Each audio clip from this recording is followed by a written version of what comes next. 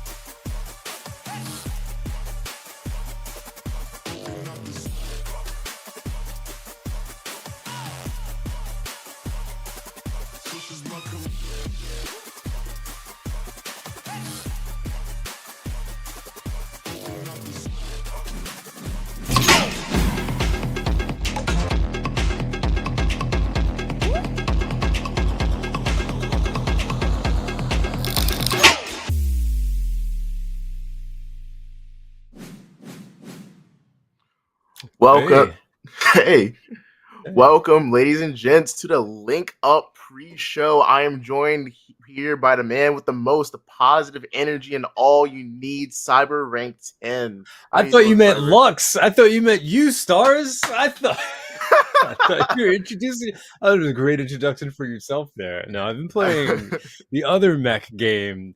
I've been teabagging my opponents. I have been doing absolutely nothing of the description that you just gave me, but I greatly appreciate that. Yeah, Armored Core has been fun to ride. Yeah. I've been grinding Baltus. As crazy as publicly announced on social media, I have beaten Baltus 28 times at this point. We don't want to take away from it, but this is your first, right? We don't want to take away from Gundam or anything, but this is your first, right? When it comes to Armored Core? Oh yeah, it's my first when it comes to Armored Core. Yeah, it's my first game. Yeah, nice. Yeah, it's been a fun experience so far. Yeah, so we got put together this one. We are unfortunately a man down right now, so it's just us here at this moment. But we're here to hold down the fort, get the business, and we're here to have a lot of fun today. It's a beautiful day. We got 6 teams coming out today to fight it out for the title of Summer Clash Champion. Cyber, what are your thoughts so far in this tournament? I've been surprised. I've been delighted. I am overjoyed to see all of these players just play at the top of their game. They do what they do very well, and to be fair, as a player myself, I just I love seeing it. Big fan of the fighting spirit, and it's been quite the spectacle, mainly just because we actually have JP competing now, which is sick. It's so cool. This feels like the quintessential tournament event we've always wanted from day one. It's been a very rough and rocky ride if you've been following us since the very beginning when it came to region participation and unit participation because of bans and things and such. This event, in my opinion, is again, it's bittersweet that it's this is the final one, but at the same time, it's also this is probably honestly, we've had a lot, but I think for when it comes to participation, unit selection, variety of skill, this is my favorite event. Oh yeah, for sure. We've seen a lot of new units pulled out, like RX-78, who's been sort of like a niche pick. Every once in a while, you will see him. We are seeing a lot of RX-78 in this tournament. We have Susanna Will, the new units come out. A lot of Pale Rider. Suwanu Ho? Who? Suwanu. Hey, no, you said it right. I just went to the whoa again. Yeah, so we've seen a lot of him, and we also have a lot of we're not seeing a lot of double tank as we've seen in the past, like Dom Sauce. People want to play. Yeah, people want to play the game. You're right. And speaking of, we have the new patches that just came out a couple days ago. Actually, we're gonna see a lot of changes. We have the Exia buff that we just saw. We also saw a huge Pale Rider buff. RX-78 Ultimate just got buffed as well. I think it's gonna be a very interesting tournament to see sort of what we're gonna go against. But moving on, going to our teams, we have we have Asticassia or Asticassia. I'm sorry, you want to get Yeah, I went back and I rewatched Witch from Mercury, and let me say this: it was very difficult to find the dubbed pronunciation of that name of that school. I scrubbed through all of like the first whole season. I'm like, did they never say the name of the school? They say the name of the school in like the first 10 minutes of episode 1 once, and then every time else they just refer to it as the school, and I'm like, are you kidding? Yeah, so we only got that to come off with. Yeah, so we have Asticassia, we have Fusion, we have Kamille, TwistedSin, Tokyo Monkeys, and Rizzards of Oz all competing in this tournament. We have we have two sets of two teams that are sort of like in the same sort of like a group together essentially. Like we have TwistedSin, Rizzards of Oz. They come from the same organization. And while they are kind of separate, they did branch out earlier when it comes to Kamille and Fusion. So just go ahead and getting into these teams here. Let's go ahead and break down Group A. What's up? Can you toss something in this spot over here? I know. You want Lux is doing production and he's also doing, he's on cam. What can't he do? So does this you got a nice little vacant spot over here? I don't mind chatting up a bit while you figure out what to put over there. Oh yeah, but while we wait, I can let me just go ahead and let's go ahead and talk about Group A and just break down what we saw from Group A on day 1. Let me see. Group A. Asticassia. Oh man. So first off, I just really want to point out that they were the ceiling, and they still are. They're pretty much the ceiling of this event, which I really do like. You always have that one team that just gets in and says, "Hey, we're here to play, but we're also here to win," and this is what our numbers and our results speak for it. So huge shout out to Asticassia for just coming in and becoming the ceiling. When it comes to Tokyo Monkeys, they actually are a team of folks that are playing from Asia Pacific. So their experience is completely unique and different compared to everyone else's. There's lag, there's rubber banding, there's so many weird things that's happening in their department, but they hit 5-1. So that's like saying, hey, we're gonna fight you on a third asleep with no food, and gravity's like turned up a bit, and they were able to still pull 5-1 losses. I think that it's just spectacular. Yeah, I really want to see Tokyo Monkeys and Asticassia go against each other. Yeah, and it's really, really cool looking at these guys. Like they're so talented. As I am struggling to move this image that you so desperately want me to put in here. No, feel free. I mean, like you can put anything over there. I was like, you can stick Gundam. You can stick, I don't know, stick whatever you got. Whatever, just as long as it's not me, just stick whatever you want. bro, I will stick. Like how? Hey, whoa, wait. Hey, yo, hey, yeah. Like, bro. Hey, yo. So for those who don't know, he actually had like Cyber show up on the screen, like during the cast. Picture. Yeah, during the cast. So it's always a good idea to send your production person like a filler picture if you're getting the camera set up, so that they can be like, oh, okay, I can still work on my stuff instead of waiting for you to fix your camera. Yeah. And that somehow popped up. Oh, there we go. Yeah. Boy. Yes, sir. I'm gonna cry.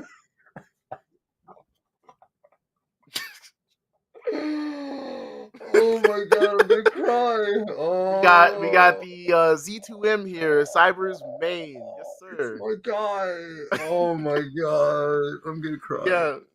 Yeah, going back into Asticassia, like they're such a strong team. Like their team play just goes so well together, and it's really, really cool to see them show up. Like, especially looking at these clips here, like they just play as a team. They're probably like the most complete team in this tournament.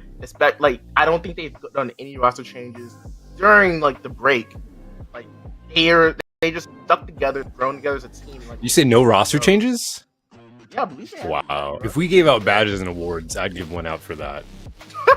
Talk about dedication. Talk about I mean that. It's just like, Yeah. if you want something, if you want it really bad, if you make time for it, you make space for it, and that to me, that's what no roster lock means. It means that okay, everyone here is committed to the cause, and they're committed to seeing it through regardless of what happens. So and they have the ability to do so. So that's sick. I love that.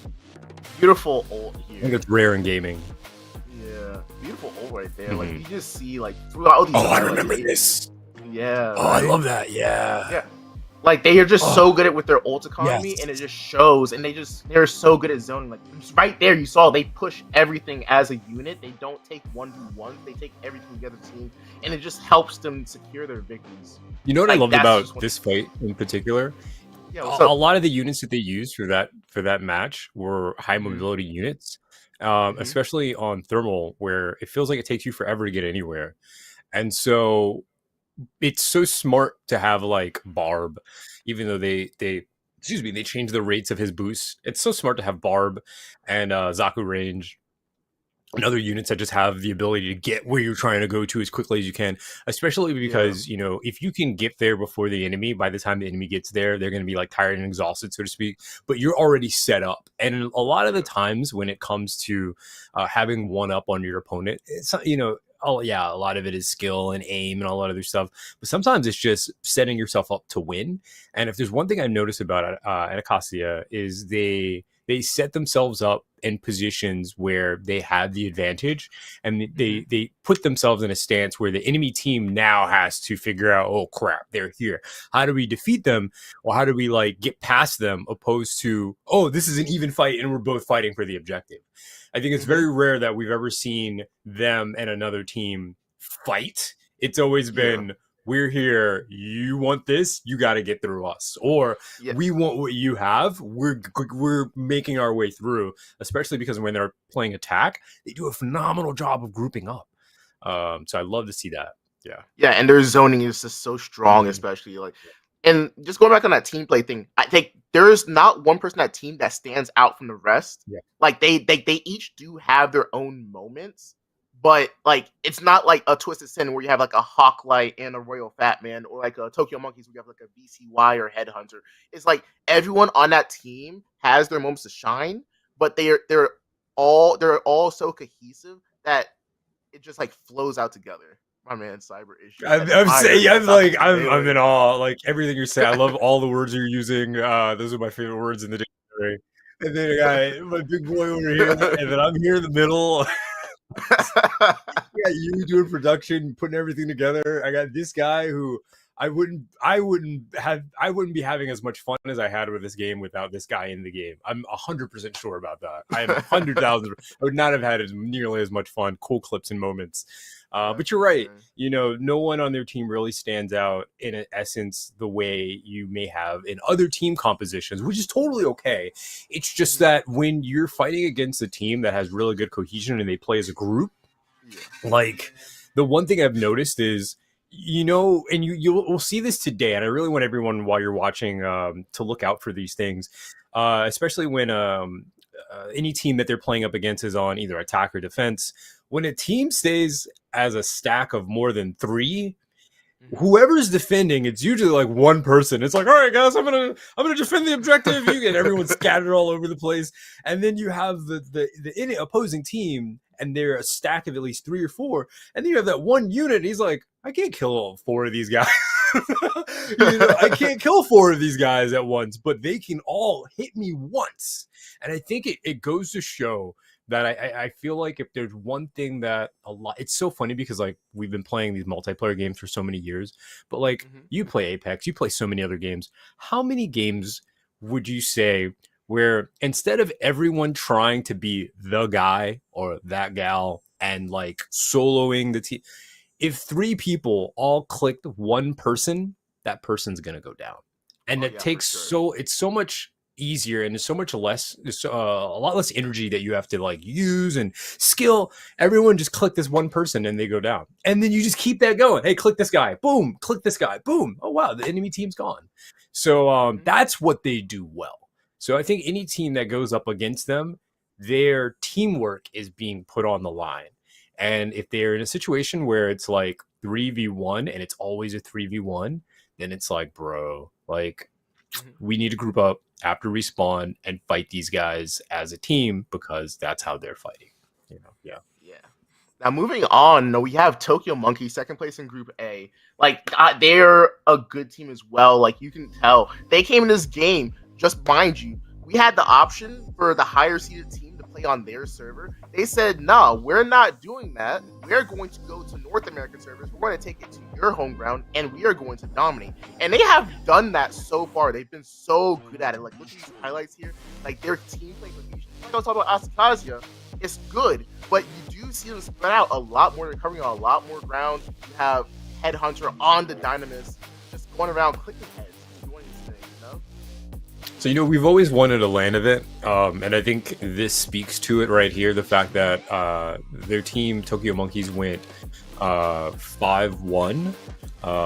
And I really think that if it wasn't for the latency that they agreed to play under, hey, man, like, this would be definitely like you can see it there. You see where he's aiming for. This would definitely be a very, very heated match, and it still is, even though there's latency issues and things. Yeah, this map, this map right here went the distance. Yeah. So again, it's just like we won't get that. Hopefully we will be able to get something like that in our lifetime. If these players are still playing, Gundam, maybe another Gundam comes, who knows, whatever happens. Universe is unpredictable and anything and everything can happen. But it definitely does go to show that, like, I honestly think they might, if it wasn't for the latency, they would be 6-0 as well. I can strongly, with conviction, say that because they've been playing like that team, so to speak. So I wholeheartly agree. They would be 6-0. Gundam Revolution 2 win. Gundam Revolution 2. I'm gonna talk to this guy. Let's talk to this guy over here. Hey, when we getting Gundam Revolution 2? We getting Gundam Revolution 2?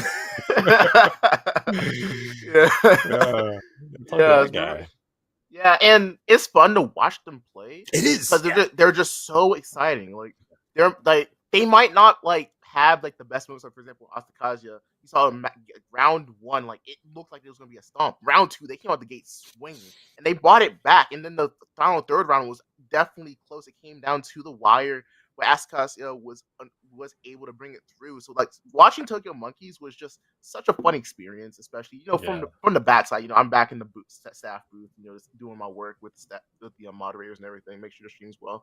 But going back there, watching them compete, was a really, really fun experience, and I would love to see more of that.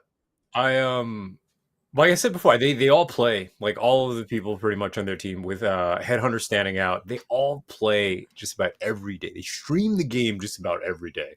So it's really nice to see people who put time, effort, and dedication in performing well, because it'd be very weird if it's like, bro, you stream this every day, like that meme. Like, you play this every day, you must be really good. And the kid's crying. You're like, no. Why are y'all bullying me? Why are y'all so good? So that's great. I really think that's a wonderful story, true and true, that if you put time, effort, and energy in. For those who don't know, even what's his name, a Headhunter will do things like he'll play Dynamis, and then he'll play without the sniper rifle and use pistols only. He'll create challenges for himself.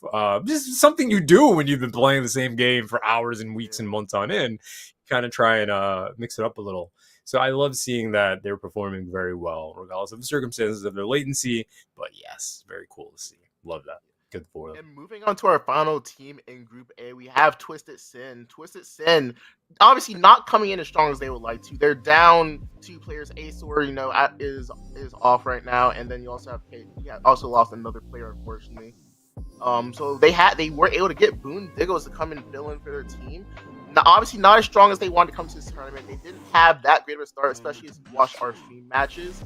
And I am rocking that TwistedSin jersey because they are my boys. But you gotta wonder, what if they come in? Are they going to be able to come out strong against Fusion, who dominated their group, only losing to Kamille, or will they also when they just fall down, just fall down slowly and just go straight into the loser bracket. That's lost the to real Kamille. question. That's right. That's a man's name.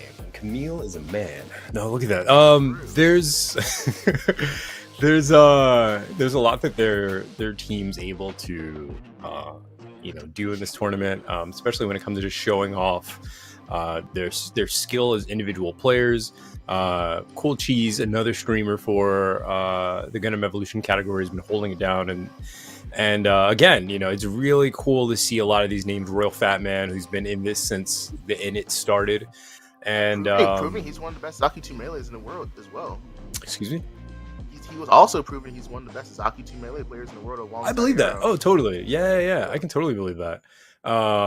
It's really cool. Like, again, what you thought I was throwing smoke? He's like, excuse me, say that again. Like, he's the what? No, I said melee instead of range. I'm like, okay, I'll believe you. I'll play civil today. Nah, melee in the world. All right. No, my bad. I meant ranged.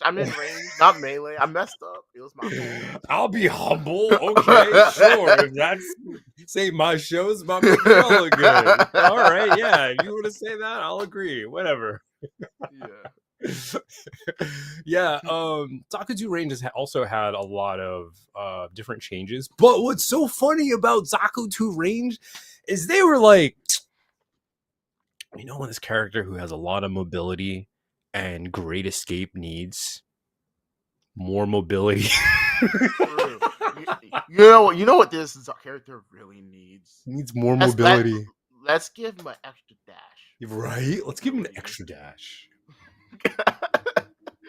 Yeah, and the first buff that Zaku 2 Range gets for that, the pick rate just skyrockets. It went. God. Oh, look at that! I don't know. But we just this is how we get the views up. By the way, this is it right here. Hi everyone. You do always want to check in with us on the weekends when we're doing our tournaments. There's always a chance you can see Kaylee. She just might pop up. So that's one reason why you never want to miss out on Breakout. She may show up during our talking about. For her, she loves you. She says thank you. They came out of the. I think again, you have a lot of people on their team. I just want to give them credit. They've been in the community for a very long time. They've been playing this game. They've been putting in the hours. They've been doing what they can to be a part of teams that will show up and put forth an effort. And I love seeing that. You said Boondiggles is in, right? Boondiggles, that's another one. I remember casting for Boondiggles event, and it's so fun when they have these just fun names, and I'm like, oh yeah, Boondiggles just wipe the whole team or whatever. But huge shout out to Cheese, Boondiggles, Royal Fat Man, and everyone else on the team, because thank you for sticking through with us and continuing to throw your stuff out there, because we love seeing it. Love seeing it. Sure. All right, now going ahead and moving on to Group B, we have Kamille leading the group, Fusion taking second place in the group, only losing to Kamille in one of our, actually that was the final match of the group stage that we had here on stream. And then we have Rizzards Oz squeezing in ahead of Matthew Ducks. Even if they lost their last game, they would have qualified just off of the tiebreaker against Matthew Ducks that they had against Matthew Ducks. So Rizzards, just coming in and doing work to do what they need to qualify for playoffs. Speaking of ducks, if you have a ducker on your mic, it is very aggressive today, sir. I don't know what it's. This is how you can tell Lux loves production. Everyone else sounds great, looks good, and then his stuff is like self-care, man. You gotta give yourself some of that self-care in your own mic. Yeah, Nosfer Demon says, yeah, he keeps getting a little super quiet. Yeah, we want to hear you. Bro, I don't know what's going on. When it comes to first place, Kamille's a man's name, and I'm a man. Sitting at 5-0, they became the ceiling for Group B. It's funny enough, I was so rooting for Fusion, and I still am, as they're sitting at 4-1. But with Rizzards of Oz, I was told, do not underestimate Rizzards of Oz. and I was surprised. I was delighted, and hot damn, are they a force to be reckoned with. Um, I love the top three that we got going here. Matthew Ducks, Gundam 7 stars, and expired pancakes. Who has expired? Sadly, we would have loved to see them play, but man, yeah. Kamille's a man's name. Their team is just full of veterans. That's the best way I can put it. Their team's just full of vets. I think there's this one player. I think his name is was it Oil Man? It's like some Mega Man name or something like that. I'm not really familiar with it. Like, was it Mega Man? I mean, Oil Man. No, it can't be Gas Man. Who in hot damn would name themselves Gas Man? But if that is but again, their team is full of vets. A very aggressive team, very very aggressive team. And if there's one thing I love aggression. And their team definitely has that composition of like, we've been playing this game for a very long time. This is our, we know R&D. These are our maps. Like, this is our playground. And I love the way that they play and the way that they communicate their play style through their actions. I'm sorry. Let me just check in chat real quick. Chat says Zassy Man. Okay, we'll chat. We'll check the stats with Lux later on. I'm pretty sure it's not Gas Man. Like, no, was that like a farting pun? I don't know. That's a weird thing. But yeah. Yeah, and speaking of, let's go ahead and hop into our little breakdown here. We have Camille's a man's name. And I'm a man. Coming out strong in the group. Obviously, Yeah. not the group of death like we wanted, but like it was for Group A. But it was still a strong group nonetheless. Camille coming out out the gate strong with an actual 2-0 against Fusion, which was very, very impressive to see. You would have thought this game would have been a lot closer than what it came down to at the end, but it was still a good game nonetheless. None of these players wouldn't give an inch. Camille playing really, really well, but they have a lot of good individual talent, but where it comes in strong is like these guys have been playing together for a long time, Yeah. Like you have Listic, Zyros, Focus, Casino, all part of Team Omni, which is sort of like that friend group that's been together for years and years, and it shows off here in this tournament. If there's one thing I really like too, is they embraced using, especially Listic, embraced using Susano whoa, and it's cool to see that. I think in the very beginning, Gundam Evo was very players in Gundam Evo were kind of a little apprehensive about picking up new units outside of the free ones and not really delving into the locked units or the DLC units. And so it's really nice to finally see, new unit comes out. I mean, we'll take what we can get at this point, but new unit comes out, we'll embrace it, start using it, adding it to whatever meta there might be, or just using it just because you really enjoy the play style. I'm always a big fan of players using units and suits and characters and what have you because of the play style that they enjoy. Because I think then is when we really see like the cool expressive stuff versus using it just because it does a lot of damage or it's the best at the time and they're not really, their heart and soul really isn't in the personality that they want to give that unit. They're just using it because the number charts say use it. And I do agree. Camille's a man's name. Everyone that's using a suit in that team loves that suit, and I think that's really important. Sorry, my earbuds don't love me. My left ear is smaller than my right for some reason. It's so weird. But yeah, it's really cool to see them use these suits that they're very comfortable with, especially since we're so many months in on the game, and seeing someone rock Sazabi is going to be much different than they did season 1, 2, and 3, especially since Sazabi's undergone boost management, refresh, resource management and what have you. So for those that don't know, a lot of the shield units in a couple of patches ago, they increased the boost generation. So now you're more mobile than you ever were before using these suits, which is really cool. We actually got to see some people play Jim, and Sazabi is just like, it's a menace. Hell yeah. Oh, hell yeah. Mm-hmm. Oh, hell yeah. All right, moving right on. We got Fusion. Now, what Cyber breakdown? What do you like about Fusion?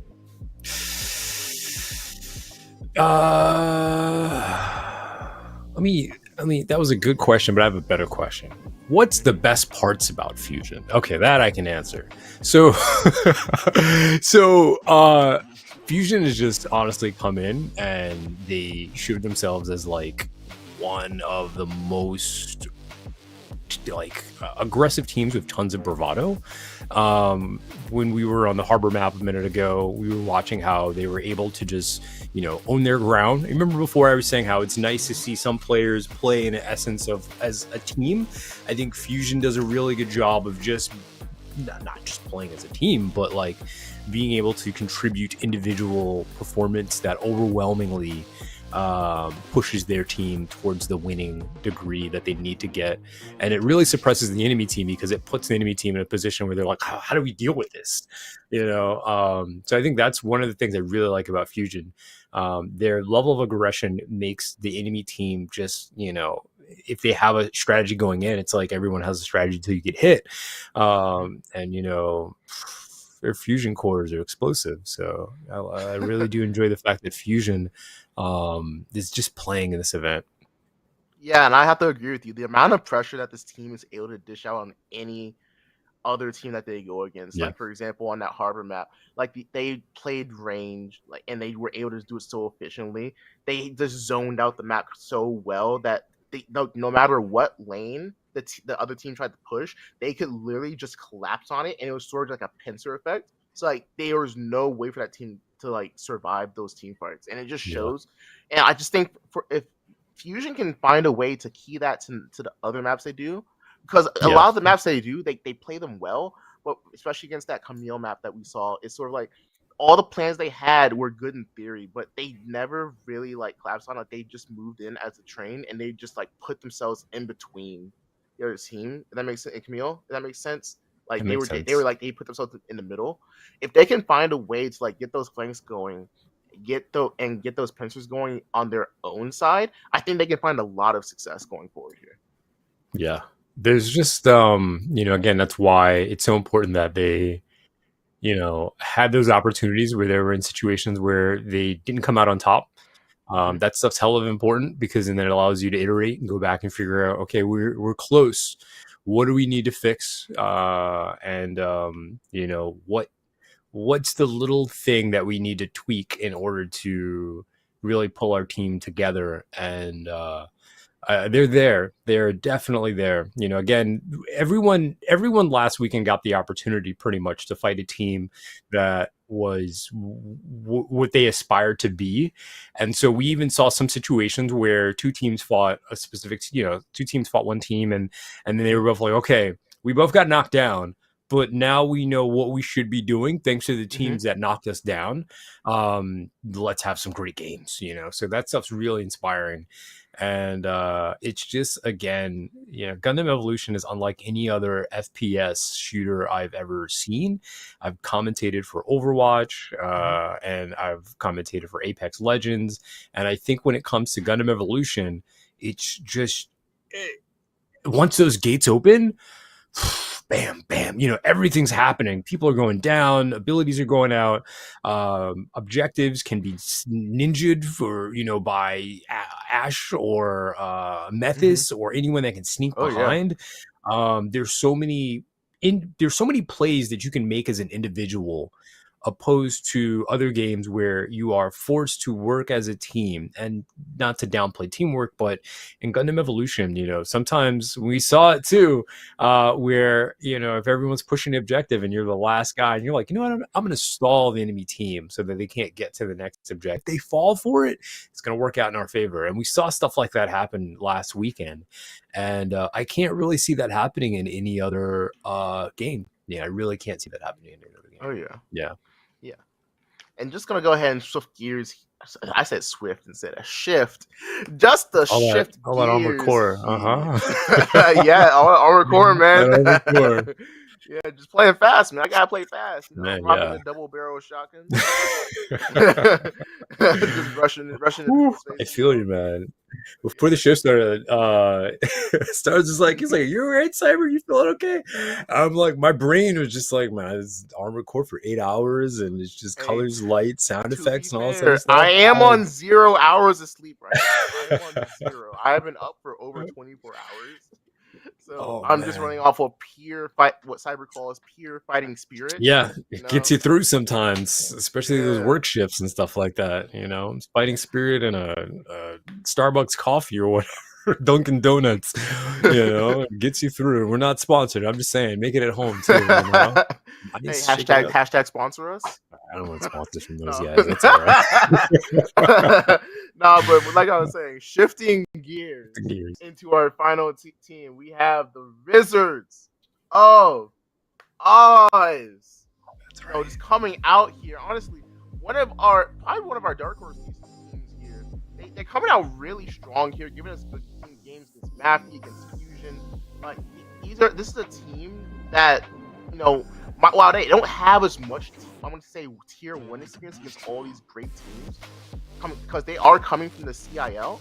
I would say like they're performing really, really well for what they've gone against so far. Let me just say this: the Rizzards, they kept coming and coming and coming. What do you mean by that? Oh, you know exactly what I meant by that. The Rizzards of Oz is that team that I personally, it was like, Rizzards of Oz, what? And so after a while, I was like, you know, Crumb was like, hey, just believe him, just listen, just, you know. And I'm like, okay, all right. And then all of a sudden, I'm like, wow, okay, these plays, this is impressive. And, you know, they started pulling, look, even, yeah, they were just pulling themselves together as a team, doing so well at coordinating offensive strikes that put themselves in a position to emote on objective. You're talking to me now. That's my kind of language. That's my love language. We're emoting on objectives and corpses and you know, blown up. That's my love language right there. I think the Sir, Rizzards of Oz is that team that they just might take. They could. Is it possible that they could just take the whole event? Yes, yes, it is. It is. They are very capable. We've had a week. They've had time to polish their pearls and all, whatever you want to say. But the fact that you know, Wizards of Oz has such a classy name and a classy ass emblem. I'll give them that much. That emblem is classy. That long pointy nose. Listen, you know, there's some skill behind that. You know, there's lots of skill behind that. But yeah, classy is right. Yeah, I think they are that team that if you've never heard of them before, maybe you haven't seen any of these player names before or anything like that. That's what Gundam Evo is all about. That's what Gundam is all about. That's what the Breakout series has always been about. We've always been about people who want to test themselves on the large stage, and we always wanted to create a platform for those folks who watched events, heard about stuff, and just wanted to be like, you know what, hey, maybe I can get a couple other people, 5 other folks together, and we can, you know, show our worth on the big stage. And we're very happy to be able to give them a platform. And the Wizards of Oz is definitely one of my favorite teams in the idea that they're the quintessential team that we've always wanted, that, you know, we're a pretty much group of players that were doing their own thing, and then they were just like, hey, let's sign up for the Breakout series. I'm so happy that they signed up, very happy that they signed up, and I look forward to seeing how they perform for the rest of the event. Mm-hmm. Yeah, you know, I'm not gonna lie. Almost had to, you know, we called a tactical pause on JJ Kun in the last stream. We almost had to call a tactical pause on you for a second there, Cyber. What was that? Oh, that's fine. No, chat knows me. They know what they signed up for. If you were inviting Cyberrank 10 to stand and sit in front of a camera and a microphone, then there's going to be some fun moments involved. Yeah. But yeah, no, yeah. No, but yeah, I love all the teams that are playing. Big support of all the players. and I'm just, I can't win. Can we start? I want, I just want. Oh man, I'm so pumped for today. It was the only thing I was thinking about all week long. Every day was a countdown, and you know what? I saw in chat every single pump was like, I was like,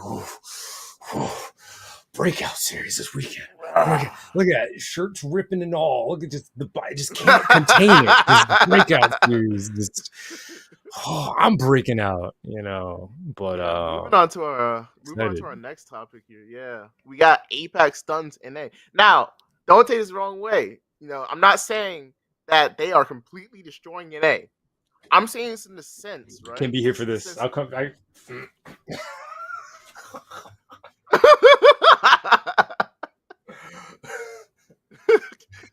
Don't come for me. Come for him. Come for that guy. I didn't say any of those words. But yeah, so I'm saying this in the sense of, so if sort of little context, right?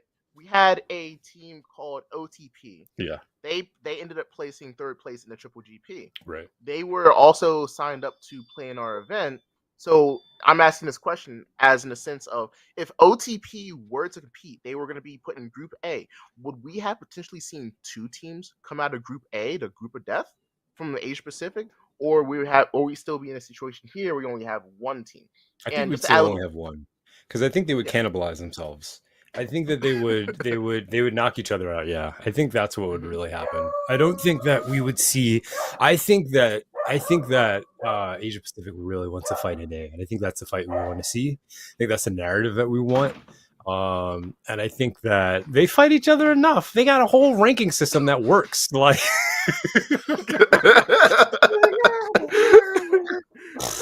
they got a whole ranking system that works. We don't have that, So they're tired of each other. They don't want to fight each other anymore. Like, but, I would think that if they had the opportunity to fight each other, they would knock each other out, and then we'd be in the same situation we're in now. So, yeah, that is true. Yeah, and I personally think that we probably could have seen two of them making it in the playoffs there. It would have been close. It would have been a close tiebreaker coming down to it, for sure. But like, looking at these teams, like you have OTP. Like, obviously, some of the players from OTP moved on to Headhunter's team, which is Tokyo Monkeys. Yeah. Tokyo Monkeys, by the way, is basically ex Ranger 5, but it's like only a few of the players. So it's like few people from Ranger 5, few people from a few people from OTP. Ex Ranger 5? Yeah. That needs like a thing. That needs like a we are ex Ranger 5. Yeah. Yeah. And we're all on of them to do that. Yeah. On a Power Rangers type beat, Mighty Morphin. Yeah. Yeah. And by the way, Ranger 5 did end up taking was it OTP taking fourth? No, OTP took fourth. Ranger 5 got third. Okay. That's right. Yeah. And so it's basically it's X Ranger 5 and some OTP members with some other people from the Asia Pacific region. I do think those two teams were strong enough to potentially compete with our teams.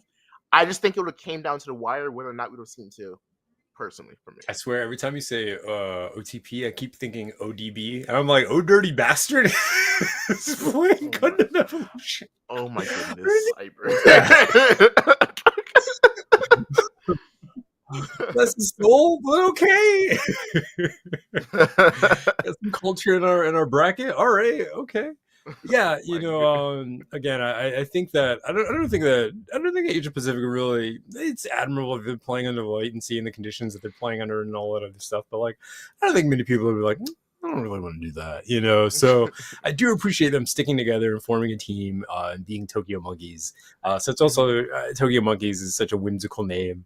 I appreciate that as well. But if there's one thing that they have proven is they're not a whimsical team. They are very serious, and they are here to perform, and they're here to show the world what they're worth, especially since a lot of them are playing at like 5 a.m. So, 3, 4, 5 a.m. It's very early for them over there.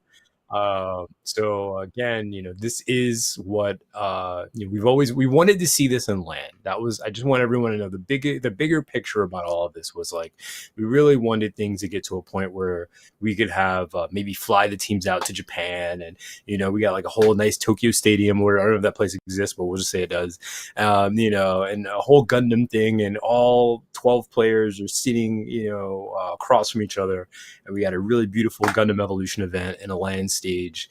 But we are breakout, and we'll do what we can with what we got. And today is going to be an exceptional match full of phenomenal players, amazing plays, exuberant and just excited, casters to be here, and you and all here is with us as well. So all these teams are just like, oh, they're so cool. I'm here. I'm happy for it. Yeah, maybe another timeline. I am doing setup right now. Oh, no worries. Yeah. I mean, Yeah. I think we want to move on to storylines. Yeah, let's go ahead and move on. Yeah, so next we have storylines. Like, what is your hot take? What is like your storyline that you want to see happen today or throughout the rest of the playoffs? What are yours? I honestly, I would really like to see Rizzards of Oz perform exceptionally well with very little hiccups. And, if winning is in that bag, then I want them to grab it. Just because their playstyle is very refreshing. It feels like they understand the game, they understand how the game works, and they're fighting up against people who have been playing this game for, it's not so much playing the game, but playing in these competitive events for a very long time. And so Mm-hmm. for me, seeing a team that I was completely impressed by last weekend, they left an impression on me. Every one of their players left an impression on me, and I'd like to see them be rewarded for the impression that they created. And I think that a lot of other teams have something that they can learn from playing against the Rizzards of Oz, especially because I've seen how Rizzards will, under stressful circumstances, pull themselves together to, either capture an objective or just lose with grace. You know what I mean? Sometimes it's that too. It's like, hey, we may not overcome this. It looks like we're not going to win this one, but we're not going to go out like dogs. So I do love Wizards of Oz for that. Mm-hmm. Now, I'm not gonna lie, you may have taken one of my hot takes, but I'm gonna hit you. I'm gonna hit you with. I'm gonna say two hot takes here, right? One of my hot takes is more like a personal one, but I'm gonna go ahead and say my first one. My first one is Tokyo Monkeys upsets NA makes it the grand finals. That's my first hot take. They've I been mean, I don't playing see that much Clem. as a hot take. I think that might actually happen. I'm just Are you just saying? I live in the same world you do, and I think that latency is they went 5-1. Latency is the one thing working against them. If it wasn't for the latency, this would be an entirely different story. But they're playing regardless of the circumstances, and some of the stuff we've seen in spectator cam is just like, wow, like a lot of the accuracy, the positioning, the map control, the teamwork, the synergy, especially on R&D. It's there. It's just they're fighting underwater on the moon with 2 hours of sleep.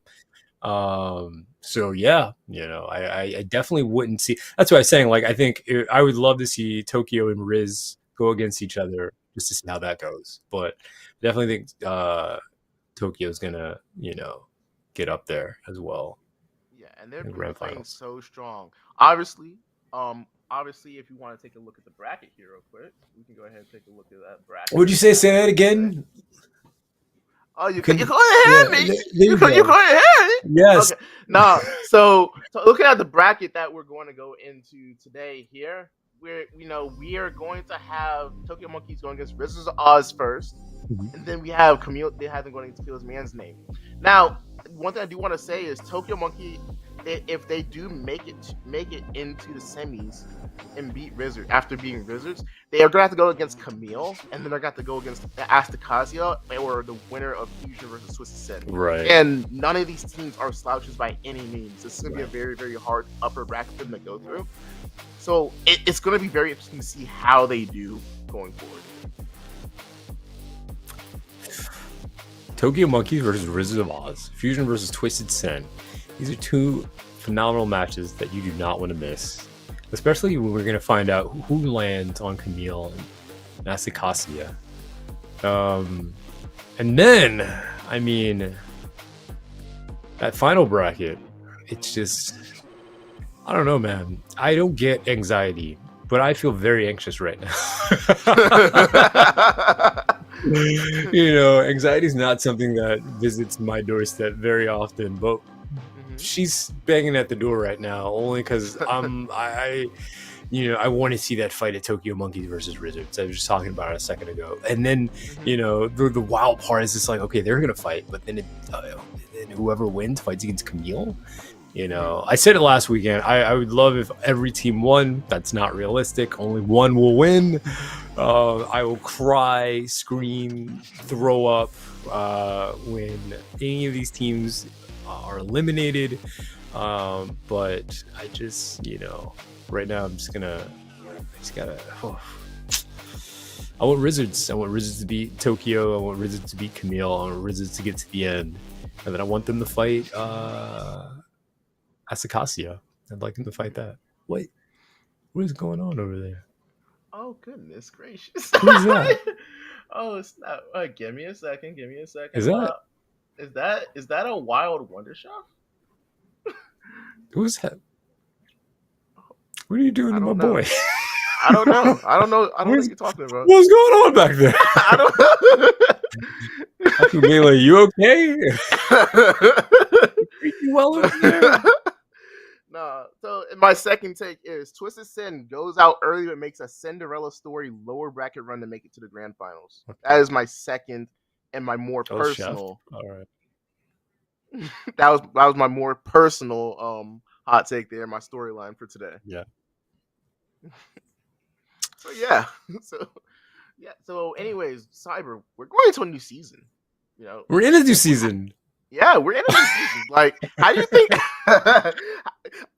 I'm trying to transition this. Cyrus, like, we're still transitioning. This is the transition. So we're in a new season. Yeah. How do you think this is going to affect the gameplay today? What do you think we're going to see a lot of today? Okay, so from what I understand, they made hitboxes bigger and they buffed Pale Rider. And then they buffed the defense of the RX-78 ult as well, so it takes more to destroy it. Man, no one gives a care about RX-78. Hey, I mean the teams in our tournament are sure gonna care about it. We've seen a lot of RX-78 here in the group stage. I think the funny thing though is I was doing some limit testing with Zeta, and Zeta's G maneuver is basically RX-78's G maneuver.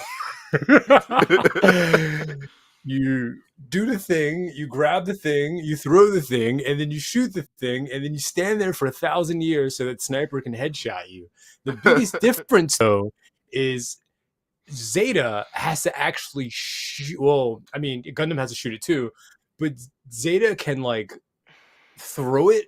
But if he dies before he shoots it, it doesn't go off and nothing happens. And after he shoots it, there's like what feels like a 1.2 second stun delay, very similar to like old Mahiru. So I want to see if anyone uses Zeta, and I also want to see if they get punished for using that G maneuver. We tested some stuff out. It doesn't go through walls, so it's definitely a very underpowered version of what RX-78 does. However, what's his name? Ash got buffed in terms of flight time, which is pretty nice. You can definitely feel a difference. So any Ash mains out there will get more airtime. However, if you're playing against teams like Tokyo Monkeys, they've done a very good job of showing that they have anti-air superiority, especially since they run um, New Gundam. New Gundam's funnels great, especially when you're in the air and you just have no real movement because we can't dash in the air, which I'm very sad. I always wanted to be able to like dash in the air. I think that would have been so cool, but you Yeah. core excuse me, something's in my throat. But it's just one of those things where these new updates are really buffing the core roster that we see between Ash, and RX-78. RX-78 is definitely a monster now. And I was watching a little bit of Cool Cheese over the week play RX-78, and let me Mhm. just say that also there was a global buff to G maneuvers overall. For those that don't know, G maneuvers now generate a lot faster than they did before. But I was watching Cold Cheese play RX-78 over the week, and a couple other folks, Gifted Gab, and just a couple as well. Let me Mhm. say, like, someone told me they were like, "Oh yeah, you can go into like G maneuver into G maneuver into G maneuver." Kind of, yeah. I think I watched the G maneuver go off, and then within what, like one kill and maybe a death or something like that, he already was back at 30%, and it's just that's ungod's wow. Already be back at 30%. Unload your clip, you're at 50 now, and again, your G maneuver is generating over time a lot faster than it did before. I think today's matches are going to be, I think the beginning of today's matches are going to be a little different than last weekend for sure. But I think as the matches go on and as we get closer and closer towards the end, people are going to start attuning themselves to how quickly the game has changed, especially overall when it comes to G maneuver generation. And I've never, it's wild to think that you can have like Pale G maneuver close to 5 times in one game. And in our series, we have had a situation. I think you might remember we had a situation where like I think someone was able to get like 3 Moonlight Butterflies, or Oh, I know what you're talking about. yeah, No, it was. I think it was a Hades, not yeah, the yeah, yeah, pure. yeah, Yeah. So like, I think it was a mono on Mountain right, RG. He got yeah, it 3 times in like one round. yeah. So That it's that was like that was it's insane. we're gonna see some of that. We're just gonna keep seeing G maneuvers. And the thing that's so interesting about Gundam Evo is like G maneuvers, one G maneuver can wipe a whole team, Yeah. opposed to other games where like Overwatch or something like that, where it's like one special or ultimate, yeah, it may suppress or it may heal, but one G maneuver can wipe a whole team, and then everyone else is standing there with the G maneuver like, okay, now what do we do? Yeah, Ultimate Comedy definitely a big part of this game. Yeah. Honestly, Yeah. we could see a resurgence of new Gundam here after this Yeah. patch. I mean, Yes. especially with the reason people stopped running new Gundam over Pale Rider is because like his damage just wasn't good enough with his funnels. So Yeah. like now that we see this Pale Rider damage nerf, we might be able to see like the time to kill being like so much closer now. I think we might see a little bit of a resurgence of new Gundam, maybe some more Hyperion picks on some maps. I think it's like the whole entire meta is just burst open now, just off of that one change we just saw. You know what I don't want to see? I don't want to see everyone all group up their G maneuvers because there's no reason to. I don't want to see an Overwatch where everyone just all 6 people have G maneuvers and it's like for what? Hades, Screaming Nimbus, Right. For what? Like you Hades. Moonbeam Butterfly. And then the last 3 people are like, well, we popped our G maneuver, but we got no one to use it on because everyone's dead. Everyone died by the Hades and the Ash Punch, and then that's pretty much it. So I don't want to see those because I do, for as cool as it may look, for like from the commentator perspective, it's one, it's super hard to manage, like all of these things happen at once, and two, it's just like it's kind of not all that necessary when like 1 or 2 G maneuvers can change the entire game. So staggering them, yes, staggering the G maneuvers. So like maybe Pale uses his, and then enemy team comes back, and then Ash uses his, and then the enemy team comes back, and then Sazabi uses. So I'd love to see stuff like that, but just the overall, okay, let's all pop our G maneuvers. It's like, okay. Yeah, it's Yeah. definitely gonna Yeah. be interesting to see. Yeah, bro, people over here, saying Pale Rider was a buff. It was a buff to Pale Rider, but that damage though. Will the damage be able to make up for it? That's the real Yeah. question. Because I do. Yeah. the damage did take a heavy nerf. Yeah. And remember, accuracy. Accuracy is the most important part. That's why a lot of folks who really enjoy games like Untank, because you land 100% of your hits. But when it comes to units like Pale Rider, your damage lives or dies based off if you hit them or not. Which is why it's so many times I'll say, and you've heard me say countless times when people are like, "Oh, this unit's bad," or "This is bad," or "This sucks," and I'm just like, "Well, it just sounds like you can't shoot. You gotta land your shots. They don't take damage if you don't hit them.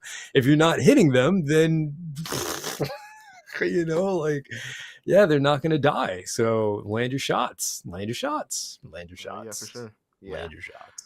Cyber, this has been fun. Do you have any closing statements that you want to get out there before we hop into today's games? For today's games, I would like to say I wish everyone luck. I hope all of you perform with the gods, cosmos, and the universe by your side, because we look forward to seeing it.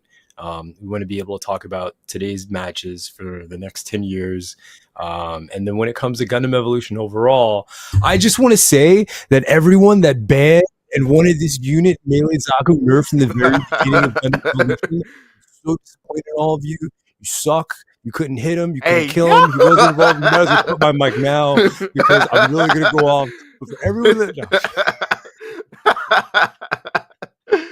Yeah. Sorry they disrespected you as much as they did and nerfed you to the point you are today. But I mean, this is why we can't have nice things. I'm sorry. I feel your pain. I feel your pain, bro. I was an Exia man, bro. I'm an Exia man. I feel your pain, man.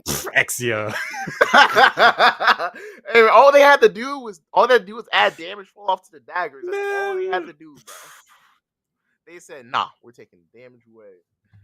I just want to say thank you, Melee Zaku, for giving me one of the best experiences I could possibly have in a hero shooter, and till we meet again. It'll be me and Melee Zaku like in Fast and Furious with Dom's like. But yeah, that has been it from us. I have been Stars. I've been Cyber10. Cyber10, and I would like to thank you from the bottom of my heart for coming out to this tournament. I hope you guys have a great day and look forward. I'm just watching. I'm like, whoa, what are you doing? I'm already there. I'm sitting in my car. It's like we're about to drive. I'll see you again. It's been that is. You can just cut. Yeah. You can just. I'm just. That has been it from us. We will be back tomorrow with some more content with Craze. We'll see y'all later. See you again.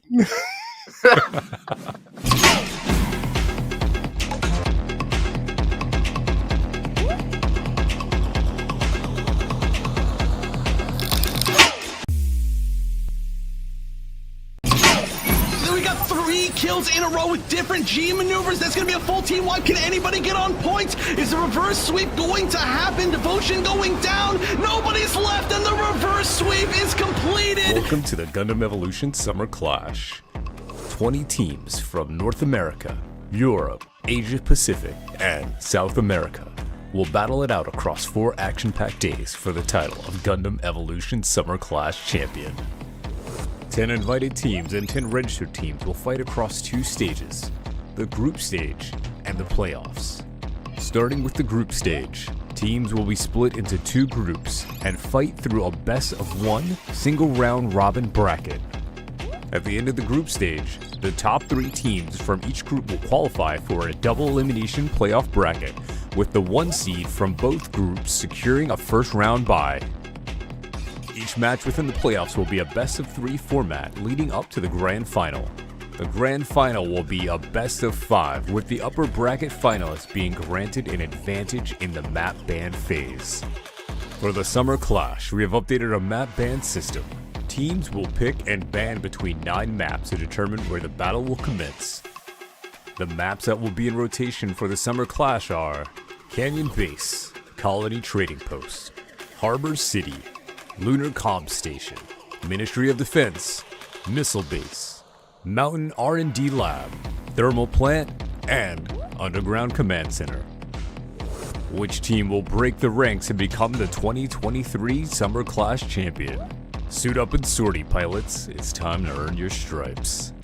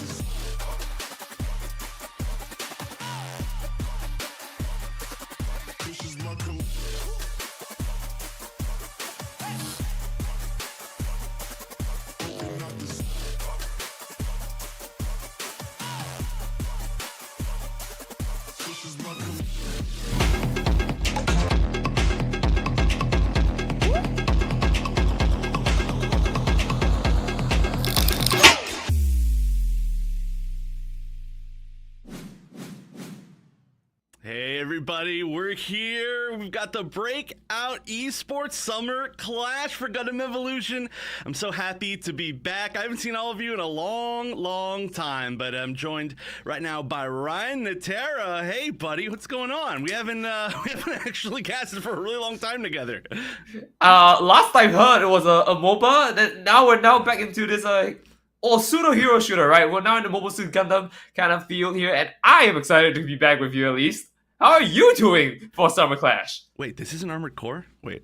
Can I leave? No, I'm just kidding. I'm super pumped. I've been watching the earlier stuff and watching a lot of the Crosshair League as well. So I just haven't been on the mic for a long time. I missed everybody a whole lot, and I'm really excited for the match that we're going to have today, too. I'm really sad I couldn't make it for the first events, for the first 2 days, I guess you could say, of Summer Clash, because I was out in Japan doing some fun, cool things. But, I'm here for the meat and potatoes of it. A lot of players that I'm going to miss, but we've got some really good ones today. I'm really excited. I think we can actually take pretty soon a look at kind of who we've got coming up for today, all the matches. We've got some really good ones. I'm really excited because today's going to be a big mix of a lot of the players that we know very well, but they've kind of combined to some really strong teams. How you been enjoying this? Oh, actually we can see it right now. I'm just going to go over it. Asticassia, that is actually the team that I'm most excited for. They went 6-0 in the first group. This is Group A that we can see right here. Tokyo Monkeys, of course, coming, a great name, by the way, good joke name, coming out of, I don't think it's actually all Japan, but definitely come out of the Asia area, with Headhunter, of course, there, I believe, not being from Japan.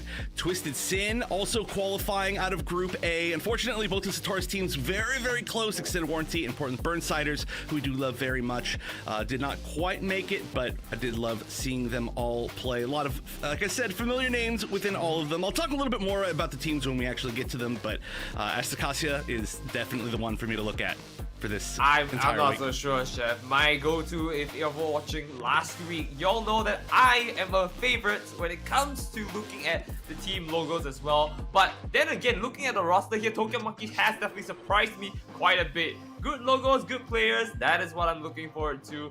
I'm gonna have to take the second place current for Group A for this side. So no hard feelings, Chef. I don't think first place is for me.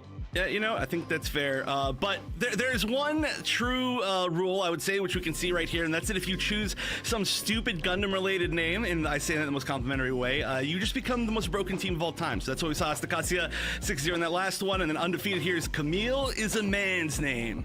And that is, of course, a name that we're familiar with. Not as new of a name, a great team. And then Fusion coming in second, who also has, speaking of joke names, some great players playing some joke names on that team.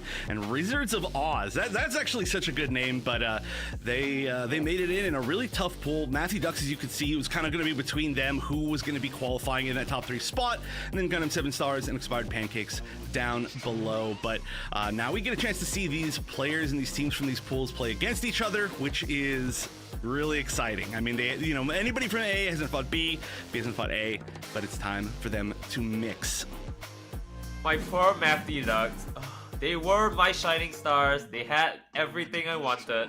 Unfortunately, they didn't make it in. But then again, how could I really get any of these? They were all fantastic as I was watching the group stages from last week. So it's a bit of a bittersweet story for me, but look, we've got the best of the best up here today. Yeah, we can see here exactly what they were going for bans. Colony Trading Post has been the most picked, and one of the most bans, honestly. It looks like bans are pretty kind of even across the board. The biggest difference, I guess, is like a total of 8 between Lunar Com Station and Colony Trading Post, but even when they were banned, we didn't see some of these picked, and we saw some of them picked quite a bit. So Colony Trading Post now becoming the most played map is a very interesting mix. Mount R&D Lab, I feel like, has always been the most fun, exciting map to watch. We've had some of the most hype moments in the course of Gundam Evo on that map, and the Underground Command Center has also given us some great moments. So I'm excited for us to see what we're actually going to be picking. Of course, we did just get in between the first 2 days of the event and the second 2 days of the event. We actually got 2 new maps came out. We're not going to be seeing those maps. I'm enjoying them a lot. I actually really like Ironworks particularly. I think it's a lot of fun. There's some funny, janky, silly angles, but we're not going to be seeing that today. We are, however, going to have a chance to see the new suit, which is Zeta, and that has been a really interesting one to see kind of break into the meta, because it's been really strong in certain areas, but it does so many things that I just can't wait to see the top players actually use it. And we can actually see the picks and bans here for our first match of the day, which is going to be Fusion versus TwistedSin. I don't know what to tell you. You are right. When you looked at the stats, we looked at the stats. Everyone knows what a stat is. Colony Trading Post is going to be the pick, and obviously for the next round as well, they re-picked it up for the side of TwistedSin. Finally, as they decided if it goes to the game tree, going to Mountain Geoclad. Okay, I could be wrong. Are we doubling up on maps now? Have we changed the rules? Did I just not realize I don't know. That? I don't know, but very yeah, evidently, we'll if there was a choice, Colony Trading Post is the go-to. Certainly. Okay, it does look like maybe there's a switch around. I do assume we're going to be seeing Colony Trading Post, and I do assume we're going to be seeing Mountain R&D Lab, but maybe we'll get a little bit of a surprise somewhere within there. I'm not sure if that's going to be our first map, or if it's going to be our second map, or what exactly. But yeah, Fusion, TwistedSin, definitely going to be sticking with that kind of similar idea of let's just play Colony Trading Post. All right, looks like going to be second map is going to be Underground Command Center. So it's literally our top 3 picked maps are our actual 3 maps for this match if we do end up going to the decider. Well, I mean, there is a very good reason why these top 3 maps are also our top 3 maps for this first match of the day. And I don't think we need to go through that with you right now, because I want to talk about Zeta. Now, pretend for a second I did actually play Gundam Evolution for the last 2 days. Pause for dramatic effect. Yeah. So just to kind of break down what Zeta does, everything. That's the answer. It has a shield. Fantastic. It is a transforming flying suit. It has an ability to somewhat melee when you go into the actual flying mode. Once you transform, if you ram into people, it goes through shield. It knocks back a little bit. It actually can do some pretty massive damage if you use its other mechanic, which is the fact that the more damage you deal with it, the more you kind of build up your energy gauge. I actually need to learn the official name of that gauge. It just came out. Forgive me. but you do more damage as time goes on once you start filling that up, and once you do, the damage is ridiculous. You do like 400 damage if you just run into somebody with the nose of your I don't know, your plane transformation. So there's a lot going on with that, and the big thing to be watching is going to be the big G maneuver that stuns can win entire team fights if you can place it really well. Right. But you know, we're going to see that pretty soon. We'll see if anybody picks it up. We're going to go to a short break before we get into this match. Our first map is going to be Colony Trading Post. I'm excited to see it. I'm excited to get back to it. So don't go anywhere. We're going to have more of the Summer Clash right after this short break.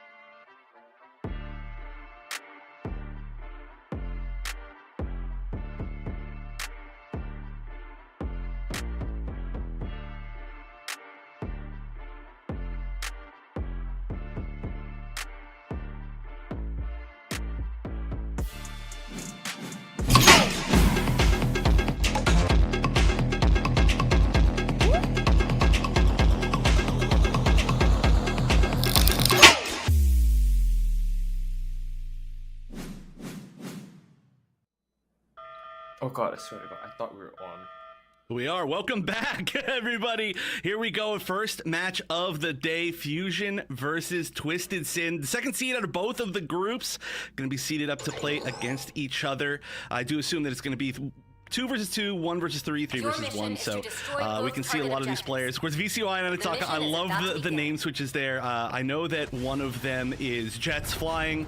I think the other one was Kirk. But regardless, it's going to be really hard to call their names as not their real names. I'm going to have to remember exactly who's who. Oh, Hawk's broken PC. That's a huge rip. Huge shout out to Hawklight.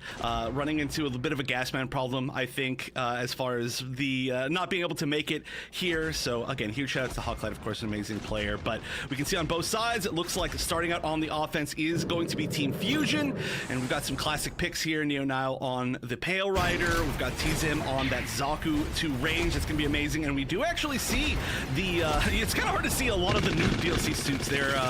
They do look sort of similar, but that is, I believe, the Zeta on the offense for, I gotta figure out who's who. Can somebody in chat please tell me who's playing as Anataka and who's playing as VCY?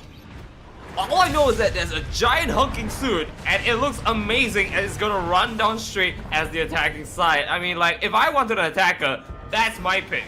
The one with, like, giant artillery. And as they go in down here, we're gonna see how they push forward here. Moving for the 3, getting a few nicks here and there, but nothing too solid here. Yeah, it looks like we're gonna see a pretty solid push over to the waypoint just to start things off. Lunar's gonna have to go away. I believe Hawklight actually is getting replaced by Lunars, and it looks like, oh, look at that, 2 picks, nice. That's gonna be a really strong hold on defense just to start things off. They held that choke point really, really well, but they did manage to at least get the waypoint, which is the big victory that they wanted right there. So we're gonna see most usually the waypoint collected and then everybody kind of backing up. I'm really excited to see how the Zeta goes. Got that laser that's gonna have 0 drop off. The drop off is pretty significant otherwise, so we're gonna see mostly these shots kind of just going off to build off a little bit of that heat gauge, which is I'm gonna start calling it the energy gauge. Again, I need to know the actual name. Someone in chat, please tell me. I should probably know some things about this game, but they're holding pretty solid right here, not being able to break through this choke point quite yet, as we're gonna see at least 1 pick with that 5 members of assists. And I mean, with them all just covering around that little choke point there, there's not much you can do to try push forward unless they have a whole team at their back and call. And very, very evidently, there is no whole team there. There's only 2, maybe 3 straggling in the corner, and they're being held out on the point right now. There's no way they can enter it at the moment. With 3 minutes remaining, they have to fully make their mark in and shoot after the round here. Quite literally trying to show you close, there is no way they can come around it. Alright, big shout outs to Arrow telling me, oh, okay, actually, hold on a minute here. Well, I'm going to pick off. Now I know that's going to be Kirk that got picked off right there. TZM also getting picked off. It does look like maybe there's going to have to be, oh, no, actually, Luna's going to defensively use this Screaming Nimbus just to try to push everybody away from this bottom bomb site. And it does look like it's going to work pretty well. There's just so many picks on both sides. Nobody's been able to really find that exact moment to plant. And that means that's been really, really tough on the side of the offense here for Fusion. Ooh, and this is gonna be it. They're gonna have to try and look for any other picks to push it around. It's already counting out to 2 minutes, and they're slowly just nicking in here and there. Nothing is going forward. The attacking side a little bit stalled out, and there's just no headway being made here. As we do see VCY trying to get out of the fray here, going to engage in the fight with his team, but it's looking a little bit low, but everyone's scrambling down just for a little bit of help that they can pick it up. But there is nothing to find out as they slowly and completely surrounded by the star defenders. Ooh, yeah, but of course the Hades is going to be so huge. That's going to be able to help them set up. It looks like they are going for the bottom bomb site here. They're going to be at B, and this is a really, really tough one. With their comp, they've got so many different members that can fire through those top grates and kind of move up and down. The fact that they've got 2 flyers now, which is not something that we see all that often just because we don't always see really, I mean, we didn't see both of them previously together. We do see Ashmar, of course, quite a bit, but now they've got 2 offensive ones, I should say, as well. Their mobility between top and bottom is going to be great. They're trading 1 for 1 again, and it looks like we are going to have multiple picks here. TS is going to be able to pick up most of this team. Can anybody stick around? If anybody can stick around to defend, it's going to be great. Nobody's quite onto this army yet. Not too much to say here, but they are popping a lot of G movements here and there, just trying to make anything work. You can see the Farmhouse here just going ham, not allowing him to get up, but a response very quickly to getting him out of the way. And now we're going to see if he can make another pick here as he's going up to push in. They're able to make some hit rates here at 85%, but with a minute left, they're going to have to hold their ground a little bit more and just hunker down that little Ooh, yeah, this is starting to look pretty tough. I mean, that was a great counter push from the side of TwistedSin. There's only 35 seconds left. 2 G maneuvers available on the side of Fusion. Only 1, and actually it was just used. Roll Famine just used it to try to take down Neo Nile. It worked pretty well. Oh, gets taken out before the revive can come in, and that is unfortunate. That's going to be a huge amount of time waiting for those respawns. 20 seconds left. They're going to have to push in. It's going to have to come down to Kirk's Screaming Nimbus. That has to be the thing that pushes it through. It does look like we got 1 pick at least on the side of TwistedSin, but they're gonna have to get way more than that, and I don't even know if they can get there in time. 5 seconds left. 5 seconds, I don't think it's enough. Oh, I mean, there's a chance somebody can jump on this. Oh, they're holding on to it. They're holding on to extra time. just very close here, popping every G maneuver they have here to try and make anything work here. They're just burning the extra time now. I do not know there's anyone else left except that, and round 1 ends just like that. A very good attack coming in on Fusion, but oh, you hate to see it, Chef. You hate to see it. Oh yeah, that was honestly such a great, I guess you could say, like, amount of management, right? Amount of G maneuver management, being able to build back in. I believe it was Lunars with the, or I don't know if it's Lunars or Luna, actually. I don't know how to pronounce anybody's name. I'm gonna get it wrong a million times today, but being able to build back that defensive Screaming Nimbus when the offensive Screaming Nimbus was gonna be kind of the only way that they were gonna get it in, and that's such a classic, right? Screaming Nimbus versus Screaming Nimbus. You love to see it, but you don't love to see it when you're the one that's on offense and you've got 5 seconds left. Manage to push off the plants, I think, like 3-4 times as they were just trying to get on, trying to get that extended time. Well, one thing's for sure is definitely a bit different from like last week we had, because a lot of the games ended up being really stalemate, right? They were all like 0%, nothing is being charged up and filled up, and basically it came down to just getting one good push. At least with this one, we have 85% on the other side here, and now the defense is going to be a little bit more interesting. They've got to be a bit more careful. They're 2 strong teams here. I believe someone did call out that this is one of the first teams, NA and JP teams that were fighting against each other in time zones. No. So this is not actually a Japanese team. So, I have been absolutely lied to. Yeah, no, just a couple of players that are from the West to use some names from some Japanese teams as a little bit of a joke. There's a little bit of a background joke there. But this is, I believe, everybody from the West. I think the only Asian team that we actually have is going to be Tokyo Monkeys, who we're going to see a little bit later on. But right now, Fusion, TwistedSin. Oh, actually, you know what? This isn't Seed 1 versus 2 versus 2. I think Tokyo Monkeys was Seed 2. We'll talk about it later. But all right, here we go. Switching sides now on the offense. We're going to see we're a pretty big comp difference, I guess you could say. We're not going to see any Zeta, so that did actually work out. I mean, it looked like it was working out pretty well. It didn't work out overall for the round, but we are going to see Boondiggles, of course, on that Barbados, and that's going to mean that if they can get up there, if they can get behind somebody, especially, there we go, coming in. Unit, that would be a great way to get that first pick. And if you were talking about battles coming out, and you see it happen, just jumping into the brain here, getting a start on the entire fight, and they're able to push it very well now, moving this bit by bit, inching closer and closer. I love how they're just slowly picking it off one at a time. This is beautiful coming in from TwistedSin. Ooh, the heavy arms as well. I love heavy arms, and Neo now on the heavy arms. I do love this pick on the defense, right? You're going to have so much good positioning here. You're not going to have to worry about too much maneuverability. You're just going to be able to see exactly stand in this exact spot, defend a little bit of the below, a little bit of the front way, a little bit from the waypoints, and you're going to have all those perfect ranges. So I think this is such a super sweet pick. You are the Sentry mobile suit in a sense. You're gonna just sit down there and have your way with it with your bullet rating. Yeah, essentially that, and then of course once we see the G maneuver for the heavy arms, it is potentially a fight winner. We've seen it go really well. Oh, and actually there's gonna be 2 huge picks. We're gonna see Pale Rider catching 2, and yeah, TwistedSin, they're gonna have a really good chance here. They did lose their Dom, but they do have a really good chance to at least try and push. They don't need to get very far. Again, the plant looks like it's gonna go down, and this time it's gonna be going down up on A. We do see a pick in return. Koji's Vivo kind of holding this position. And what a name again. Oh, wow, gonna get all the way around. Boondiggles doing a great job of covering this front line, and they're gonna be chasing that down. They don't need that much more time. Gotta say, they are definitely trading it very well. I mean, look at that counter. It is ticking upwards, 37, 38, 39, 40 already. They have halfway more to go, and they are still mostly alive, able to hold this point on their own. And it's just nothing they can do now. This is looking fantastic coming in on the side of the attackers. Yeah, they've got a great position, a robot, classic flyer player playing that Ashimar right now, and just holding kind of the aerial positioning, which is really smart, really going to be tough to actually catch them and stop them from being able to defend. Yeah, only a few seconds left. They don't even get the full thing, and that's going to be it. A quick first game going the side of Fusion.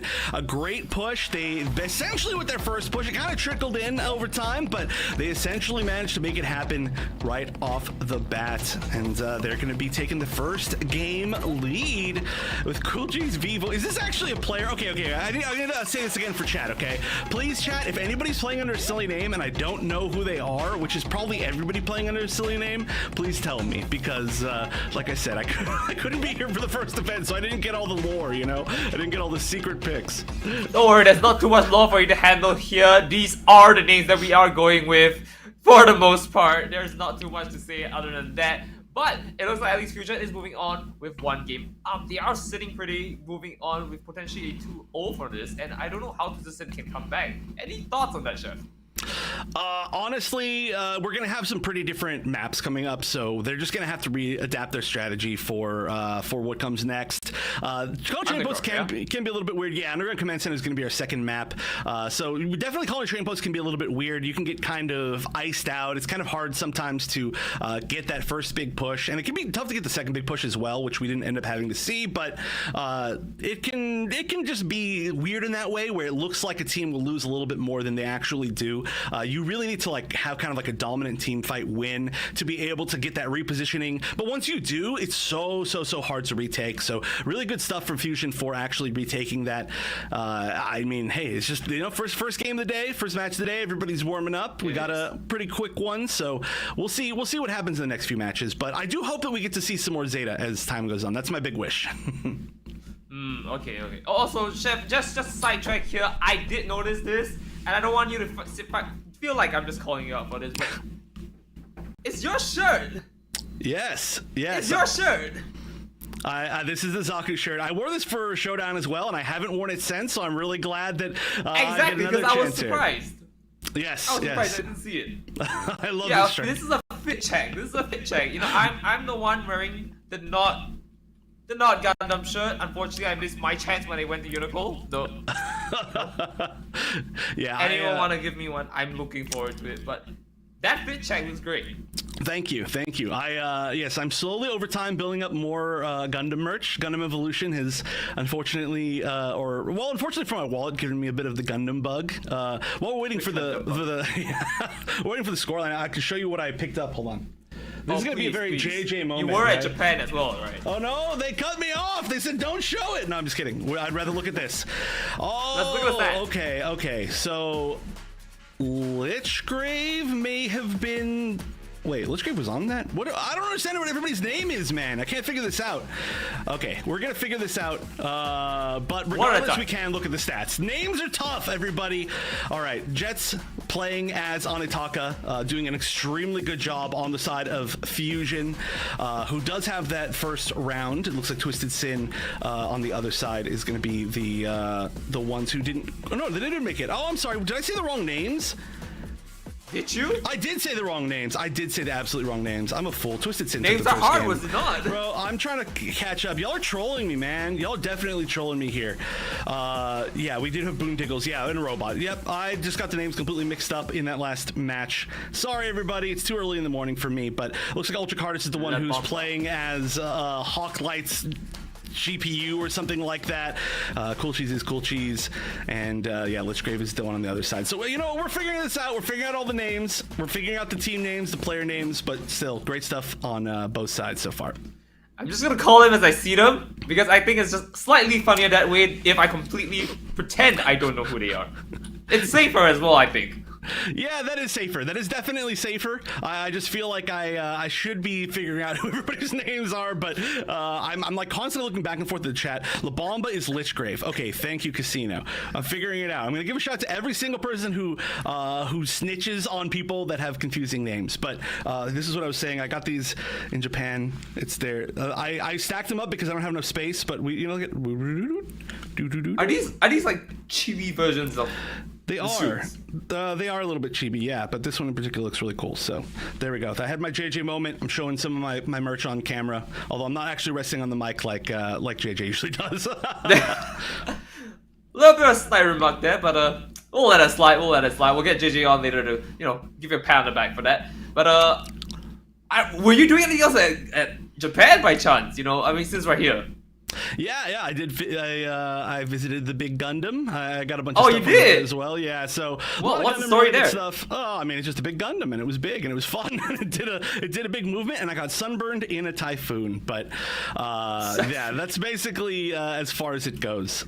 All right, so we are actually ready now to start setting up for our second game of our first match of the day, where I'm going to get the names correct. I promise. This was a test run, and you all passed because I needed to see if you were going to narc or not. But we'll be right back.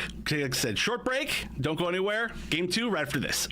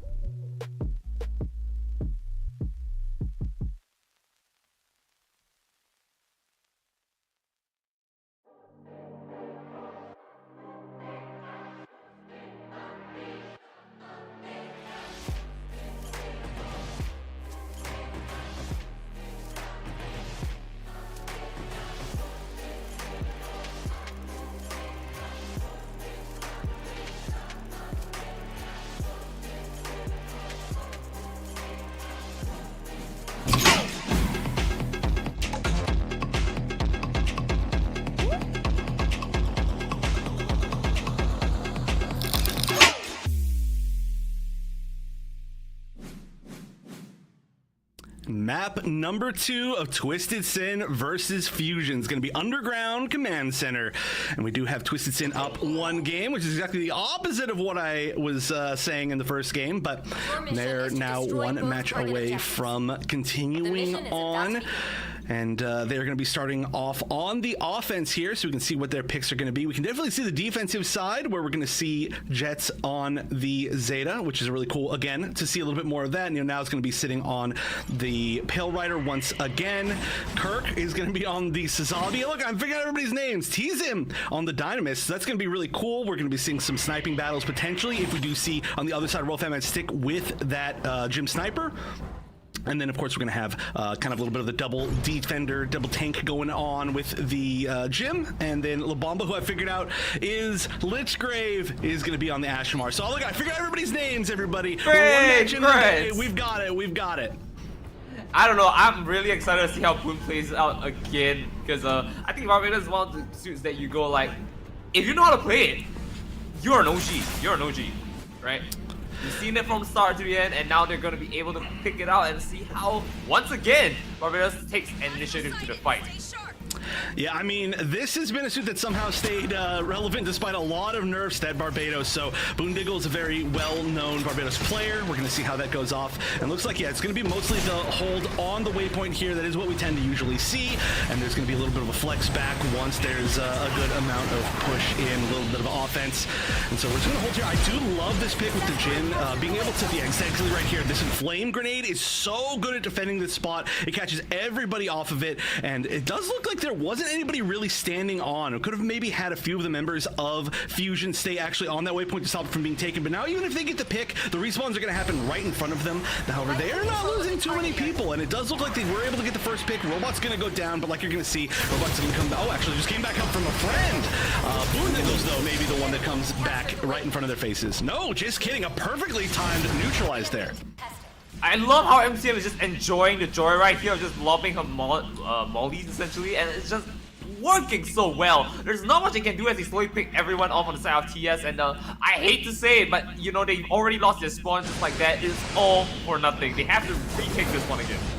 Yeah, that was a really, really strong retake overall on the side of Fusion this time. And look at this TwistedSin. Oh, yeah. I'm actually really excited for this, too. We got some changes. That's another thing I didn't really get a chance to mention too much. We got some changes, some balance changes very recently, like a couple of days ago. One of them being the pistols from Dynamis. Right now, though, we're going to see the Trans Am being popped, and nobody's really going to chance that. TwistedSin, one of the best aimers that we've got around. Nobody wants to be the one that gets picked off by the Trans Am. It actually goes down without a single pick, it looks like. BC Burst, oh my gosh, oh no, BC Kirk is gonna go down. I'm gonna get it eventually. And this might be the opportunity here for TwistedSin to push in, but it does look like Cool Cheese going down as well is gonna give them a little bit of disadvantage. However, yeah, look at this. They're pushing so far past 0% chance of a retake. 2 minutes, 20 seconds left to try to get this plan. We gotta see how this pans out, because I mean, I saw Jet playing really tiny things out here and there, but to no avail again, and it's always going to go on and on and on if they don't have anything else to do. They have to try at least 4 more flank. I think that's the way around it, and because they do this, try to push in from here and then making some way, slowly bit by bit, going in and out, and we do see a few things coming in just like that.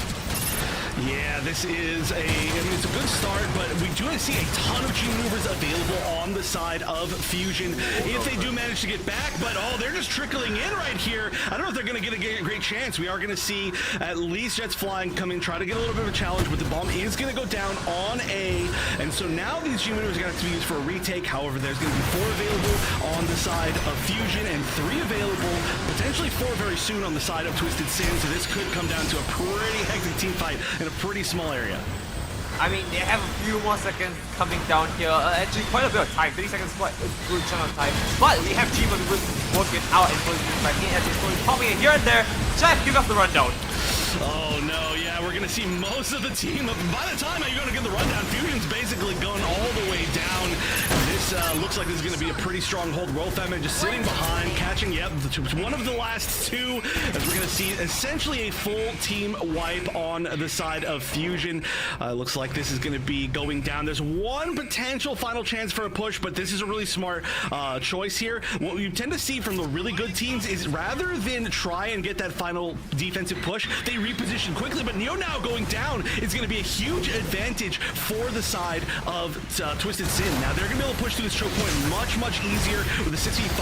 Neo now is going to have to run back, still even a decent amount to get here, so they're just going to take this and continue on. 2 more picks. Rolfem is going to finally go down, but it looks like this should at least be a pretty solid advantage. Still a couple G maneuvers on the side of Fusion available, and they're just going to be rotating all the way back, trying to hold on to this waypoint. If you can get a wipe without them getting that waypoint, that is huge. TwistedSin going to be holding this ramp angle as well, but look at that, so many members of TwistedSin there. They have the waypoint secure as well, and this means they have a better chance pushing in for this. TS is already going so strong here. I'm not really sure what else I can say to help Fusion as they're slowly being pelted down. Other than the fact that they do have 2 G maneuvers, one already being popped, it is not looking too good for them.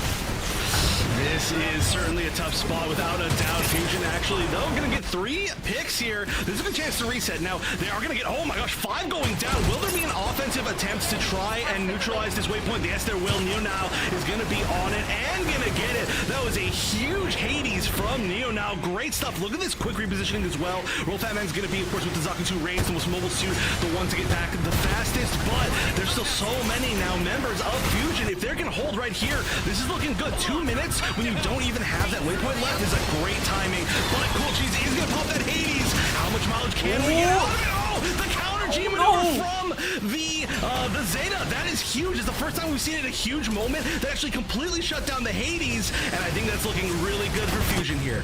Mighty Fine pushing in just like that, and of course we do see a small little bit here and there. We see, sorry, Kirk here almost going down for the count here, looking very low. He needs to back off and reposition here if he wants to make anything work, as the entire team of TS is pushing forward right now. It's not looking good. Now it's just rushing in for the damage, and the picks here left and right. 1 and 2.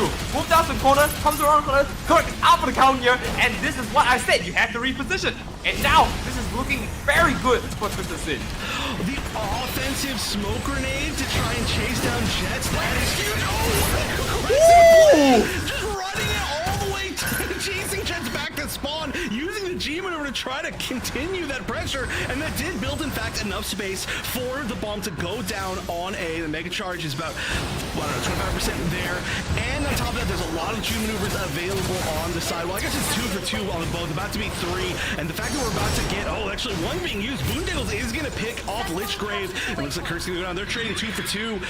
But this is such a great defensive position. The pickups are going to happen. The picks that did manage to happen were actually completely finished off by the side of TwistedSin. So this is looking like this could end here. They've got to get one last good push, but this is their final attempt. No G maneuvers available on the side of TwistedSin. Only one, only the punch. Lichgrave is going to have to carry this if you can even get back in time.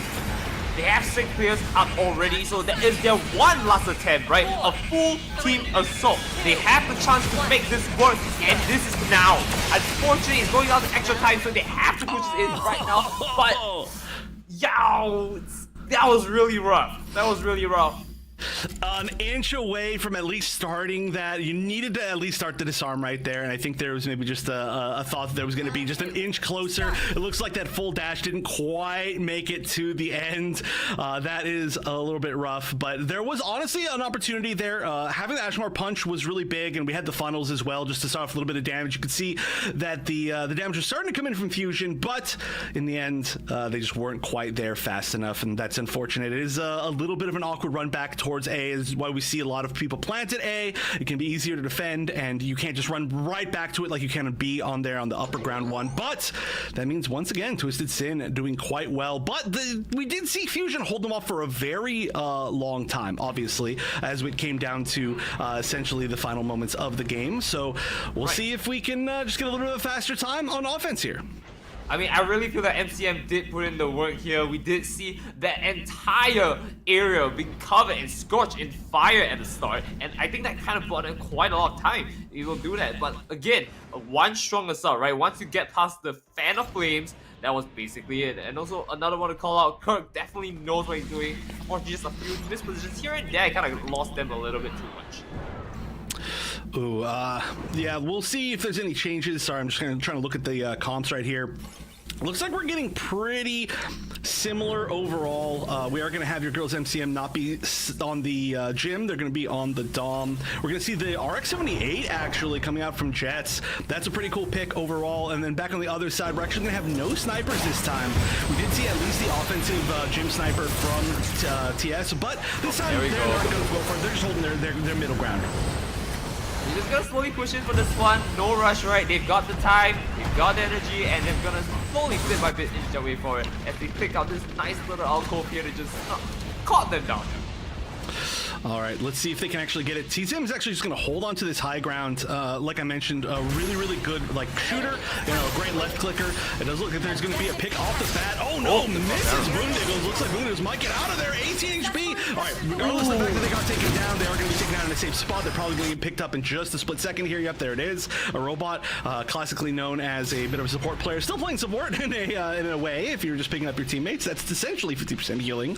But TZM is still just raining down shots from above, from that high ground, and the fact that there's no defensive sniper, nobody with really far range, it's a very close range team on the side of TwistedSin, so they're going to have to really hold this kind of tight corner angle, and it doesn't look like they're going to have the chance to do that, as they're going to be losing the waypoint, and they're going to do much, much better, though, as far as their ranges go, on defending the actual bomb site.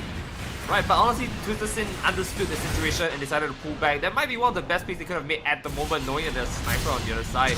Not too much else to say for that, but they are taking picks left and right here. I don't really see what but just hunker down for the time being. Yeah, maybe I was wrong. I was like, the range is going to be much better, but TwistedSin just sticking with the Dynamis. And honestly, one thing that we can look back here is Carl Sagan infamously, not in this match, but infamously did choose Jin Sniper for even attacking this bomb site on this map a lot. And Dynamis is able to play this range even better than that. So TwistedSin kind of proving again that this range can work. But yeah, can you actually hit a Zaku 2 range? The odds of that are going to be pretty low. You can get the one shot since your Trans Am is up, but Trans Am gonna end with essentially not getting a single pick. A little bit unfortunate on the side there, but you know what? This effort was made, and it definitely did scare them away to some extent to just push from different angles. We see another fight engaged right here, not allowing them to go in there. The entire fire just engulfing all of them, not allowing them to push in any further. They have trying to minimize penalties, but again, a front door's up, push forward. They're not allowing them to run away, chasing them down bit by bit, and they're slowly losing everything. They do have a G-Maneuver on standby as well if they want to make this even worse off for the side of TS. Yeah, Fusion, they look like they really woke up. I mean, they were playing really well the end of that last game, but there was just a little bit too much time. But now they're doing great. It looks like Boondiggles is going to go down as well, but they're going to be trading 1-for-1. So this is going to be a tough spot. It does look like a good amount of the side of TS is going to be able to help defend this waypoint. Oh, Robot getting picked. That's huge. It looks like the waypoint is going to be taken unless there's some big turnaround. No, even Raw Fat Man is just going to back up, allow them to have it. The G-Maneuver's there. The slash can get a chunk of people just turning around this corner. If we're gonna see it, no, not even getting a chance. Gets picked immediately. Well, we're gonna have to look around here and see if we can get any picks up here, but I'm not looking at anything. They're just getting picked left and right, getting hit. But now the front row start coming. They're chasing it down. They're not letting it run away, and he's not gonna go down without a fight here. But that's too it. And now pushing from the back here, they do not realize it, and now they see it. The smoke is not gonna do it. They've got to neutralize it, and this is perfect. They might have a chance back at his fusion. Is definitely picking up the slack here. Oh no, yeah, they came back around. Wow, I actually don't even know where the last few members were. It looks like maybe they were all just respawning. Oh, the waypoint was retaken. I didn't even realize that. I was like, why are they not back yet? That's so weird. So that was a really great kind of like concentrated effort from the side of TwistedSin to be able to retake that waypoint. Even though they allowed the plant to go down, they knew that they would have the numbers advantage after that. So great stuff. And now we're actually going to see, this is buff, the G-Maneuver from the RX-78. It's got a little bit more life, so that's going to be interesting to see if we saw. Well, it's going to be right now in front of our faces. I like to see it. Didn't actually catch anybody. Tried to catch a few of the members, I think maybe through the wall trying to run up the ramp, but unfortunately, once again, a G-Maneuver with no actual picks. I mean, forcing them to back away might be one of the greatest things you can do right now. You know, give them a little bit more moving here. I mean, you do see as the Barbaros coming in now, just going ham on everyone. And that might just be the play they can make. Not forcing it entirely, but just letting them just go for small skirmishes here and there. Oh, and TwistedSin getting double rushed down right there. Yeah, not gonna be able to escape from that. I like that we saw Boondiggles just kind of run in and be like, hey, shoot me, I'm gonna chase after you. And the Royal Fat Man just snuck in behind. But once again, now this is gonna be a defensive hold on one of the toughest choke points, honestly, that we do tend to see in the entire game. But every team has done a really good job of getting through it so far today, but I should just say both these teams, because that's all we've seen. We don't have a lot of AoE damage on the side of the defense here. We've got, we've got a decent amount, but we don't have like an extraordinary amount is what I should say. And it's really tough to get the dom shots because there is no high ground. But TwistedSin again popping the Trans Am. At least can get one pick this time. Boondiggle's gonna go down. Another hit. Yeah, not quite enough to get the pick, but still, this is working out way better. There's only a minute 30 left though. I mean, there's a minute 30 left and they only need 1 point. It's not the worst thing to happen to you. It's not going to be that hard for them to take this if they get one good fight out of it. And then looking at the other G maneuvers here, they've got a few on standby, just charging out at almost full, so it might be a good time to start. Right, but they've got to make this happen now. I mean, with how much time it takes to actually get a plant down, they do not have more than maybe, honestly, one push at this point. They may be down to their final one. One time, I'm going to pick up two with the G maneuver. That's huge. And look at this. A ton of resources being used to just even retake this waypoint, and it is working well. Luna's probably going to pick up two as well. As we're going to see Kirk go down. That is going to be the waypoint taken. The Mega Charge is going down. One member is sitting somewhere here. Looks like they were on A, but I don't think they can defend it for very long. Yeah, we've got the full defense. And even though we had a little bit of a sneaky plant, 40 seconds left, I think we might not even see that much of a defense on the waypoint here. I think we might just see more of a defense. Whoa, I was going to say towards the actual Mega Charge sites, but with 30 seconds left, I mean, I don't even know if we can go for this on the offense at this point. Oh, pish posh, Chef. They've got a chance at this and they're gonna take what they get. Now they're gonna try and make some plays here, but it looks like side A is gonna be where they want to go to right now. All trying to force it up here. Other corner, Rizzards is getting picked up left corner, but runs away just in time. But oh, is that an entire party I see? It looks like you have to back out the way and go down to side A as well. Oh, the Mega Charge goes down. It's going to go down on A. There was an entire party, just like you said, but that was an entire party sitting kind of up there, up by B, and not defending A. So this is going to have to be a retake. There is a decent amount of time. TwistedSin just building up a Trans Am like every time that we see him. I feel like this is like the 7th time that we've seen it in this round alone. It's kind of an unbelievably fast build when you're an aimer like TwistedSin, but we're going to see one giant final push back. We do see nothing really impactful as far as G maneuvers, but honestly, Fusion has so much. Fusion's gonna have to, yeah, I'm sorry, I meant on the offense, on the retake here, and it's gonna be hard to break through this. They're gonna have to win so well. We're actually gonna see 2 members, 3 members now go down. Oh no! Yeah, and all the G maneuvers are trading 3 for 3, but you want to be at an even advantage here if you're on the side. 10 seconds left. That's gonna be huge. It's gonna get another pick, and I don't know if anybody's gonna be here. Yeah, one more pick. That should seal the deal. I don't think anybody can come back in time, and even if they did, they were getting melted, and so they are going to be able to get that plant in the final attempt to push, and we now have a pretty even time, I would say, as far as this goes. I think there was there actually any time left? No, exactly even. No, that was 0. Yeah, that was down to the exact end. I thought maybe there was like 5-10 seconds left or something like that, but yeah, wow, both teams taking the final second. I mean, we are into one of the last few rounds we'll ever see of Summer Clash. I do believe these teams have made their way and proven they deserve to be here. I wouldn't expect anything less than this.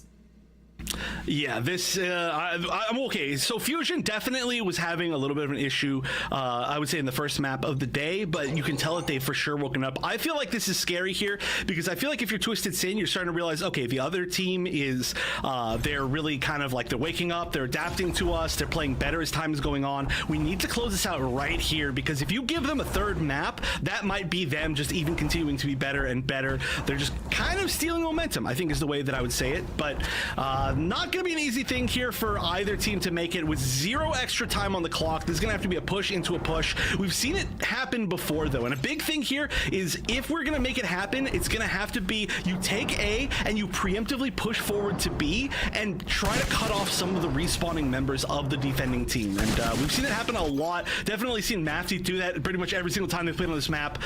So we're going to have to see if either of these teams can emulate that. We're going to look at the actual comps. It's going to be very similar, I think exactly the same as what we saw before, and so everybody's confident. I mean, hey, it was even. Let's see if it can happen. Starting off on the offense, it's gonna be TwistedSin. TwistedSin, you've got something going for you. Once again, pushing forward as a team, only one around the corner, trying to make that one little alcove my new home there. As they come in for the corner, we do see them take the first few shots in, and no avail. I mean, they definitely have this alcove like locked and ready if they want to do anything. Just sitting down there waiting for it to happen. Ooh! Yeah, not quite able to get the full pick, but oh, well, Fat Man's gonna go down, and yeah, look at this. This is gonna be a scary combo as well. The flame along with the kind of like pull grenades from TwistedSin on the Dynamis is gonna be gigantic, but oh no, we're gonna see another pick here, and TwistedSin, they're gonna go down too. They've got this point. They can hold on to it. The respawns will come out of it, but they need to hold on to it as we're gonna see at least Jets try to push back and get, yeah, that counter, and look at this, as anybody here may not know, in overtime, you do start with 50% of your G maneuver gauge already built, so we can already see one at least built here, along with TwistedSin popping that Trans Am as continues to happen. Yeah, big surprise. And so this is going to be a really, really strong retake. It's going to be very difficult, especially if it's placed well, to deal with the RX-78 G maneuver as well. If you can place it right on top of the, I guess you can see like kind of behind the corner right there, where Lichgrave La Bomba is sitting, or VCY, which is actually Kirk. That's going to to be a tough spot to deal with, but there's only really one attempt. And the thing you got to remember here, too, 1 minute left to not only take this waypoint, but also get the Mega Charge down. Yeah, this is gonna be quite aggressive for Push. If they want to make something happen, 60 seconds left. One pick off right corner, and of course you see Lucas at the back already. Unfortunately getting knocked out just like that. And now they're gonna just take them all down. Lucas on the side of Fusion, they're able to push in or another try here, but to no good as they're slowly getting picked up one at a time, and that waypoint is going to slowly go down. But a very sneaky charge right there. I see you. Unfortunately caught off and has to back away. Oh no, and TwistedSin's just sitting on the defensive position there. Even if you're in the Soccer 2 range, you're scared of getting one-tapped by TwistedSin in that spot. And yeah, look at this, 20 seconds left. Honestly, at this point, it's going to come down to whether or not we can see that back plant from Royal Fatman. But honestly, it's not looking super great. Royal Fatman is healthy back there, but again, going to be the only one that's going to be able to even get that down potentially. And the waypoint is picked. The waypoint is picked, but no, Royal Fatman going down. The 1v1, TwistedSin versus Royal Fatman. That was the only chance, and TwistedSin definitely waking up. You know, I think a little bit of the, let's just say the gamer drink that TwistedSin's drinking is starting to take effect. You know, that's, oh no, I got an alarm going up. Sorry. I think that's how you gotta stop TwistedSin, right? You either gotta defeat him before the gamer drink goes into effect, or you gotta wait until the gamer drink wears off and then the gamer hangover, let's just say, you know, that's not very much of a hide, but starts taking effect. But that's the only way you can defeat TwistedSin, I think. I think everybody in chat knows that. I'm not sure if that's really the case, but I mean, we definitely did see Royal Fatman just making that sneaky play at the corner, but they were so responsive to it. They saw it happen the minute the timer ticked up for Smart. And honestly, to me, that is insane. You know, if it were me in that situation, I don't think I would have caught that like as fast as how TS did. That is insane. Fusion definitely knows when to respond, and they're very attentive to every little detail. So there's a good chance, you know, whatever they're drinking, you know, they gotta get me some. You know, we've got a long night here today, Chef, and I'm not sure about you, but I need that drink. Whatever they're on, I need that. Well, let me tell you, it's the drink that TwistedSin's drinking is a little hoppy. I think it's a little hoppy for this early in the day, but well, actually, I don't even know what time it is for you. You're across the world, but here we go. A chance to push again. This time it's going to be Fusion on the offense, and we're going to see basically the same comp. Yeah, it looks like the exact same comp, pretty much from both sides. We're not going to see too much of a switch up, but there just needs to be a small amount on point A or B taken from the side of Fusion. They just need to get in. If they can't manage to get it down at all, and it does go to an even tie because it was 0-0, we will go to a tiebreaker map. So that could be exciting as well, especially for our first match of the day. I'm glad that I'm sorry. Yeah, it would be a tiebreaker match for this game. That's right. That's how it goes. So we'll see how well they can push, but we're going to see Lichgrave getting some shots from above, and we're going to see Boondiggles. This is going to be scary. On defense, this Barb can be a monster. Just sitting down there, getting a free sauna right now, but I don't think there's not much you can say. They do take the waypoint here, and now they're able to push in once again. Ooh, that was a really, really fast take. And look, we're even going to see Jets getting picked up in the back from, here goes, yeah, very, very minor. And in fact, literally every single person being picked back up. So I love this aggressive push. And again, they don't need that much time. This could be Fusion's moment to come back in. TwistedSin still being essentially unanswered, which is just such a tough thing to deal with, especially holding that particular spot.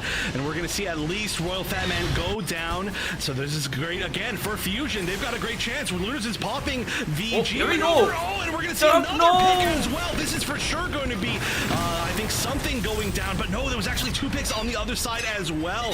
So we're going to see a pretty big set of trades right here. And this is actually going very good for defense. But again, from the back, we're going to see a huge set of picks. I mean, we're not even seeing where these are happening. These fights are happening all over the place. This is huge, though. Jets, trying to get it down. Not quite getting stunned.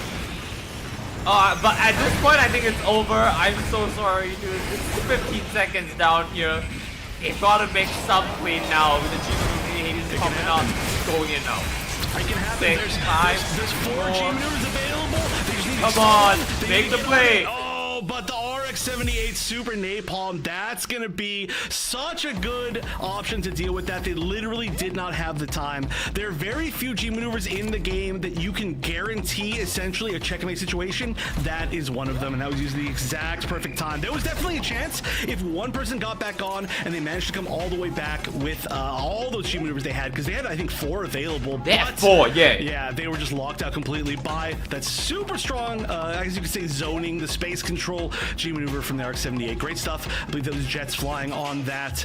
And so we are going to be going to a 1-1 game now. So we're tied up in the set and going to go on the decider.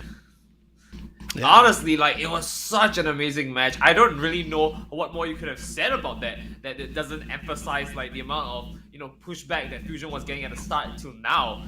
Back at it at 1-1, I think they've got a good shot at this, and I'm really sad to see if any of these teams have to go home.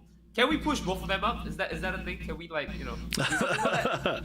Actually, okay, this is a silly question. Are we, I don't know if we could see our bracket at any point soon. I would just love to see kind of how things shape out for today. If we can't see that at all, then that's totally fine, but that's my my little request to production if we ever get that chance. But we're going to see, oh, there, you know what? Look at that. Oh, Perfect. So, wow, that's a tough fight.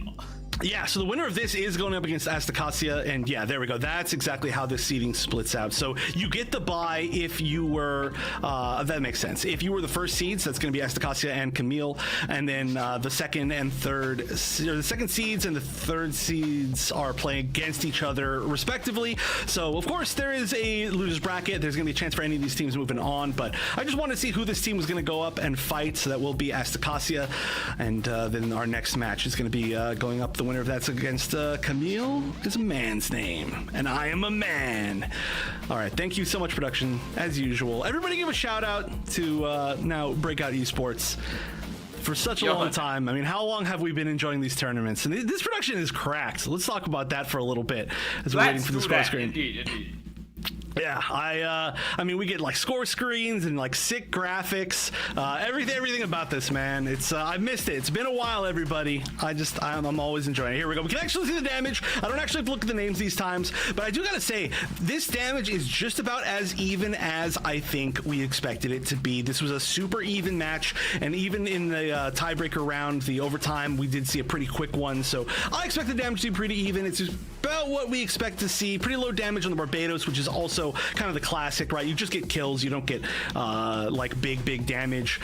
Leading the pack altogether, it looks like it was actually Cool Cheese. Yeah, a lot of really big plays with those Hades, so I do like to see that. I thought TwistedSin actually was going to be leading it, but I guess you're, again, getting more picks than actual solid damage, and I feel like we need to see a Trans Am count from TwistedSin. I feel like it was like 30. I mean, let's also talk about the fact that the Barbados coming from Foods was the one that had the most repair. You know, do you think that the initiator would be the one to have the most, like, takedowns, right? The most kills? You know? No, that's not it. Most repairs. Well, give it to him. You know what? Award to you, sir. I will say too, Jets Flying, I just noticed, has a 7.13 KD, which is did he? I did not see that. Yeah, that is way above everybody else. You do tend to have pretty good KDs because it does include like assists and stuff, but that meant that Jets must have had like almost no deaths, like a really low amount of deaths. Obviously a few, but all together, I mean, really good stuff, and especially too playing on the RX-78, which is not the most common to see, and of course even clutching out those final moments with that G maneuver. So all good stuff from both sides, and I feel like we've got a much more even match now than we did in the first map of the day, and I love that our tiebreaker is going to be on Mountain R&D, because that is just such a perfect tiebreaker for like the even sort of matchups where you could go either way. Like there are people always like they take a round, they take another round, and then it goes to the third one, or it's just these back and forth brawls that really just I don't know, it's a true test of the teams, I think, when we end up seeing that. So I'm glad that we're going to be heading there next. I'm really excited for it too. But as teams are setting up, I mean, any expectations of what you want to see? I do remember at some point you are a Gun Tank fan, and I'm not sure what happened to that. But other than that, I am looking forward to seeing if Exer can make an appearance. I don't know if we're gonna see so much Exia, especially now that we've got the Susanoo, which I'm a big fan of that. I've actually been having a lot of fun with that suit. I don't know if we're gonna see Exia. We might. You know, this is of course a domination map, so we're gonna have a lot of chances for like big flanks, a lot of really close-up fights. So we could see melee.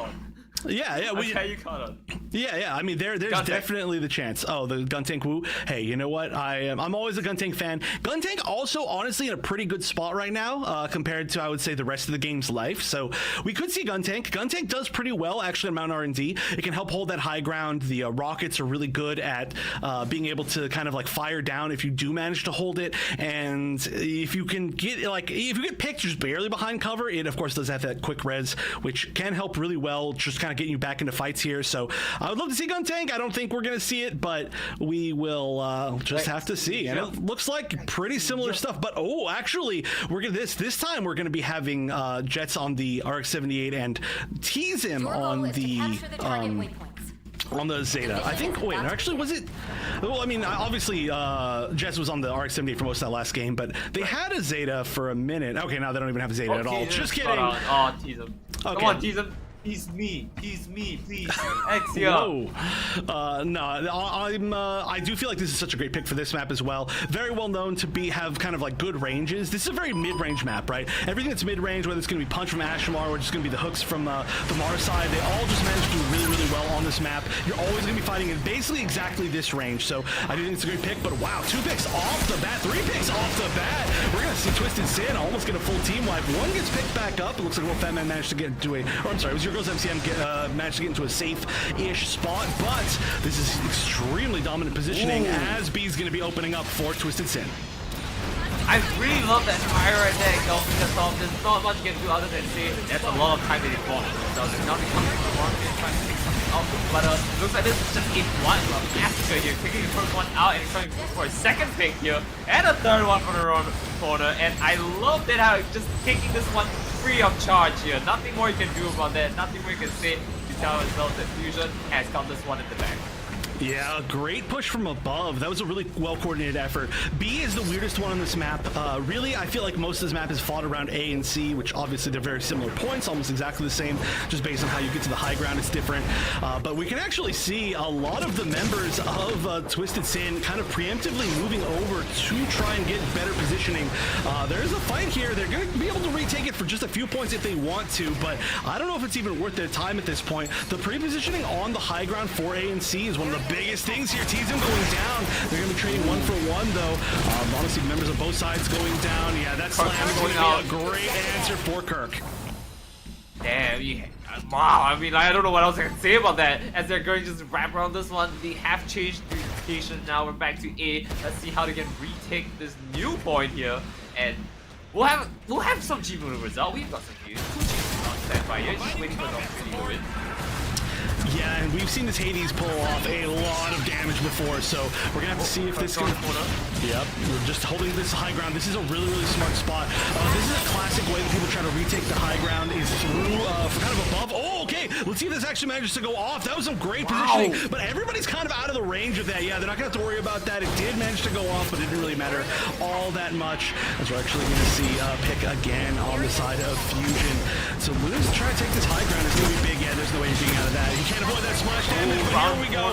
Yeah, this G maneuver is big.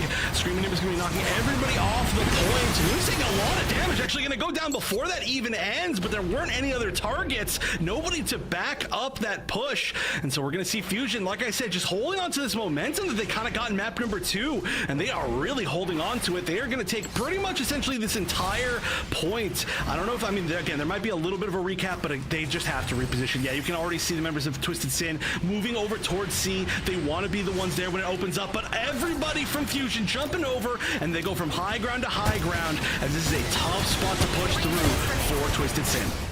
And note that they were actually basically at full health for the most part. They were able to just rotate there beautifully, I mean, soaking the damage and still being there on time with G-Man with the spare, by the way. Let's try to hide by the corner. No, you're holding on it down. But Kirk not going to quite be able to get that pick. In fact, getting picked in return. Boondiggles, whenever you got a barb on the other side, you have to be careful playing that defense. Yeah, just kind of slapping everybody around. Oh, that's beautiful. Oh, nice. Did not Great get it. dodge. Yeah, great dodge from TwistedSin. That was a beautiful engage. Unfortunately, just a little bit too slow on trigger then. But hey, you know what? That's what we're here to see. High level plays coming in quick.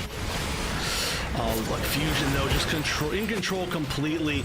They are going to be able to take C immediately off the bat, and look at this. They're holding super far forward. That is the mark of a confident team on Mountain R&Ds. When you're not holding the high ground, okay, they are holding the high ground now. Just kidding. But I was going to say, if you can hold really far forward and stop them from coming out of their spawn, basically, you can get essentially the same effect, but maybe even stronger if you do feel confident about it. Regardless, is a little bit safer. We are going to see Boondiggles popping off with the G maneuver. We're going to take out at least Neo Nile, and that's gigantic. At least for a start.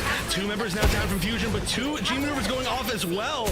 And now we are going to see at least the capture from the side of TwistedSin. They're going to get the positioning, but they have to hold this for 80% more. That's a very good time for them to hold on to it, but I'm not really sure if this is the best time to tell you this, but you've got not a lot of resources to work with here. You are looking up to the G maneuvers, and you of course have the high ground now, but Atticassia got a lot coming for you. Yeah, there is. There was at least one, but gonna go down. That's gonna be Karis going down at least with the funnels available. Cool Cheese does have the Hades, but also extremely low. That Hades is gonna be popped though, and a lot of this defense is gonna depend on this working. That's the high ground with the Hades. Oh no, Zakutu range coming from behind, and you're not gonna be able to stop that. The retake looks like it's gonna happen. Somebody needs to get on point. There's at least gonna be one member, but they're going down just as quickly as they showed up. Fusion, oh my gosh, they're just coming back in. Oh, just available as well. There is a chance here. It's going to be 2 picks. Oh no, but they're just coming in. Oh, they are just going Beautifully down done. one at a time. They need to get a pick. Oh, but it's just going down one at a time. They're conga lining this, and it really hurts. But they're able to just slowly pick it back here and there. We do see Hawks coming from the corner here with a set of Royal Fatman. They might be able to take this. They're all so low, but bit by bit, it's just shooting back up, and there's nothing they can do about it. They're just losing all that progress bit by bit. They have to come in. All falls down. No, there's not good. Royal Fatman's in the corner trying to make the play here. The hell is not the Barbaro? Nothing here. 2 members are down very, very low on the defensive side, on the side of Fusion. Oh, but they came back, and they're the ones now with all of the G maneuvers, and that's going to be dangerous. Once again RX-78 Super Napalm to guarantee that nobody can challenge that spacing. Great stuff. 2 games now in a row closed out by that RX-78 G maneuver. Jets absolutely popping off today, but that's just round 1 because we're on Mountain R&D, and that is going to be now match point for Fusion. That was a great counter push though from the side of TwistedSin. They almost made it happen. It just took a little bit too long, and there were just a few too many G maneuvers for them to be able to fight back against. I'm gonna be real with you here, Chef. That kind of felt a little bit cheated. I mean, like, I really want to see TwistedSin there. They had it in the bag, and all of a sudden, Fusion came right off the corner, and they were able to just topple them down. Yeah, look, you can even see the damage from this round alone is looking really even across both teams. Nobody really having too much of like a pop-off moment. We see, I mean, Lichgrave and Cool Cheese kind of leading the pack with 19,000, but realistically, that's not that much higher than everybody else. This is exactly what I wanted to see this close of a match. Now, Fusion did get a really, really strong start in the previous one, and TwistedSin did manage to fight their way back, but this round, I feel like we need to see TwistedSin at least hold on to the first points a little bit more. You know, I'm a bit surprised that they didn't go for like a double melee to come, and that's interesting because like there are a lot of tight corners that they can go for, and this is really going to be a best right.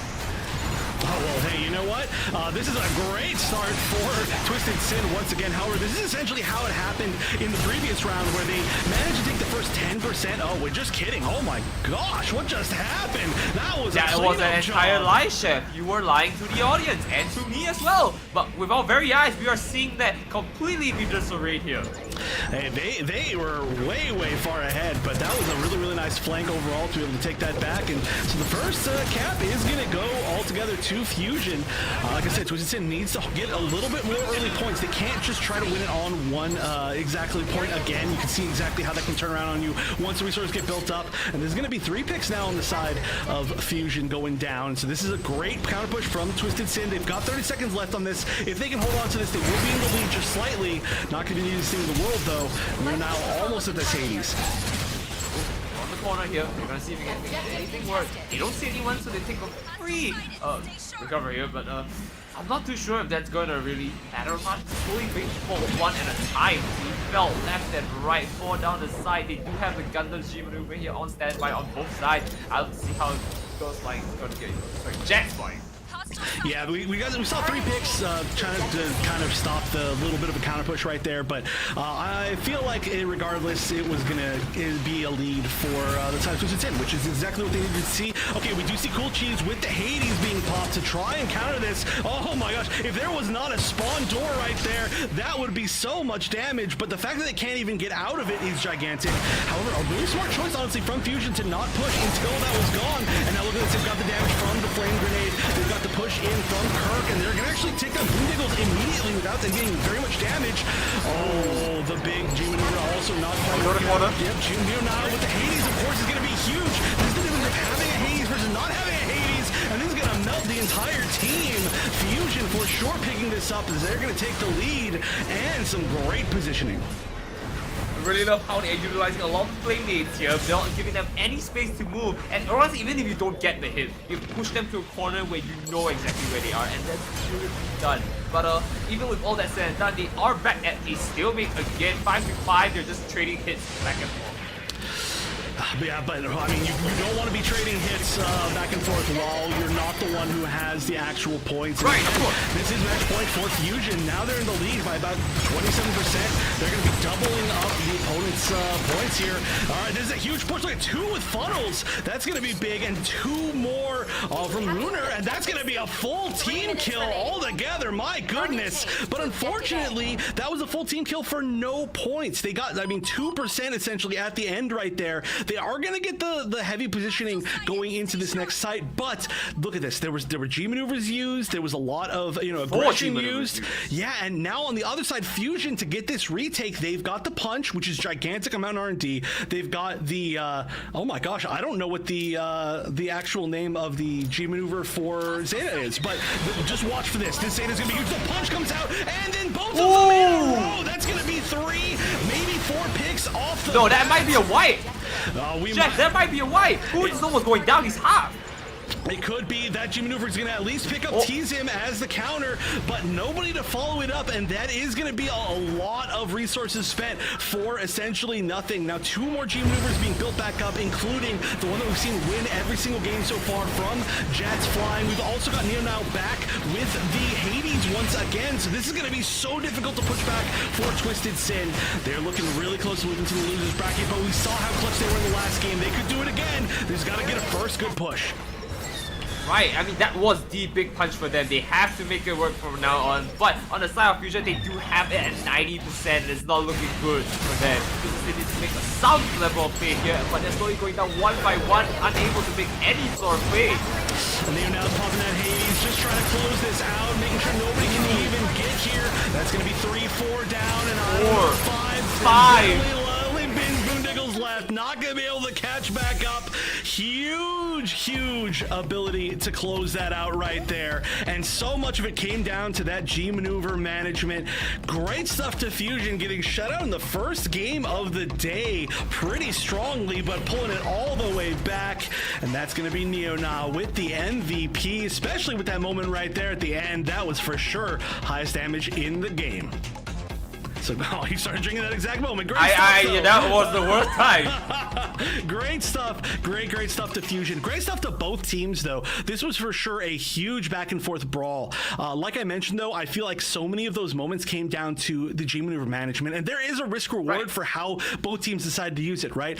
We could see very clearly Fusion was very willing to give up some fights and say, hey, you know what? If you want to take your aggression right now, do it. We're going to do the retake, just push for the retake, essentially, with more G maneuvers than you. But we were seeing some very preemptive usages from the side of TwistedSin, where they were like, okay, we need to hold this high ground no matter what. That's more important to us than having, for example, like the Hades a little bit later in the fight. And so they used it. They did manage to get the high ground, but they just weren't able to quite defend against the counter Hades. So it's all the strategy. It's all risk reward. It's part of what makes Gundam Evolution so good. It just, in this particular case, it looked like it worked out a little bit better for Fusion, and just a little bit, as because we start off with a game 3, which is great to see. Honestly, again, you were saying the exact same thing that I had in my mind, right? That one fight that we saw them pop for G maneuvers was definitely completely wasted, only for 2% of the point to be taken, and that really hurt their chances at the very end there. And you know what? That's all she wrote. You know what? 4G maneuvers for that 2% was definitely not the story I would have loved to hear. And that kind of wraps up our game 1. But GG's to both sides for giving us quite the amazing games. How long have we been live on this match? Because, wow, I would love to watch it again. I think that might take a little bit too long to watch the whole thing, but that was a pretty long set altogether. I do want to say though, you know, it does. There's some, especially on Mount R&D, there are some choices that you can make that might seem a little bit weirder. Like for example, like the moment that you said where they used a lot of G maneuvers to like win that fight when they weren't actually getting points off of it. But it's because pre-positioning Mount R&D is more important than pretty much any other map in the entire game. If you can hold the high ground on especially either A or C, you can like really be in a dominant position. So I think that was kind of what their strategy was going for. And on any other map, I would say that would have been a little bit more wasted. I still think there was definitely some good thoughts there. So we can see now the overall damage and Jets flying just barely above Neonile actually on that team, and then Cool Cheese as well. All of them at the 33k mark. But look at this. Look how even this was altogether. Like the suits that we don't expect to do a lot of damage, the Zombies, the Barbadoses, they didn't do a lot of damage, but everybody else was really close. TZim, of course, actually on the Zeta, so we're starting to see how Zeta works, and I do have to say that G maneuver was gigantic to getting that win, but we didn't quite see the damage out of it. We saw TZim on half the time, but we'll see kind of how that continues to play in the future. Great usage of it though. Oh, but really look at a lot of the stats. I mean, average across the board is 22 to 25k damage. I mean, we had Jets really just pounding at everyone with that 29 KD and 7.25 KD ratio. This is beautifully done. And we also got to talk about the fact that while Boondiggle did have one of the lowest damage and KD ratios, we have to note that Barbados basically has an instant kill combo, right? And that's also why you need to take fights very carefully. Boondiggle does not need to go in every single time, but when he does, oh, it goes down. It goes down. Yeah. I mean, there's a whole lot when you look at the stats of Barbados. Barbados just naturally, okay, if Barbados is like on par with everybody else, that was a pop-off game for Barbados. But it always tends to look a little bit weaker because not only that, but it also stops shields and just being able to stop the shield, right? Like if you manage to get like a, I don't know, even like a slam, not a full slam, like the sword slam on like one Sazabi, then the Sazabi gets picked by the rest of your team. It's like you did so much extra work there that you are just completely valuable to your team. And Boondiggles was getting some great picks. It was, like I said, it was as close as it gets. I don't feel like either team, really needed to change anything big. Obviously, they're all here for a reason. This is not where we're starting. If anybody didn't watch, of course, all these teams had to qualify through the group stages already. So I expect that we're going to kind of see the best of the best, and that is exactly what we saw. I'm super happy with that first match today. Okay, shoutouts to the FlameNet. They took out like half the screen of every single time, getting a lot of that watch time views. But other than that, I mean, like, I think that this was an overall very, very beautiful game to watch. I think these two teams got a lot to learn from it, from both sides. Whether you're winning or losing, I think that was fantastic. So much to pick up from that. Yeah, we can actually take a look at some of the replays, I think, from that match, which is a super cool thing to see as well. Look at this. The production is leveling up as time goes on, which is wild because it's been a while. It's been a while since we've had an event here. I personally, I'm always impressed, always impressed. I know I'm going to say this a million times, but, not to have too many more opportunities for Gundam Evolution, but everybody thank all of production.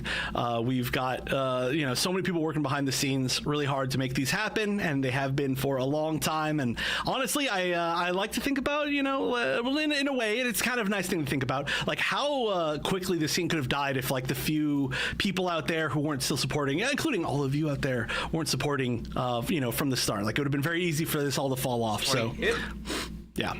Wait, who's him? Who are you pointing at? What are you even pointing at? All right. I don't know. I think we're looking at replays. Is that what we're going to next? Is that what's happening here? I don't know. Oh, never mind. Oh, okay. Gotcha. All right. No, we're going to break. No, I think we've got our next match more or less stand by, and I believe it is going to be Tokyo Monkeys with one of your favorite names, apparently, Rizzards of the Coast. Yeah, it is. The Honestly, Rizzards of Oz, the Rizzards of the Coast. Rizzards of the Coast. Wow, yeah, they make Magic the Rizzering. I don't know. But yeah, okay, I'm really excited for this next match as well. It's going to include the Asian team versus the team with maybe the best name. But so don't go anywhere. Again, we're only done with match number 1 of the day. There's plenty more matches. We're on day 3 here of the Summer Clash. We're going to go into the second one in the winner's bracket right after this. But looks like this is just a one of Asticassia here, taking the first one. I was at the high ground now, but Anakin's got a lot coming for you. Yeah, there is. There was at least one, but gonna go down. That's gonna be Cardis going here. The ones now with all of the G maneuvers, and that's gonna be dangerous. Once again RX-78 Super Napalm to guarantee that nobody can challenge. Yep, Junior now with the Hades, of course, is gonna be huge. This is the difference of having a Hades versus not having it. This is match point for Fusion. Now they're in the lead by about 27%. They're going to be doubling up the opponent's points here. All right, this is a huge push. Look at 2 with, and then both of them in a row. That's going to be 3, maybe 4 picks off the. No, that might be a wipe. Jeff, that might be a wipe. Gordon's almost going down. He's hot. And then Hades just trying to close this out, making sure nobody can even get here. That's going to be 3, 4 down, and 5. Only big Boondiggles left. Not going to be able to.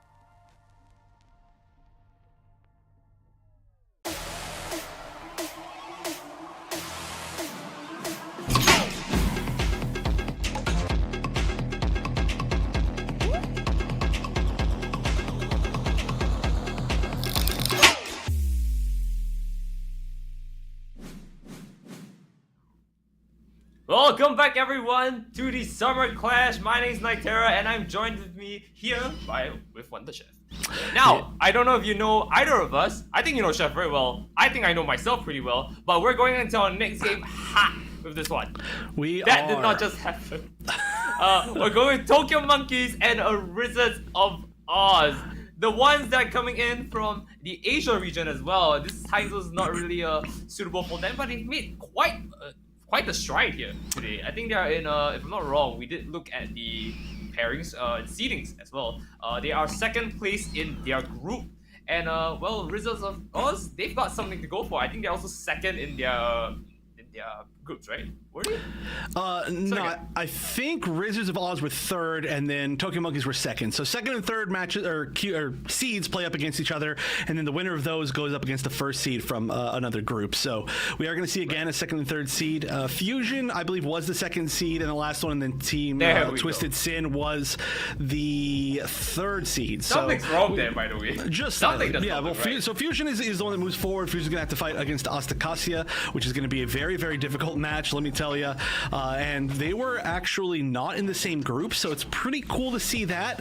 If TwistedSin had won that one, then they would have fought up against Asticassia as a rematch from the group stages. But we're currently on Tokyo Monkeys versus Rizzards of Oz, and that is going to be, once again, Group A versus Group B. The winner of this is going to go up against Kamille's a man's name, and I am a man. I'm going to continue to say the full name throughout the rest of the day. So Tokyo Monkeys is the team that has not fought up against Kamille quite yet. They're not in the same group. They're in the same group as Asticassia. But if we do see the win here from Rizzards of Oz, it will be the rematch. Now, before we get into the match, I want to tell everybody out there, please, please, please, it's very important, exclamation mark Matcherino in the chat. Everybody, please go support the Matcherino.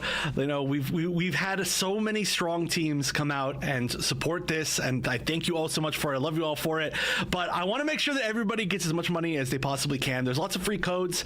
If you've never used Matcherino before, you basically just like go on there, you log in with like via Twitter or whatever, and then you can click a button to claim a free code, and it adds free money to the pot. That's literally all it is. You don't have to do anything. You don't have to put in like credit card information or whatever. You literally just add free money to the pot. There's also some quests essentially that you can do where it's like follow this on Twitter, and you can add even more money for free. And hey, if you want to actually donate anything to the pot, you're free to do that on there as well. But you know, we got to give all these teams a good, I don't want to say last because there's still a few months left for the game, but you know, we've got it's one of our final things that we've got going on for Gundam Evolution. I want everybody to be completely rewarded. So exclamation mark Matcherino in chat. Like I said, let's support all the players, and we're gonna have some good ones coming for this next one. Like I said, TwistedSin, or sorry, not TwistedSin. Oh my gosh, Tokyo Monkeys versus Rizzards. I'm just gonna say Rizzards. Their name is a little bit too long, but it looks like our first match is gonna be Missile Base. Wow, that is cool. Not a map that we've had in the competitive pool for a super long time. I guess I just haven't seen everybody for a really long time. But Underground Command Center is going to be our second one, and then Harbor City as the decider. Harbor City I always love to see as well, so I'm really excited for these maps. Well, I mean, what I just heard you say is basically we have a chance. You have a chance at the audience to support the players, support Summer Clash right now if you go to Matcherino. And how do we do that, Chef? Where I want to see where the link is. I'm going to go in the chat and type it now. Do we have something to go for it? Exclamation mark Matcherino, I believe. All right, how do I spell that real quick? It's already been typed. Let's talk about the match. Missile Base being picked by Tokyo Monkeys. Very interesting. Now, Tokyo Monkeys, we can talk about as a team. They're our only team from Asia that's made it especially this far. And well-known players like Headhunter, of course, for example, being an extremely strong sniper type player. I'm excited to see exactly what their comps are going to be. Now, them being from a different region means that their meta is going to be a little bit different.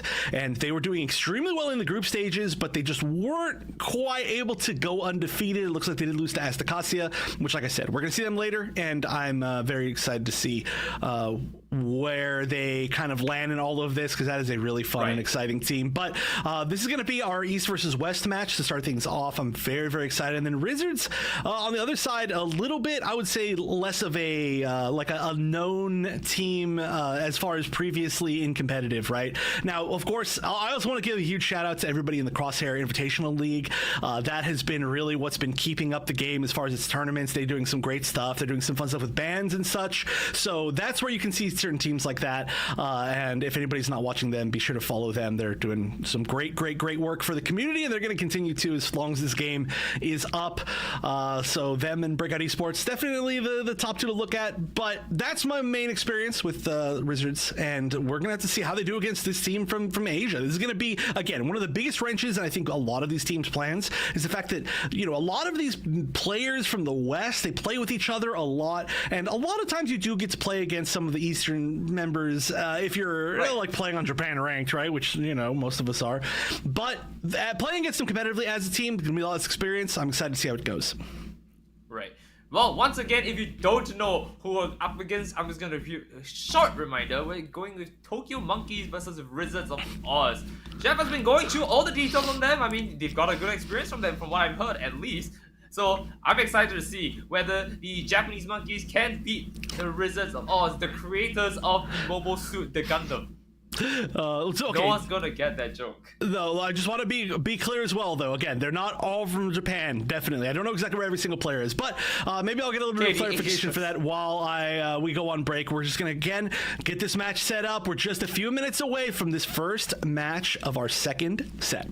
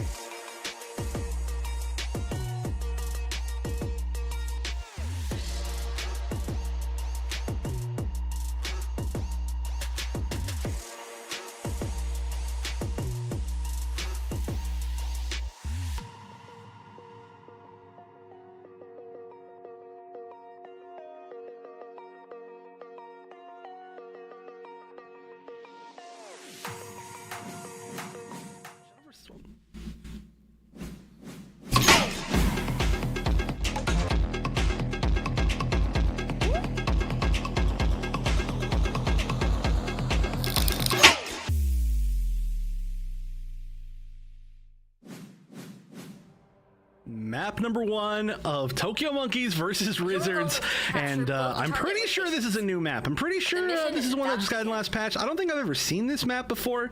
No, I'm just kidding. I've seen this way too many times, and I have just never seen it competitively. It's a very, very interesting to see it as the first pick. Again, this was a pick from Tokyo Monkeys, so they've got to have some level of confidence on it.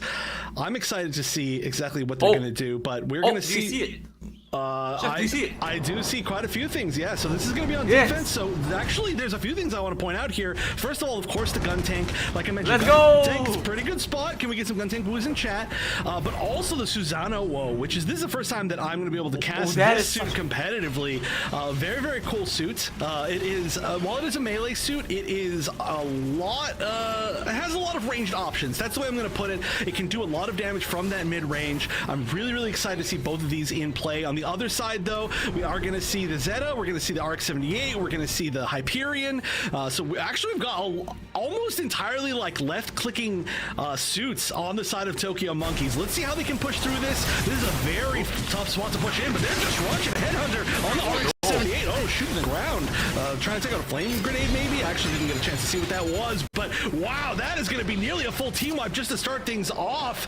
As we're going to see, I believe this is VCY named Rainbow Monkey on the Zeta, and that is going to be a first quick team kill. And look at that, we're going to see repositioning. No, this is all the way forward towards the actual site. I like this, as we're going to have at least maybe one member of Tokyo Monkeys just sit there, cap this, and this is a heavy level of aggression.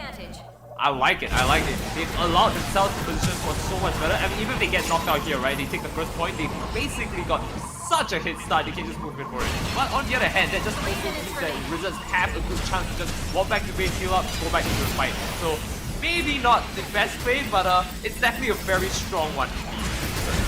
Yeah, no, I love that because, I mean, honestly, getting that first point on this map can be the most difficult, and they did. Oh my gosh, they did it really, really well, and they're continuing to do really, really well. We're going to see VCY with, 66 HP left, actually managing to get out of there, but managed to have the full gauge, so doing all that extra damage. Headhunter as well now has the G mover available, and this is a great site for this Super Napalm. You can throw it in a spot literally right here to stop people from running back in. This is going to be almost guaranteed at 50%. This might end as soon as it started. My goodness, Tokyo Monkeys. Look at this. Okay, we're going to see. Halfway mark. Yeah, well, there we go. There's Unite number 1. Or sorry, oh my gosh, Unite. Team member number 1. I'm playing too much of another game. You guys never guess which one that is. And then we're going to have the RX-78 Super Napalm come in as well just to hold them off. That's 3 ticks guaranteed. Nobody's up on the side of Riz. And this is going to be over. Well, one thing for sure, they definitely rotated to the objective here. They've united the team together and able to push in. TF is actually making the waves here as they're able to take this battle end very quickly. First round to them, and that was basically a 5 minutes in out. That was a very, very quick round. I don't even know what to say right there. That is commanding lead. Very commanding. I do have to say though, a lot of this I think is a lot of these teams don't know how to fight on this map as well. This is not one that people usually look at, and also there's a little bit of information, right? If you are any of the teams that are going to fight up against Tokyo Monkeys in the future, you might consider maybe now banning this map, because this has certainly been something that they look very comfortable with. They've got their kind of pre-rotations, they've got their positioning well. They broke through that first choke point very, very well. So yeah, altogether, I gotta say, looking really good for Tokyo Monkeys. But now we're gonna see how well they can actually defend on this map. I would have to assume they know their angles pretty well. Again, this may be a map where it has to be Riz saying, okay, you know, Rizzards are just like, well, we'll just go back to the more standard maps and hope that we can win 2-0 there, because this is looking. That was, I mean, obviously pretty one-sided. I mean, Rizzards definitely have the skin to show why they're really called the Rizzards of Oz, but you know, Riz is not everything when you're in GMO. You gotta take your points as you come by it. They're not doing a good job at that, and let's hope that this time, you know, as the attacking side, they might have something going for them. Already very early on, we're gonna see how they're picking out the Guntech is gonna stay in the formation here, and I really love to see that, but they might have a little bit of switch here. I did see 1 or 2 of their suits go out in. Ooh, I'm excited. Yeah, looking similar-ish. We're gonna have the Hyperion this time to help push through that choke point. And there they go. The flame grenade actually, not going off. Not going off in time. Maybe slightly missed time. Trying to get a little bit more G maneuver charge going in for that gym, but not going to have anything extra, so let's see how well they can push through here. It seemed like when Tokyo Monkeys decided to do this, they just pushed through completely, and this is a very interesting pick. This is one of the first competitive Mihiru's that I've ever seen. Mihiru can be so strong on this map. I think a lot of players would argue that this is the strongest Mihiru map, but not as much on offense for this particular point, so we'll see if they can actually push through. They're going to have the wall hacks. That's going to help them, but there's a lot of damage going on to the side of Rizzards. I think it's no exaggeration to say that information is key in any game, and with Gundam Evolution as well, you get to see how much that impacts it. Guntek knocked out for the count from the corner right here. They take another 2 more. That is the OG Gundam coming in hot and spicy here, and now coming in, backing it out. They're trying to see if they can take a few more picks here, but to no avail of getting hit off by someone else. Oh no, they are hunting right now. They are pushing all the way out. Oh, this is looking really tough. I mean, even now, if you were to somehow fight your way back through this as Rizzards, you're gonna have such a, I guess, just time deficit on the overtime. So they are gonna have to fight really hard. And again, this Mihiru, interesting. Oh, that's gonna be potentially a big stun, but there was just no ability to follow it up. I'm not sure again if Mihiru's the pick here. It is really cool that they can get some sort of vision throughout the walls and then kind of just comms to each other where everybody's going to be. In fact, we have the ability to listen to comms. This is going to be interesting. I mean, this is tough because this is not going to be the best spot of all time. And oh, wait a minute. Hold on, let's talk about this first. Oh, that is going to be 5 picks and the full team wipe is coming. There it is, the full team kill. I'm just kidding about the comms. Let's not do the comms until there's actually a team to talk about. Yeah, but all that said and done, the entire team of Tokyo Monkeys was just sitting down there. It's the Monkeys then, and Rizzards just walked into it, not able to do anything. I mean, it's together strong, as we say, and very evidently so. Yeah, that is. So we're definitely looking for that for the rest of the day. I mentioned it earlier in the day. The Zeta G maneuver is extremely strong. You just have to have an answer for it. Like shields can block it, for example. There's definitely some ways to get around it. It doesn't go through walls, but a well-placed one can be a full one-team fight for sure. And that one was about as well as it can go, right? I mean, there's no way that you can defend yourself from that as you're trying to push through what is one of the scariest choke points in the game, which is I usually say that the scariest choke points are like Harbor, Point B, which has gotten a little bit easier, and then the underground command center before Point Add one B. more to But this one is definitely up there. I just never get a chance to talk about it. This is a great way to start it. Cashin's going to be pushing in with the Screaming Nimbus, and that's usually going to be 2 picks counter, though. I mean, Cashin's going to get really, really far, but there's not enough members to back it up. Yeah, only Melee and Garmazabi are still up, and I think Garmazabi actually just respawned, so this is not looking super great. This is going to be a stagger as well. There's no way you stay up, even as a Hyperion right there. Trying to get the health pack, didn't mean that much. And 39 seconds left, not only to just try to break through, but to actually stay and hold. Oh my gosh, wait a minute. That was a huge G maneuver miss, I think. Looks like got taken out before it actually popped. That could be an opportunity to push in for the side of Rizzards. They've got a ton of G maneuvers. They have to make this happen now. They need to get on site. That's going to be big. Actually, Yanni took down the core fighter. Great stuff.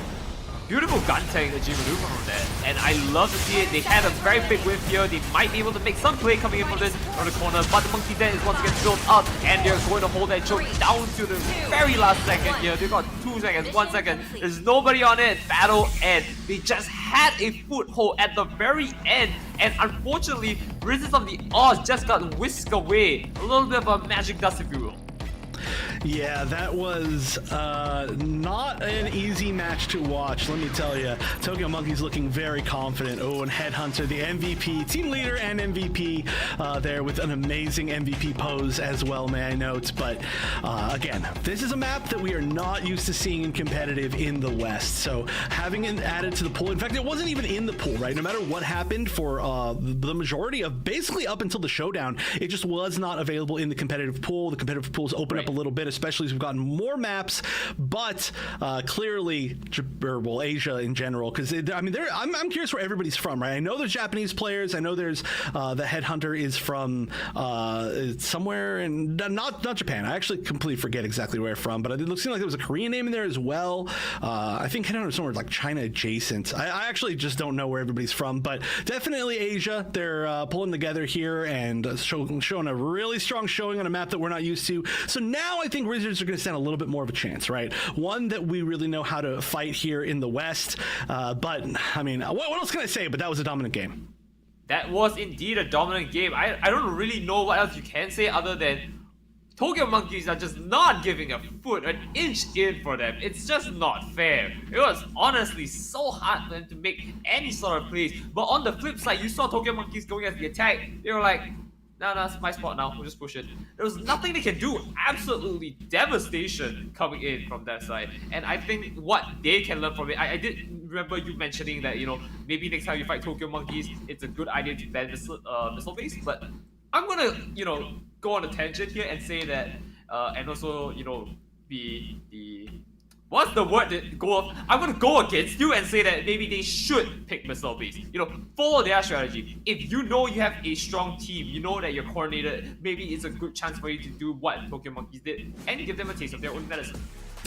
That would definitely be difficult. We can see exactly what the medicine tasted like here as the damage off the charts for the side of Tokyo Monkeys. Actually, look at this. Some of this damage was like not even that high. Is that right? Only 4,000 for Ashimar, for Noki on the Ashimar. That feels like that's lower than would it even be possible. But I guess there just hasn't been that much of a chance to get in a ton of damage in these fights. And Headhunter, of course, with a, oh my gosh, look at these KDs as well, by the way. 40, it's 34, 31, 29. That's pretty gross. So bad. Yeah, Tokyo Monkeys basically played the side of a Rizzards of awesome attack, actually. They just stole all their kills.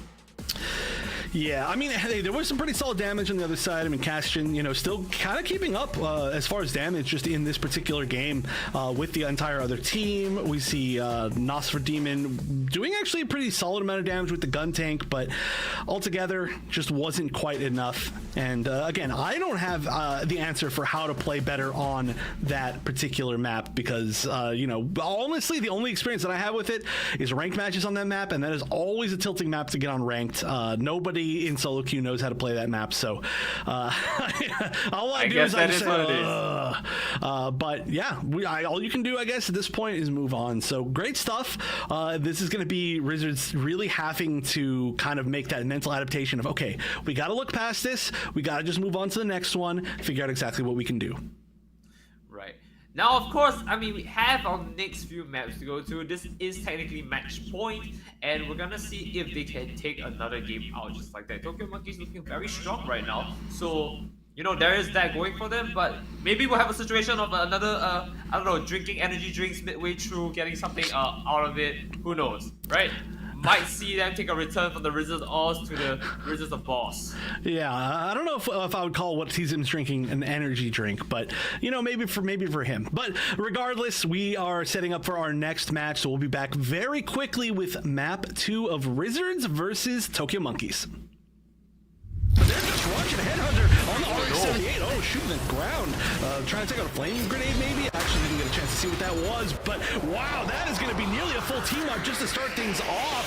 As we're going to see, I believe this is VCY and then Rainbow Monkey on the Zeta, and that is going to be a first. They're continuing to do really, really well. We're going to see VCY with 66 HP left. Oh, there we go. There's Unite number 1. Or sorry, oh my gosh, Unite number 1. I've been playing too much of another game one. I've been playing too much of another game. You guys never guess which one that is. And then we're going to have the R78 Super Napalm come in as well just to hold them off. That's 3 ticks guaranteed. Nobody's up on the side of Riz. You get to see how much that impacts the gun tech knocked out from the count from the corner right here. They take another 2 more. This is going to be interesting. I mean, this is tough because this is not going to be the best spot of all time. And oh, wait a minute. Hold on. Let's talk about this first. Oh, that is going to be 5 picks and the full team wipe is about it. This is a great way to start it. Cashin's going to be pushing in with the Screaming Nimbus, and that's usually to make this happen now. They need to get on site. That's going to be big.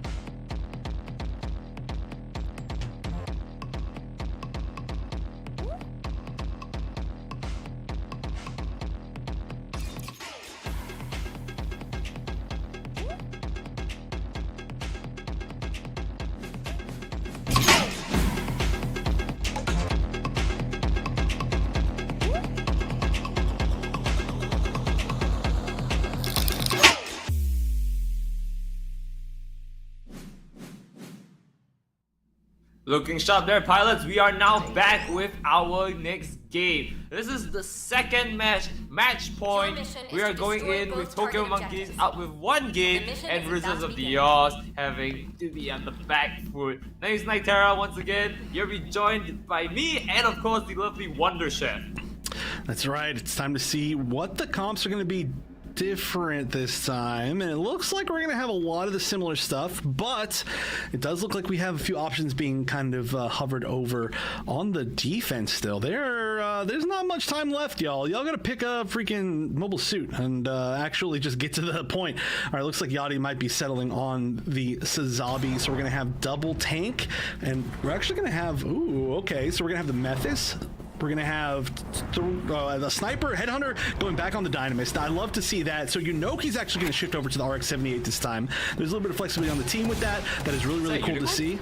There is... Yes, Unicorn on the offense. So we're going to have, again, the Unicorn and the Mahiro. The Mahiro almost going down immediately out the gate. Mahiro may not be super effective right here, but clearly a comfort pick on the side of Riz. Oh, we're gonna see how it works out. Kobolting is knocked out for the count, just all on his own right there, getting a free pickings for himself. But that's not too good. There's another one down in the center there, nowhere near going into our first camp here, and that's not good. That's not good. Yeah, Headhunter is going to be a gigantic threat. And the fact that there's no counter snipers on the side of Rizzards is going to be really difficult. Headhunter, very well known for being a new type playing only Gym Sniper back before Dynamis even existed. And then now getting potentially even like I would just say more flexible option that's less hard locked into bad situations is just even stronger. So giving a wide open spot to Headhunter is going to be very difficult to deal with if you don't have somebody else who can try and get that one pick, right? Like, even if you lose the first 2 sniping battles and win the last one, if you can get that pick, it's big, but there's nobody to even challenge that at this point. Right, and this is going to be very dangerous. I mean, let's look at Headhunter real quick, because he has a G maneuver on standby, and that's going to hurt them a lot already. Rizzards is not making it out past like the arch here, and that's going to be a problem for them. They've got so much rage on the side of Tokyo Monkeys. I do not know how they can make any sort of big work. Yeah, we got one pick off, but they got picked back up as fast as that actually happened.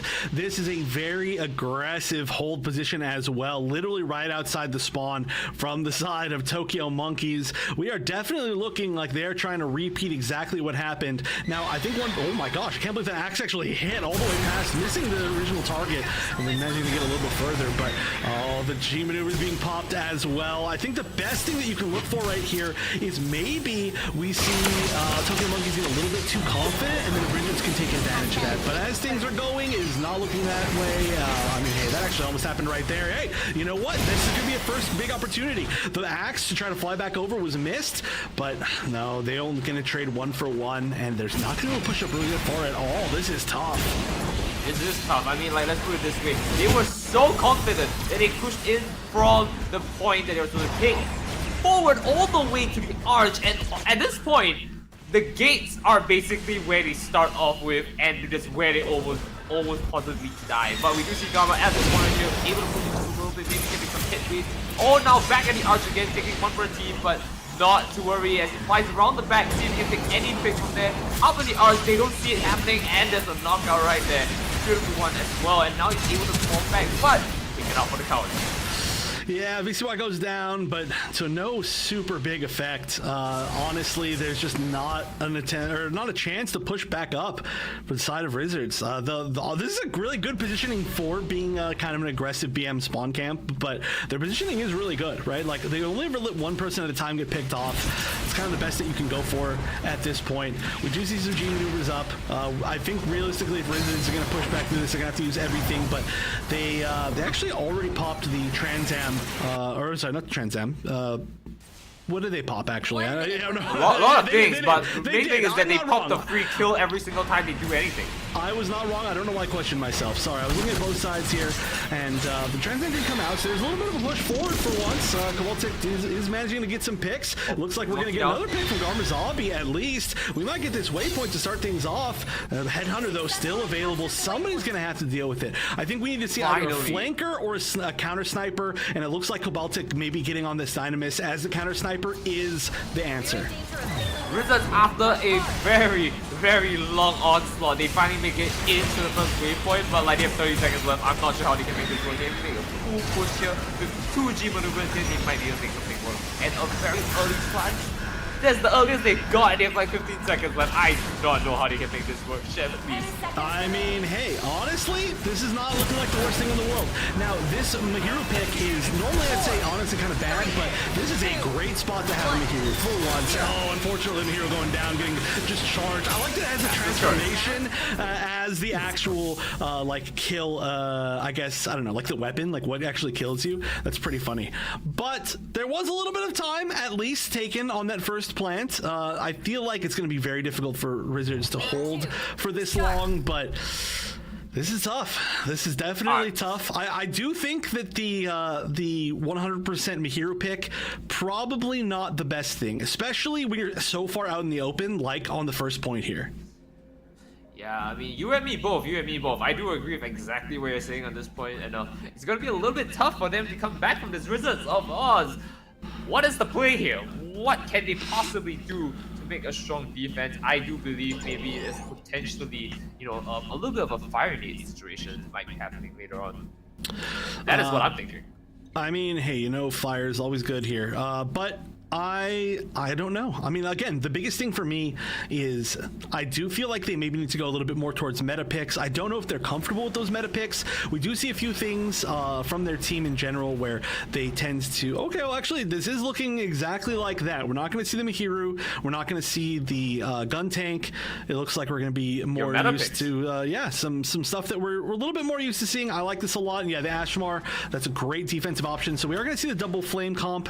And on the other side, they're just sticking with what they've been doing. The Memphis pick is really interesting. It's not one that we get too competitively in the West, but it has worked out for me so far, of course. So I like this a lot better. Got Guntank Woo on the screen. Can we get some Guntank Woos out there? I think it's the best we can get. I believe in Rizzards. This is their chance. This is their one big chance. They've made some comp switches, but they're gonna have to play very well. And the scariest thing here, once again, Headhunter. Headhunter get one little shot in, and that can be a pick. That could be everything. Look at that. I couldn't even see the enemy. I have no idea how he did it, dude. That is basically an aim hack right there. He just knew it was there, and he just went for it. Yeah, really, really good. And already we're seeing the, well, there was an attempt to counter pick, but oh no, the melee opportunity from the Zeta, that is so strong. And the fact that this suit can do so much is its biggest strength, right? Its flexibility. It can be a little bit weak to shields, but if you get close, it does have a melee. Regardless, though, yeah, we are going to see the Mega Charge going down, and there's not much time left. We're going to have to see Rizzards come back and fight for this very quickly. Well, they do have a shot at this. They just need to hold out a little bit longer and take a nice retake. But as I say that, all going down for the count. You know, I just had to open my mouth on that one. But at least the gate is nearby. They did take the waypoint initially, so they might have a chance at it. But no. I think this is it. Yep, that is definitely it. The entire team actually dead at the end of that map. So a very quick 2-0 victory for Tokyo Monkeys, looking extremely strong.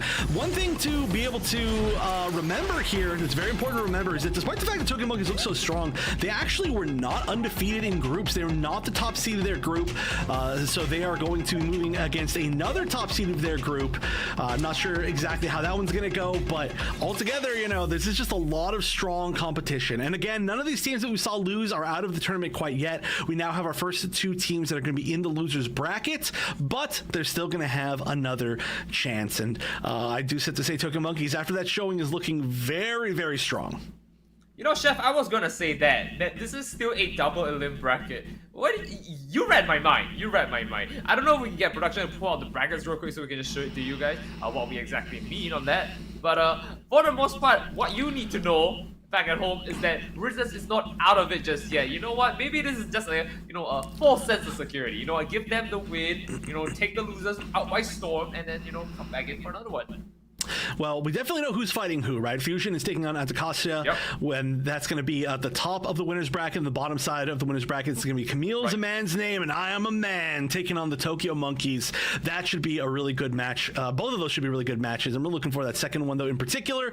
And luckily, we did get a situation where both of the matches are not repeats from groups up in the winners' semifinals, so we're going to get fresh new matches. Now, down on the losers' side, I'm not sure if these two teams that we just saw are going to play up against each other, or they're going to be waiting for the loser of another match. I do feel like they're probably going to be playing up against each other. So, we're starting with the 6-man bracket, which is a little bit weirder as far as where things end up getting seeded. So I'll definitely wait to see that. But those are our matches that are coming up, and I'm very, very excited for those.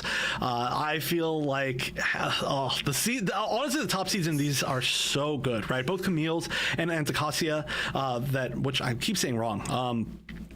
But there was a whole story behind that for last week. I mean, we gotta see it. Here we go. I think this is not the bracket that I was asking for. This is not the stats for the games. But you know what? That's fine too. Let's go with it. Yeah, we can just see the damage. Honestly, there was pretty good amount of return damage for even how fast that game was, but there is really, I mean, just the story is like the KDs. Not as good, though. Not quite as good as even the missile-based match, right? So, I mean, hey, it was faster. You're on offense. You got to do what you got to do. You make it quick, but yeah, I mean, what is there really to say about this? The moral of this story is, being able to dish the damage doesn't really count for anything if you cannot get the final hit, like the picks, right? And that kind of hurts because, I mean, if you look on the other side for repairs, there were only 3 repairs done on the side of Tokyo Monkeys, which, in other words, means, like we were saying, remember, they were pushed in so deep that they could actually take picks. If they were pushing so deep, they definitely can't get repairs, and unfortunately for them, it just seems like every single time they had their crosshairs trained on them, they were able to slip by, and so that kind of hurts Rizzards of Oz in the general. Yeah, I mean, it is really difficult to get those final hits, right? And especially, I mean, we did see the switch, but I feel like that was a really big issue with the team comp that Rizzards of Oz was using before, where both Mihiru can do a good amount of damage, but isn't the best at finishing people off, right? You got to get kind of a direct hit. And then being able to do the same thing with Gun Tank, right? Like, if they're comboed, they can kind of finish off with the Gun Tank, but a lot of times both of those suits are just going to do a lot of damage, and they kind of need like a really clutch, like Pale Rider player, for example, to be the one that finishes off the low life suits or something like that, something along those lines. And I think we saw a lot of that from them in this set in general, but it's, we got the bracket. It's hard to say. There it is. Yeah, so TwistedSin and Rizzards of Oz are actually not going to be playing against each other. They are going to be waiting for the losers of these matches. So that's going to be hell. Oh, gosh. It's definitely a tough path. I am assuming that the way this is seeded, they're not going to be fighting the one that's on their side, so they could just immediately the repeat match. But I do assume that the Asticassia versus Fusion match, the loser of that is going to be moving down to the bottom to fight Rizzards of Oz, and then the loser of Tokyo Monkeys and Kamille's a man's name, and I'm a man is going to be moving on to fight TwistedSin. Wow, this will be definitely interesting to see. And we have confirmation from the production that is absolutely correct, Chef. I don't know why this is a thing, but you might actually be psychic for today. Hey, you know what? I'll take it. Or maybe I've just seen a few too many brackets in my life. But both of these matchups, I'm really all right, fair. No, I'm really excited for both of these matchups today. Again, this is only day 1, and we do have 2 days for this weekend. We had 2 for group stages, so this is technically day 3.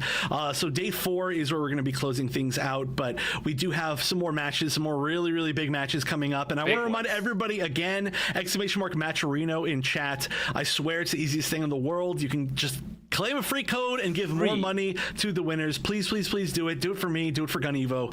Do it for these teams. What? Do Chef, it for Kamille. Free and money? Yeah. Is that it? That in fact is it. It is in fact free money for the teams that do get paid out. So if you want the teams that beat you to suffer, don't use the code. But if you want the teams that are get paid, then do it. No, I'm just kidding. Please, everybody, do it. !Matcherino again in chat. It's going to be a big tournament. Like I said, this is 4 days, which is the longest that we've had any tournament for what is now Breakout Esports. This has been a really big March. That's against every single team that was a part of it. But I want to see everybody get the reward that they deserve. But now we are 2 matches done with the day, and it looks like up next we're going to be moving to some of the most disgusting winners bracket matches that I've seen. Winners semis coming up right after this short break. Don't go anywhere. We'll be back with more of Summer Clash right after this.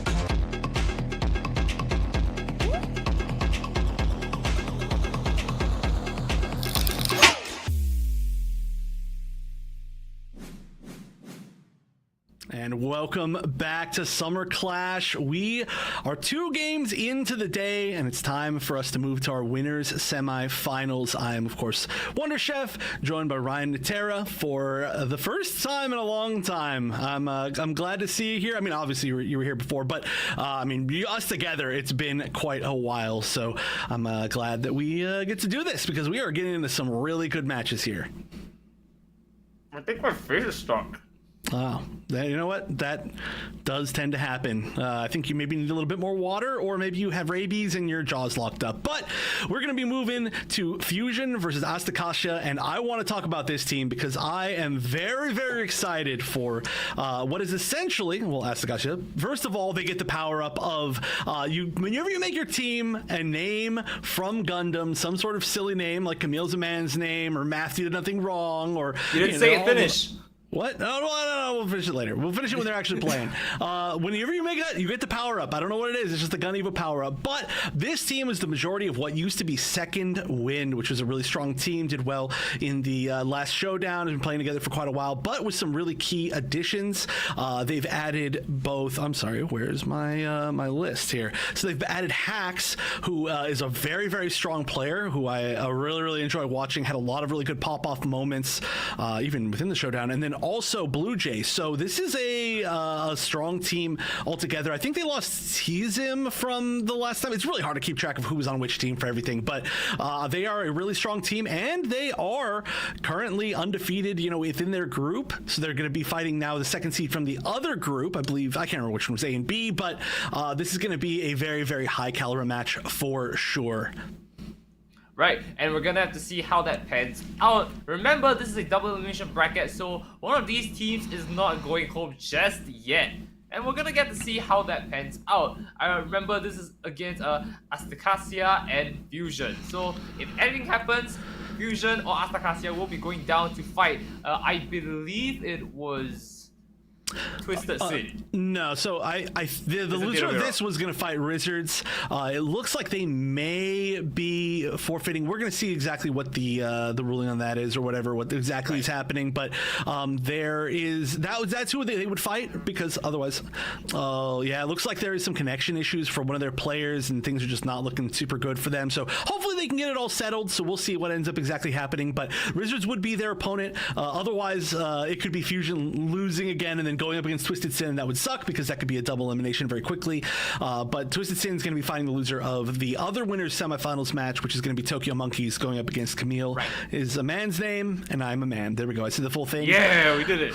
He did the thing. Right. So now Chat, he did the thing. We're at least all set up for what we've got coming in the future. I do believe that we're going to be doing I'm not actually sure which matches we're going to be playing today. I know we're going to be doing both of our winners semifinals matches, but then we'll see what exactly happens after that. Again, this is a 4-day event. Tomorrow's going to be our final championship, ultimate championship Sunday, and today is just going to be setting the stage for that. We're going to be sending, I'm assuming, at least one team home, but we'll see exactly how that ends up playing out. So I'm very, very excited for this game. Like I mentioned, Asticassia is a team that I'm very much looking forward to seeing. They were playing extremely well in the group stage, and they were the only ones to actually defeat Tokyo Monkeys, who we just saw with a very, very dominant performance. So just the fact that they were able to do that is a pretty big dub, I'd say, on their part, and I feel like they're probably playing together real well. They're a strong team of strong players that have been playing together for quite a while now.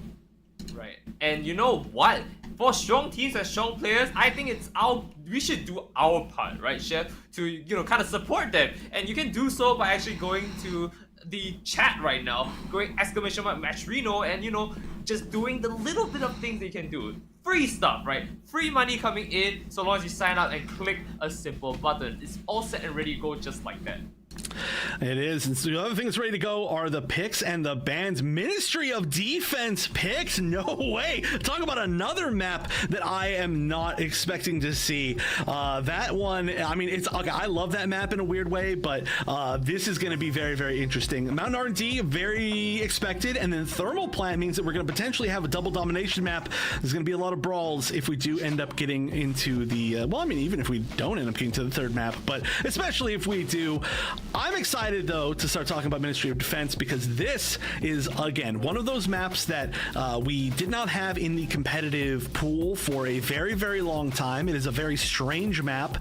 I think we did see it picked once. Maybe it was at Showdown or something like that, but this defense, especially on the first point, is very, very strange. It's a not a usual map. You have to have some unique strategies, but it does look like it was picked by Asticassia, so we will see if they've got some strats in the bag for it. Right, and you know what? That is going to be it. But I do have a question for you before we jump into the games anytime soon, Chef, and that is, which team are you going for? I mean, I don't know if I'm rooting for any team, but I think this is going to be a really good match regardless. Again, I do believe that T-Zim's on Fusion, right? And I think T-Zim was part of Second Wind before, so there is a little bit of a story, I think, sorry, chat, tell me if I'm wrong. Everybody switched teams so much in the lifetime of Gun Evo that it is so hard to follow it all. The art of misdirection. It is very confusing, but I do believe that at least when they played in the Showdown as Second Wind, T-Zim it's basically everybody that was on that team except for T-Zim is back on this team. So that is going to be interesting to kind of play against somebody that you were with. And I don't know. That's really all I've got going into this. I think both these teams are great, right? Fusion was second seed, only losing to Kamille out of their group, and an undefeated team on the side of Asticassia. I mean, all these teams definitely deserve a spot here. They fought their hearts out for 2 days, waited an entire week to be back here fully refreshed. I don't think any of them don't deserve a spot here, and this is definitely 100% going to be a good fight. If it was anything like the last few matches we had, we know this is going to be some high-level play for sure. And coming into the first map, which is Ministry of Defense, we're hoping to see when we can get into it ASAP, but I would like to see what picks we've got going for it. I mean, Ministry of Defense is quite the interesting map, like you're saying, and I want to know what you think are going to be picked up. Any suits in join, chat? Yeah, well, definitely Flyers have been pretty infamously good on that map. And nice. I do think, yeah, anybody who can fly. So I do think that we're probably going to be seeing some picks of Zeta, which has been working out very well so far throughout the day. I mean, there's only one way we're going to find out, and that's going to be actually getting into it. So let's get this match set up. We're going to be going a minute. I can't believe I'm saying this. Ministry of Defense. When we come back from this short break, is we're going to watch Asticassia and Fusion battle it out for the first map of their winners semi-set.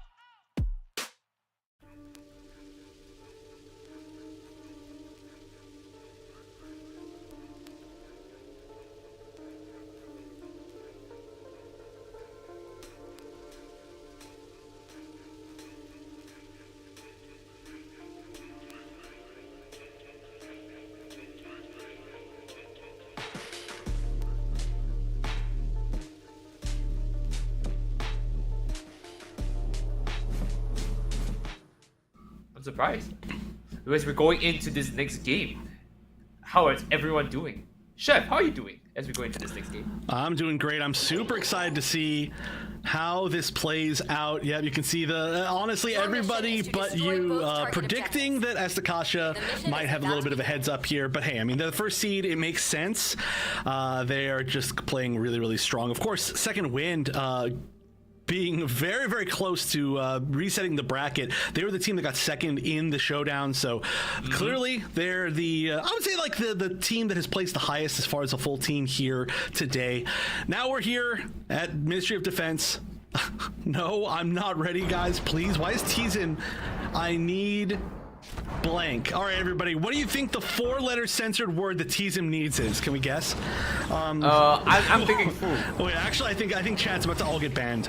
But all right, 10 seconds left. Let's see what we've got here. TwistedSin is going to be on the Dynamis. We are going to see. Oh my gosh, this is going to be really weird when if we end up seeing the team named player named VCI against VCQY that isn't named that. I don't know. Oh, we got the game time thing. Hey, look, we got the thing now. Fusion versus Asticassia. And of course, now we're getting into the fray here. This entire canyon is completely shrouded in fire, and they've got to make it work here. And now knocked out the count immediately. Team trying to follow up, but there's no avail. FCM almost getting knocked out by count, and Kurt trying to follow up, but to no avail. Everyone's hiding around that corner, and there's nothing you can do about it. Yeah, but oh, look at this. Oh, there was actually already a Mega Charge almost going down there on B. So we do see the Zeta, by the way, may I note. I do think that's going to be a big part of how this map goes. The flyers are so good. You can fly literally from your spawn door to the like Mega Charge site with basically one flight. Maybe not quite with Zeta. It does have a little bit of a shorter flight time than Methis or Ashamar, but regardless, the idea is still there. And the waypoint was taken, so that's going to be a good first kind of spot here for Asticassia, who is on the offense, but Red Protocol getting picked pretty quickly from the skies, air to air, and we'll see where they can manage to try and get this first push into play. Yes, Ryan is such a menace in the sky here. I do not know what else to say other than that. Look at that once again. But getting shot out of the sky like that little mosquito that it is, just trying to get swatted out there. But to no avail, just being annoying and just causing so much havoc on the other side. Oh, this is a big win altogether. The fact that it's on A right now, the A and B are very, very different here, but A is very hard to get the defuse on. You can see how out in the open it is. There's literally like 6 different angles you can hold to try and defend against somebody who's trying to defuse there. A lot of times we do see it be very, very important to have a Hyperion to be able to shield whoever is defusing, because you can't just pick off everybody. They run back by the time you catch them all. So already really good stuff looking for Asticassia. There is no Hyperion on the other side, and also the numbers on the advantage for Asticassia. So I would say they're probably going to be taking this unless something huge turns around. I don't really think anything huge is going to turn around just yet. I mean, you do have a G maneuver on standby here on the side of Jet's flying, but I don't think he's going to pump it just yet. I mean, everyone else is just holding on to it. We'll see CC also waiting for his trans ambient, but to no avail as you do see the Mega Charge basically taken out for the side of Asticassia. Yeah, if you can get that down, especially on A, like I mentioned, it is very hard to stop. So now A and B, very, very different on Ministry of Defense. We got the stat that we haven't seen this in tournament. I was wrong. I literally saw it so little that I forgot that it was in the competitive map pool. We haven't seen it since November of last year. That is wild. So yeah, B is a very, very different point. It's gonna be much closer range. I wouldn't be surprised if we saw maybe especially like once some of these units are used, stuff like the Dynamis being switched off, which was used. We'll see if TwistedSin maybe flexes over to something that's a little bit more close range. Nope, gonna be sitting confident. Oh yeah, they actually did it right after I said it. Going to RX-78. Yeah, caster curse. And the waypoints. Okay, the waypoint is gigantic here. This is also why flyers are so important. You can fly over the little wall between the waypoint and the bomb sites, and you really need the waypoint to be able to attack this site effectively. Yeah, and as we do see exactly what you're saying here, I mean, they're gonna have to do some bit of maneuvering around here, a little bit of a cheap maneuvering, ask me. But look at Juice, a little tunnel here, just going straight down the middle, the bullets are flying, and nothing is getting cut off from it. Oh yeah, this is a really good defense here from Fusion. This is looking like they might be able to get the retake. Yeah, it looks like we're gonna have Kirk. Oh no, that is wait, no, all part of the plan. All part of the plan. Accidentally landed on a target. You know, we take those. There's definitely it's a hero landing. It's hero landing. He got exactly where he needed. Yeah, no, honestly though, that was really unfortunate because then they didn't have enough players to retake that waypoint, and some G maneuvers were popped. Now look at this, 4 G maneuvers up on the side of Asticassia. Looks like the funnels are being used by Exponent just to start things off. Well, that was weird. I don't know what just happened right there. Stuck in the lift, apparently. But this is going to be a really good opportunity for this Mega Charge to go down once they use these G maneuvers in this push. They have a good chance at this. I mean, they're planting the Mega Charge once again, trying to do something about it, and they've got it. Now, all they need to do is hold this point down. You were saying the A is completely different from B, and I can absolutely see that. It's not an open airspace like you said, but still a pretty wide margin and room to like fly around and take corners. Ooh, this is a retake. That's really good, actually. Oh, but the disarm looks like it might go off. I'm not sure if anybody's there to stop it. No. So they did trade the retake on the waypoint for the disarm on the bomb. But the fact that they got any sort of mileage here is pretty good. Looks like they're actually just replanning on B, which is going to be the lower level too. Chaotic not quite able to get that follow-up right there. Unfortunate. But as we do see again another fight coming in soon, a little bit on the lower end, and he's able to chase down and knock down for the count. Kill is on head, Hades is popped off, and they're gonna try and make a very strong retake, but no! Nothing happens from that. Buddy comes for a corner, takes one, and now he's looking for the second one. Goes in for it and goes and defends it as they're able to hold on to that side. He's disarming the Mega Charge there. Right, even with the Super Napalm being used by Mono, that was still, they were able to get that. Again though, there is just, like, the more time you give is big, because a lot of times you won't even be able to get to this point, so this is not looking like the worst thing in the world for Asticassia, but this is looking like Fusion's really found their footing to defend here, and they are just playing this close range game a little bit better. The Zaku 2 ranges are definitely dueling a lot here, and that's one of the biggest suits, in my opinion, for this point, because there's so much mobility here. But I mean, this is just a weird site. B, there's verticality to it, there's like flanks to it, but it's just all one big building, so there's just a whole lot to think about. It's just a beautiful world. You want to play that's where that works, right? And as we do see them trying to hold on to the Mega Charge again, trying to make some take here. Giant G-Maneuver holding on to the point here, giving us some time to hit, but they only pick up one, and that's it. Sorry to point it out here, Nihal, but getting taken out by their own grenade right there, which is a little bit unfortunate. And again, we've got a lot of G-Maneuvers being built up. It seems like the strategy for Asticassia was to build as many G-Maneuvers as possible and then go for one final push, because yeah, that's all they can do. On the other side, though, we do have jets flying with that, so well, with nothing, because you're dead. That's a triple right there. Nice, yeah, Chaotic. Such an incredible, one of the best smart players in the world for sure. Being able to use that very, very well, and look at that, a full team kill. This is going to be, they get to decide where they're planting. They're going to go for B, it's going to be on the lower side. Might be a little bit easier for them to get back to. Now, the big thing is there's still 4 G maneuvers on the side of Asticassia, but it looks like we're going to see jets flying using the Zeta one and not getting that much mileage out of it. I think that really needs to be the way to get back into this. I mean, okay, X-Men is popping funnels, and Amano's going to be popping the Super Napalm as well. Ooh, and this is not looking good as they try to go back and forth here. The Bombard's got out of town here, going down with 50, and another pick there. 3 pick! What am I even thinking? MCM is also going down for the count, but just in time, able to save his teammate with a little bit of reinforcements here. But now they have to take this fight here, and now before they get anyone prepared and back on the fight, they have to just retake this one more time. Not allowing them this up is going to be crucial here. MCM is just holding the fort down with the entire team. Everyone's up, they have 2 G maneuvers, and that kind of spells the game for them. What could they have possibly done? Even if they return to that building. Like, there was nothing they can do with Achievement was up on standby. This defense looked really good for them. It did. I mean, I think that was what, about, so you can actually see it, 78.7%, so that's pretty good altogether, but Fusion was holding on so well, especially considering the fact that they kind of got, I don't want to say run over, but they very quickly lost the first point, right? But again, They slipped. Yeah, and that does happen, especially if you, like I said, if you give up A on the first point, that does tend to happen for sure. We can see the damage numbers here. Neo Nile, miles above everybody else. Really, really good stuff, but this was a close back and forth brawl. Just Neo Nile definitely taking the numbers there. And I gotta say, your girls MCM, really cool to see here in the tournament, playing very, very well. Definitely a player that I've run into on ranked plenty of times and know well, but they're really showing off. I think that was a really good showing. I think both of these Zakutu ranged players that we have in that last game are extremely strong, right? Hax and your girls MCM, they've been showing off of like what they can do with these suits for quite a while, and it just came down to the fact that, I mean, they weren't quite able to close it out, but still, that's about as close as you could possibly get. I mean, that's why you gotta support them. I mean, like, you know what? If you have the time, right now, you have a few seconds before we go into the match, go to match, you know, and give them a little bit more of a boost in their little prize pot here. That's right. One of these teams, I think, stands a really good chance of making it for sure into the money. Well, actually, I think they might be guaranteed into the money. It's Fusion. All right, you're calling that right now. I'm calling it again. You know. We got the shot. Stay with the underdogs, and they're looking good. They are looking quite strong. Let's see how well they can make their offense happen, though.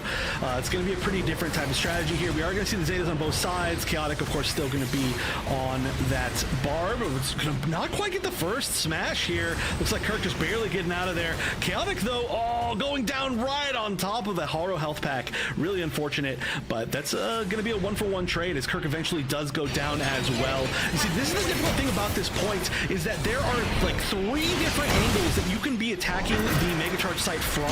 It's very difficult to play defense here for a really long time without just literally sitting on the bomb side. Wow, 3 picks really, really quick on the side of Asticassia. Oh, Kirk's on alone and he's knocked out just like that. I did not love to see that, as they're able to now just push in for a free pick and a chance at Mega Charge.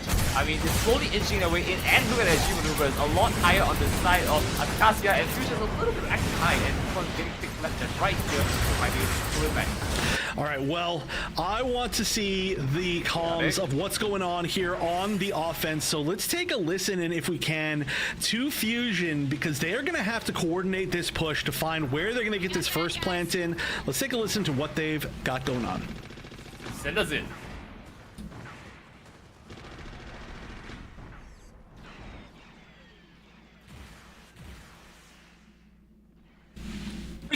Reset! He's one, I headshot him. Oh, he grabbed head. Aw, bro. I'll come with that. You gotta throw your axe or Pale something. one, absolute! I didn't have it at them. It's okay, reset. They're gonna go for waypoint, just don't die, okay. Yeah, we need a hold for waypoint No, right it's now. not. Just hold way. They're going for relay. They're going for real. Go, spawn main, if you die, spawn main. Ashmar dead. Take left side height, spawn main, take left side height. Man. No, we need to regroup. We're staggering, we're trying to push in. Yeah, you guys aren't shooting back. Just chill. Yeah, I was gonna say You guys are just chill. dodging bullets for some reason. We go height. Reset. Fucking try that in front of me. Left side height, push now. Do now, go. Mobbing.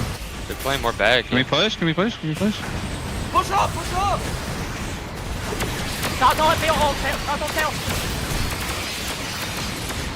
Orb weak. Take waypoint.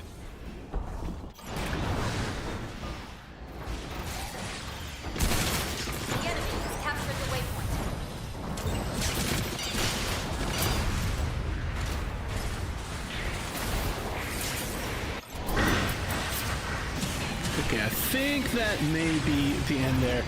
That was somebody was really hype. I couldn't recognize voices exactly. It's definitely a little bit quiet for me, just listening to it. But wow, they are for sure into it. I love hearing the comms. That is definitely one of the coolest things that you can end up hearing. But I mean, they still need to make this push, right? They still need to make it happen. They've gotten a lot of like picks. They've got a lot of teamfight essentially wins, but they just haven't gotten this mega charge down. So I just don't know exactly what they're going to be able to do here. Oh, is this going to land? It's going to be huge. That lands on 3 members, 4 members, but there's a stun in return, and they do actually get picked. That is such a great way to stop things from the side of Asticassia. But there was, in fact, a kind of sneaky plant on the B bomb site right there. Now, it doesn't look like there's going to be a whole lot of members available to stop it. There's 40 seconds left. All that we need to see is Asticassia just hold on for a little bit longer. Chaotic also, man, has the Barb G maneuver. That could be everything. But on the other side, Jets has the Zeta G maneuver. Oh, but that's assuming there's anybody even follow it up. I apologize, it seems I have maneuvered a JJ and completely mute my mic, but I'm back, and yeah, you're absolutely right, Chef, and they're able to retake that very convincingly, and they're able to push in just like that. Very convincing, 10, 9, 8, 7, 6, they're nowhere close to making any sort of return here, even if they push in. I think this one seals the deal right here.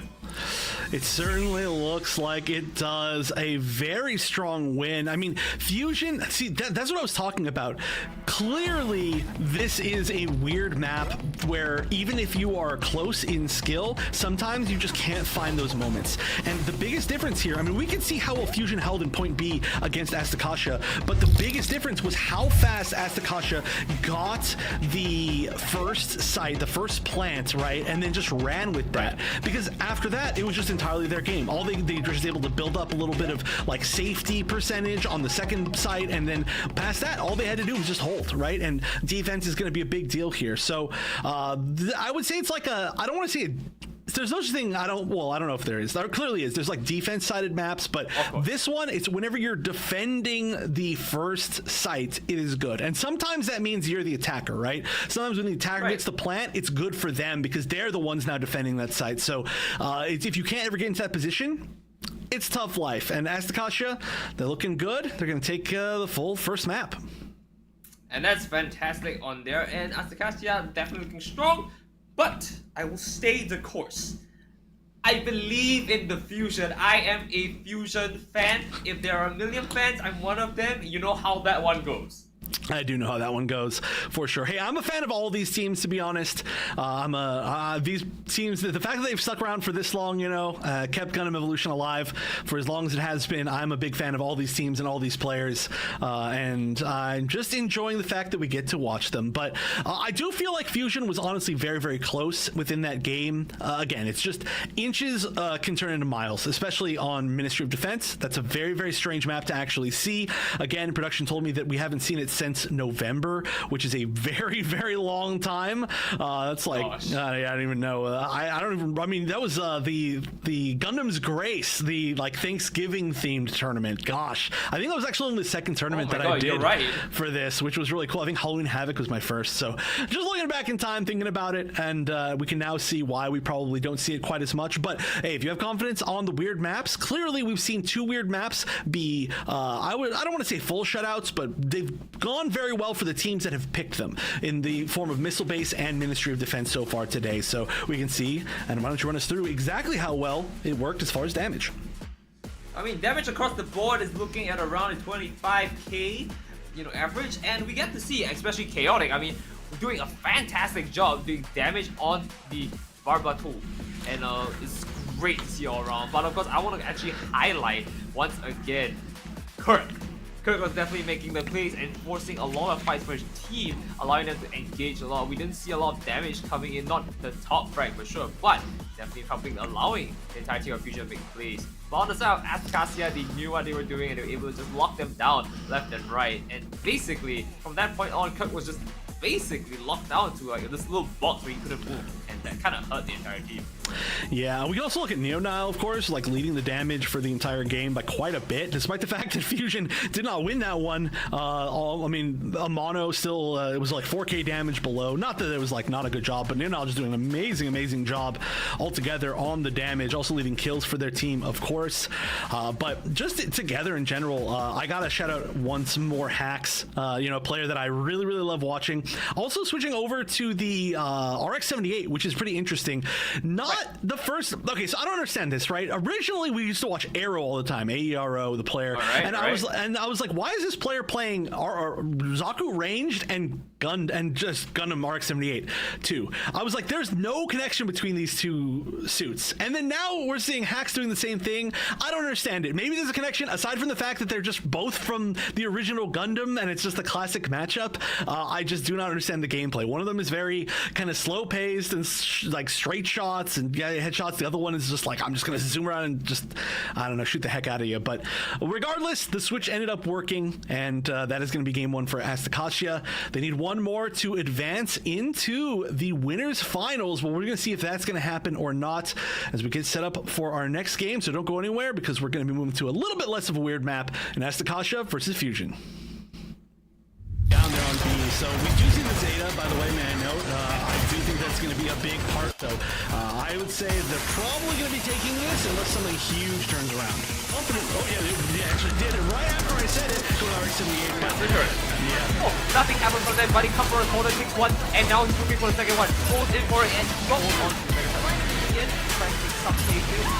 Giant shoulders holding on. So we do have jets flying with that. So nothing, because you're... Wow, that's a triple right there. Ooh, and it's not looking good. He's trying to go back and forth here. The Bomba got out of town here, going down to 50, and another pick there. 3 picks. What am I even thinking? And so I just don't know exactly what they're going to be able to do here. Oh, is this land is going to be huge. That lands on 3 members, 4 members, but there's a stun in return, and they do actually get picked. That is such a great way to stop things. I think this one seals the deal right here. It certainly looks like it does.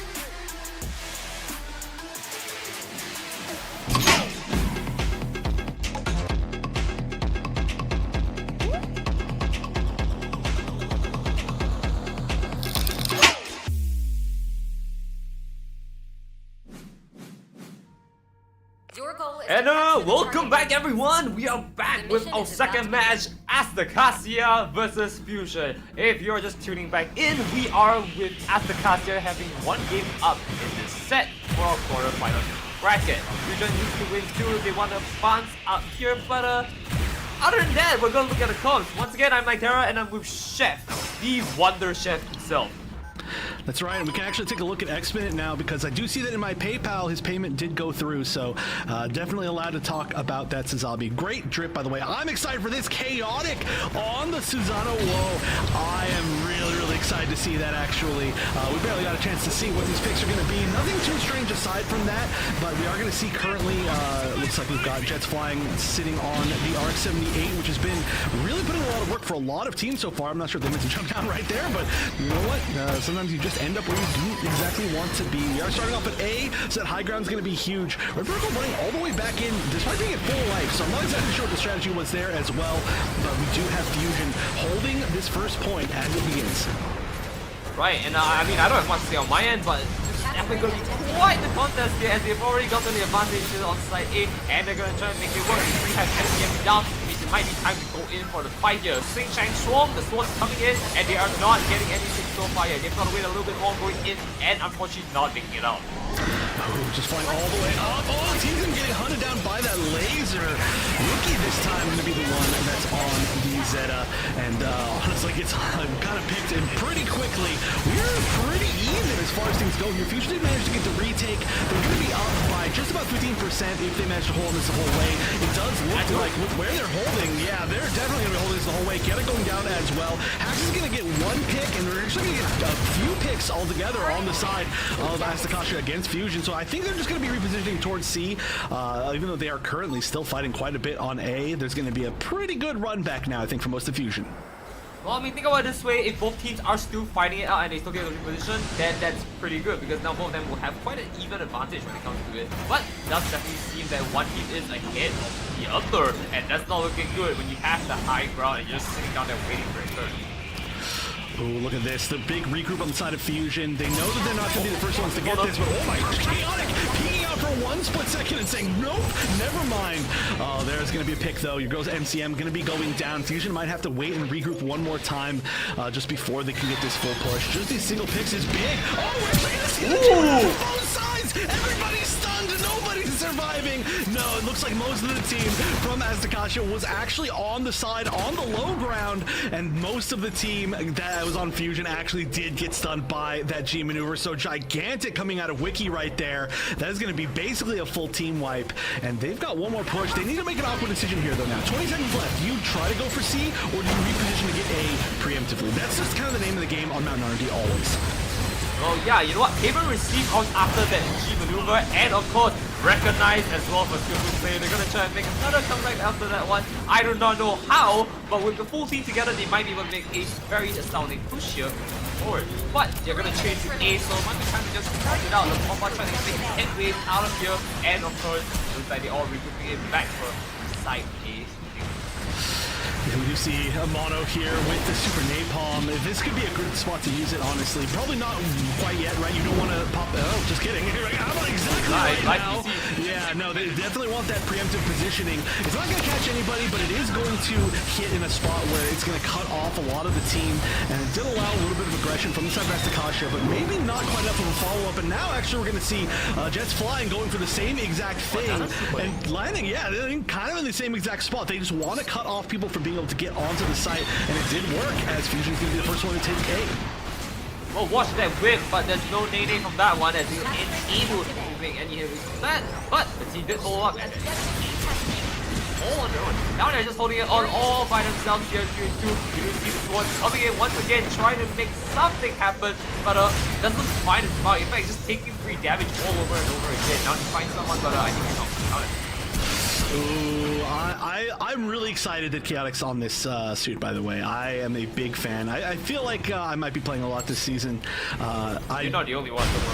yeah, no, I mean, Chaotic, of course, like I mentioned, really well-known Bard player, but being able to see this little bit of flexibility, getting on more mid-range damage, very cool to see. Regardless, Asticassia not going to be able to close it out on A. It's going to go back to B, which is a really awkward final spot. And this can actually be really tough for Fusion. I think it's a little bit more tough if you've got to hold one spot for the rest of the game if it's B. But they are going to have to. They're not going to allow almost any percent for Asticassia, or they lose at this point. Yeah, and that's exactly the biggest problem they have right now. They're gonna have to try to make it happen, but it's gonna be hard. Now coming from the corner, Chaotic is trying to make a fight here. TFL is coming out, and I do not like the sound that she's the two runs away. 1 minute Very good. remaining. See if they can take any other hit waves from that.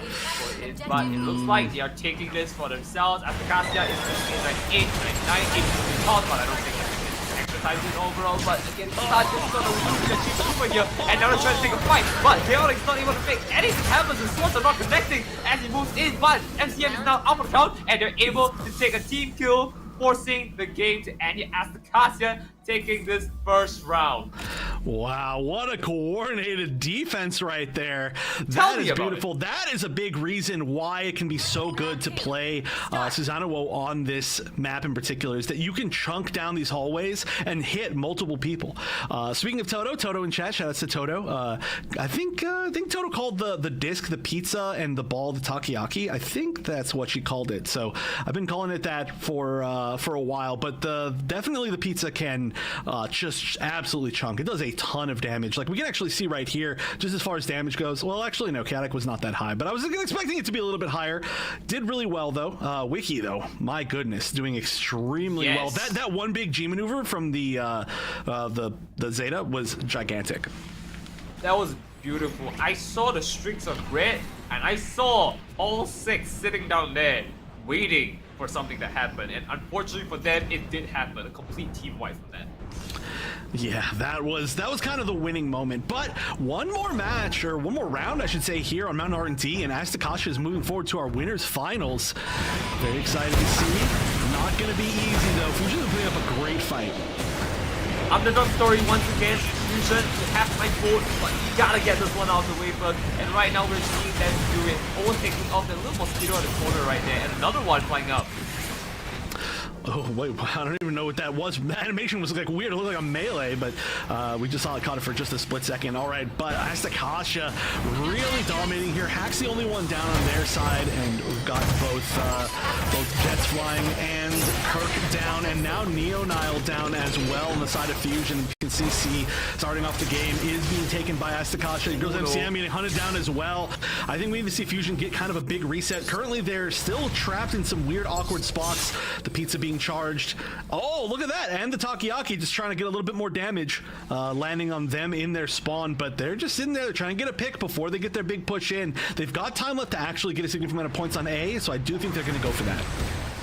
Oh, I don't really like how they're getting so much points on that. Even something they want to try and make it at least top point from it, right? And we'll see LeBomba getting nicked just a little bit, but at the very least, it's not out of the count. The whole team is there together now, but again, that's like, no, like, Jet Spy is going in and taking it out. So much damage is like that. Not allowing them to go out. And the bomba is now off on the count. 3 members of that team playing under different names. Just saying Fusion, not nice to casters. Thank you. They got less than 1% at the end of that. Oh, they got, was it 0.5%? I actually can't even see. 0.5%. It is 0.5%. Okay, yeah. They managed to get less than 1%. Now we're going back over to A. This one's definitely been like an AC moment, more than we expect. Chaotic building up a little bit more damage. Also, of course, building shields when you can start running away with things with Susanoo. Oh, that looks like it actually hit. Looks like, yeah, Chaotic did finally get a pick there. Yeah, with and that's going to mean, like I mentioned, that's more and more shields, so you just can start running away with things. Sees him using the shield on the RX-78, but with Susanoo really close, you got to back up, and that's exactly what he did. Well, the RX is doing their thing. I will be the IDK, and I will carry on thinking of how they can potentially take this site A back once again. They have 40 seconds on clock, and it looks like they're able to push this bit by bit. But however, Jet's flying is a little bit now, it's a bit lower than half. But they have 2 teams in this game. Everyone's trying to get something in, and then pushing it forward. But sees quite a little bit of a strike here, and he's going to move the team. that was a big chunk. X-Men very, very low, but I don't know if that was actually a true follow-up to that G maneuver right there. It goes MCM very, very low. I mean, that was a really nice one. I understand how juicy that was. It did. But just while that was happening, too many other members, I think, of Fusion went down. Chaotic's finally going down. Mono's extremely low, but nobody to threaten, so he's going to be healing back up. And we are looking close to a perfect. Going back over to C one more time, and that is really good for Asticassia. They're going to be able to jump immediately over, get that high ground. And they're just going to have to hold for a little bit longer. Oh, the pull! That's huge. X-Men going down. Then actually both teams losing their Sotheby's, so their front lines are completely crushed. This could be a big brawl. That's going to be really good for, I mean, especially I think the, oh my gosh, the Zeta. I'm still trying to remember the name, because now it's going to be a big G-Winner potential, and we are going to see it actually from that side. And that's going to be 3 follow-ups as C is about to open. 11% is all that's needed, and Fusion does not have time to regroup. They have to start running there. They have to make it on the point to extend it. They have to conga line it. I don't think there's anything else we can do about it. But can we talk about the response to the G maneuver? Going back into it 1-for-1 anyway, able to walk out. Got 3 kills as well. Can we talk about how they're pushing them into their spawn as the Gundam? Yes, we looking can. so we good. I'm so excited that we got to see Chaotic on the Susanoo WoW. Again, we haven't had any tournaments on Breakout Esports since Susanoo WoW has come out. We haven't had too many tournaments except for Breakout. I'm sorry, Breakout. Oh my gosh, there's too many names here. Except for the I don't know. Forget it. The point is, the point is we haven't had very many tournaments with Susanoo WoW. So, except for Crosshair League, I guess that's true. Crosshair League as well. We haven't seen all that much, and I was excited to see Chaotic play it very well, as we do expect to see from Chaotic on pretty much any option that they choose to play. But as Asticassia, we can see a reason why they were undefeated in their group, staying undefeated as they're going to move into winners finals, guarantee themselves a top 3 spot. Definitely felt like Fusion was always on the attacking side to some extent. Even as defenders, they were the ones trying to make some level of play, knowing that, you know, maybe they are still the weaker group in against Asticassia, right? So they were trying to make plays for it, throw the G maneuvers out, something to make it work. When the Super Napalm was out, they responded with a Super Napalm. When they tried to pop into Hades, we saw what happened there. They were basically just getting countered over and over again, and it's just not favorable for them. Fusion definitely had an upper hand in that, but Chef, I don't know what to tell you. I don't think that, you know, their aggressive playstyle in the end worked out for them once they adapted. Yeah, I mean, honestly, I still feel like it was close. I feel like that last round just did not go well for them. I felt like every other situation that we had throughout this entire, set, I guess, like they felt like Fusion was really putting up a fight, but they just weren't able to kind of find their groove. It kind of felt like they were losing it over the course of this set a little bit, and they just need to pick it back up, and they can. This is still the winner's bracket. They still have a chance to fight back for sure. We can see though how the damage went, and look at that Wiki, so far and above everybody else with a 16 KD, also a Mono with a 27 KD. But I gotta point this out, we have seen, usually Zeta is pretty strong because it has a really strong G maneuver, because it can have some utility, but we don't usually see it as by far the highest damage in a game. This is the first time that I've really seen one pop off, and definitely at the hands of Wiki. Right. And I also want to note that there's a lot of players that are making plays here. I would like to note that the two that I really caught on to was from X-Men and Jet, right? Because they were the ones who were definitely sitting down at the front and holding the fort. And you can definitely see that it made a difference. Whenever Jet was down, you could see them pushing in for the side of Asticassia or the side of X-Men. Whenever X-Men was down, Fusion was definitely making a lot more hitways. And as well as Gold MTM pushing in for a lot of control in the area, you know, it was just a massacre every single time we saw either side throw a napalm or had their suddenly go down. Yeah, the fact that we had such similar comps from both of these teams meant that it was a really interesting, like you mentioned, like kind of counter to like your own options type situation. But honestly, I mean, the entire team of Asticassia playing extremely well. There's some members we haven't talked about. Red Protocol, of course, extreme MVP, doing a huge amount of damage and really playing the flanks really well. Hacks as well, being in all the right spots. And yeah, just every single member, I guess I already did talk about Hacks, but every single member of that team, they're playing extremely solid together. I think this is probably the best they've all really looked, and there's a reason why they're now guaranteed in that top 3 spot.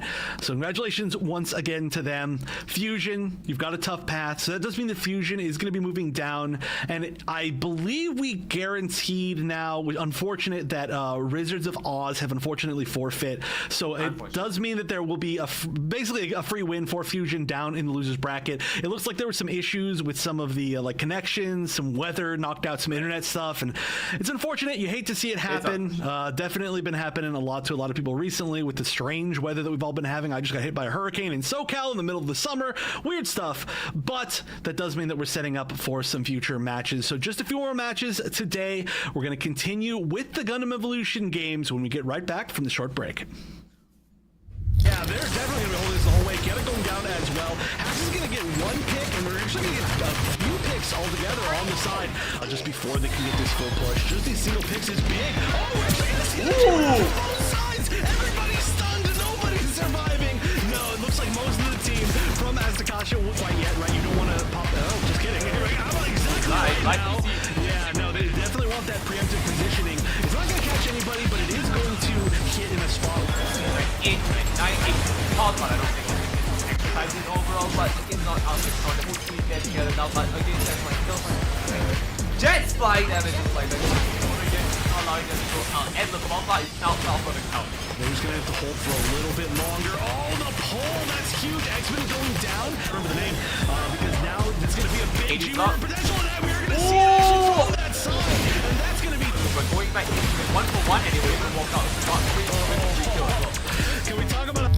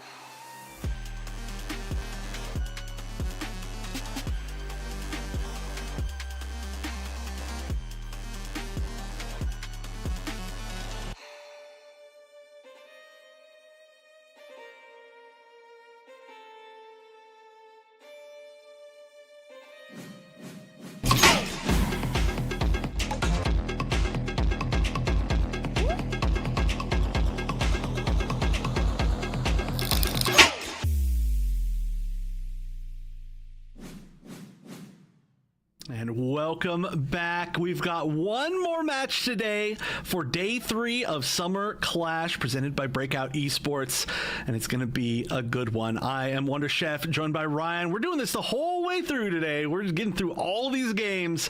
Yes, we are. Yeah, they're good ones, so I'm glad. And like I said, one more match that's going to be Kamille's a man's name, and I'm a man, taking on Tokyo Monkeys, who looked extremely strong in their previous match. We do know now, though, of course, that Rizzards of Oz had some connection issues based on weather, which is unfortunate, but they made it here. That's what's important, right? They did a great job of actually qualifying, and they, that makes them already above 50% mark for the entire tournament, a little bit higher than that. So this is going to be our last match, like I mentioned, of the day. We do have a DQ, like I said, from, a forfeit, I should say, from Rizzards of Oz. So Fusion's moving forward to the lower semifinals. That would have been our last match of the day, but now it's going to be just this, and we'll see who's going to fight TwistedSin and who's going to be fighting against Asticassia in the winners finals.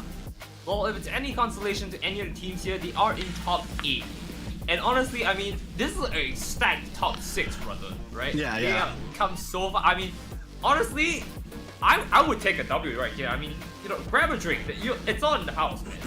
They deserved it. They're here and they're ready to go. So now the question is whether Kamille is really going to show them why Kamille is truly a man's name, and you might truly be that man.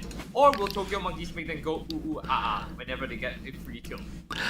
This is a really, really exciting match. I was excited for that previous one, but I think this one is going to be the one that I'm really looking at. Again, these two teams were in separate pools. If anybody didn't watch the previous days of this tournament, there were 2 pools, A and B.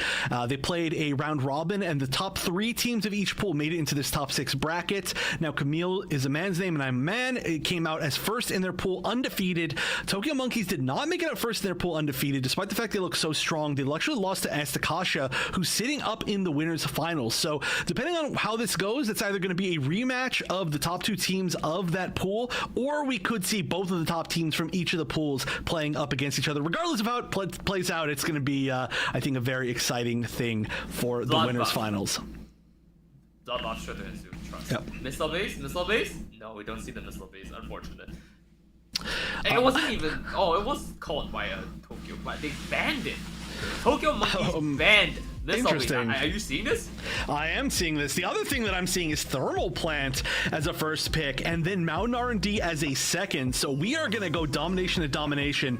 Hope everybody's ready for some fights. We just saw Mountain R&D, and that was a lot of battles, let's just say. And we're just gonna continue with that. Underground Command Center has been probably picked almost every single set that we've seen today, becoming the most commonly picked map for sure. That might be the stat might change for that at the end of the day, but I'm excited. This is the first time today that we're going to be seeing Thermal Plant, and this is a map that really, I guess you could say, rewards the teams that are good at these scrambles, these scramble fights. Sometimes you don't fight together exactly as a team. Sometimes there's some weird line of sight issues. Sometimes there's you have to kind of split off into these separate little skirmishes, and the teams that are good at that, specifically, we've seen the teams that are great with like kind of speedy melee suits have really been rewarded for this. And clearly Kamille, Team Kamille has chosen this as their first pick because they feel confident in that in particular.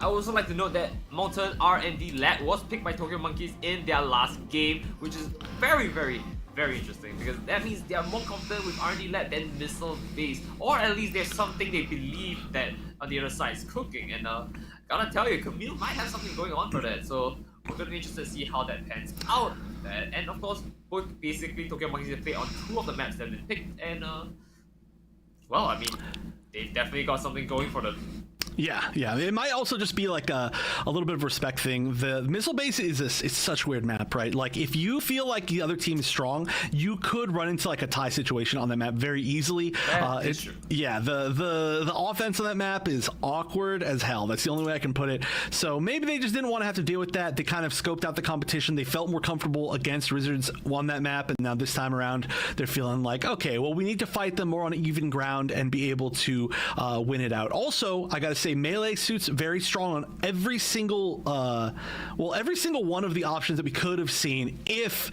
we did see it go to Missile Base. There's some really great angles for melee suits, and we maybe don't have like as much of a level of confidence on the melee suits from the Asian team here, Tokyo Monkeys, so that could be one of the reasons.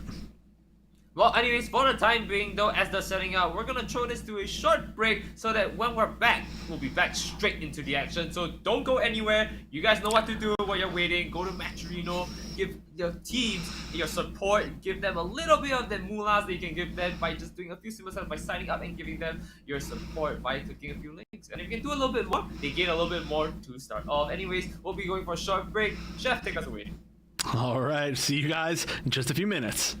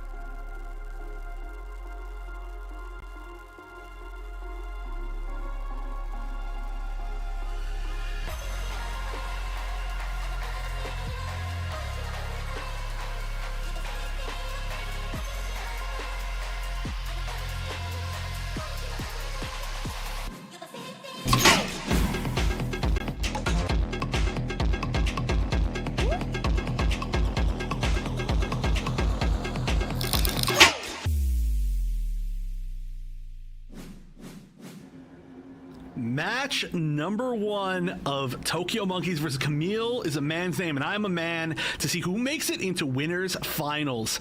And this is going to be our last set of the day. But as we get into this, I want to hear right off the bat what the strategies are going to be for Team Kamille. So let's take a listen into their comms as we're starting off this first match of the set. Doesn't matter. Remember On top right. being Susan and whoever else, the mini. Yep. And then everyone else, other side, C side. Let's get it. Okay. I will go under and flank. Yep, I'm gonna go inside. Watch for the a Susan and Jim. They run Susan? I don't know. Oh. 1 week, 1 week. Dynamis, they have Dynamis. Second one, nice. Dead. Confirmed. They have Jim on the right. Jim on the right. Here with me. Jim off. One flag, I'm getting health quick, I'm getting health quick. Running south. They're turning for me, they're turning for me. Sounds one. Literally one. Okay, arrows down. They all Down turn a for me. half. One's flanking. Hill gun on Got one. left. Two on the right. Two on the right. I'm half. Yeah, I'm low as fuck. Healing. Second one left on the right. I'm out. Let's flank. We have lights On last week. Sounds low. Dead. I'm Confirmed. point. Help point. Held down. Held confirmed. Jim is one. I'm holding right side. Jim tagged. Jim half. You can Zeta low. Dynamite's up with me. Dynamite needs help. Jim no shield. Dynamite's top.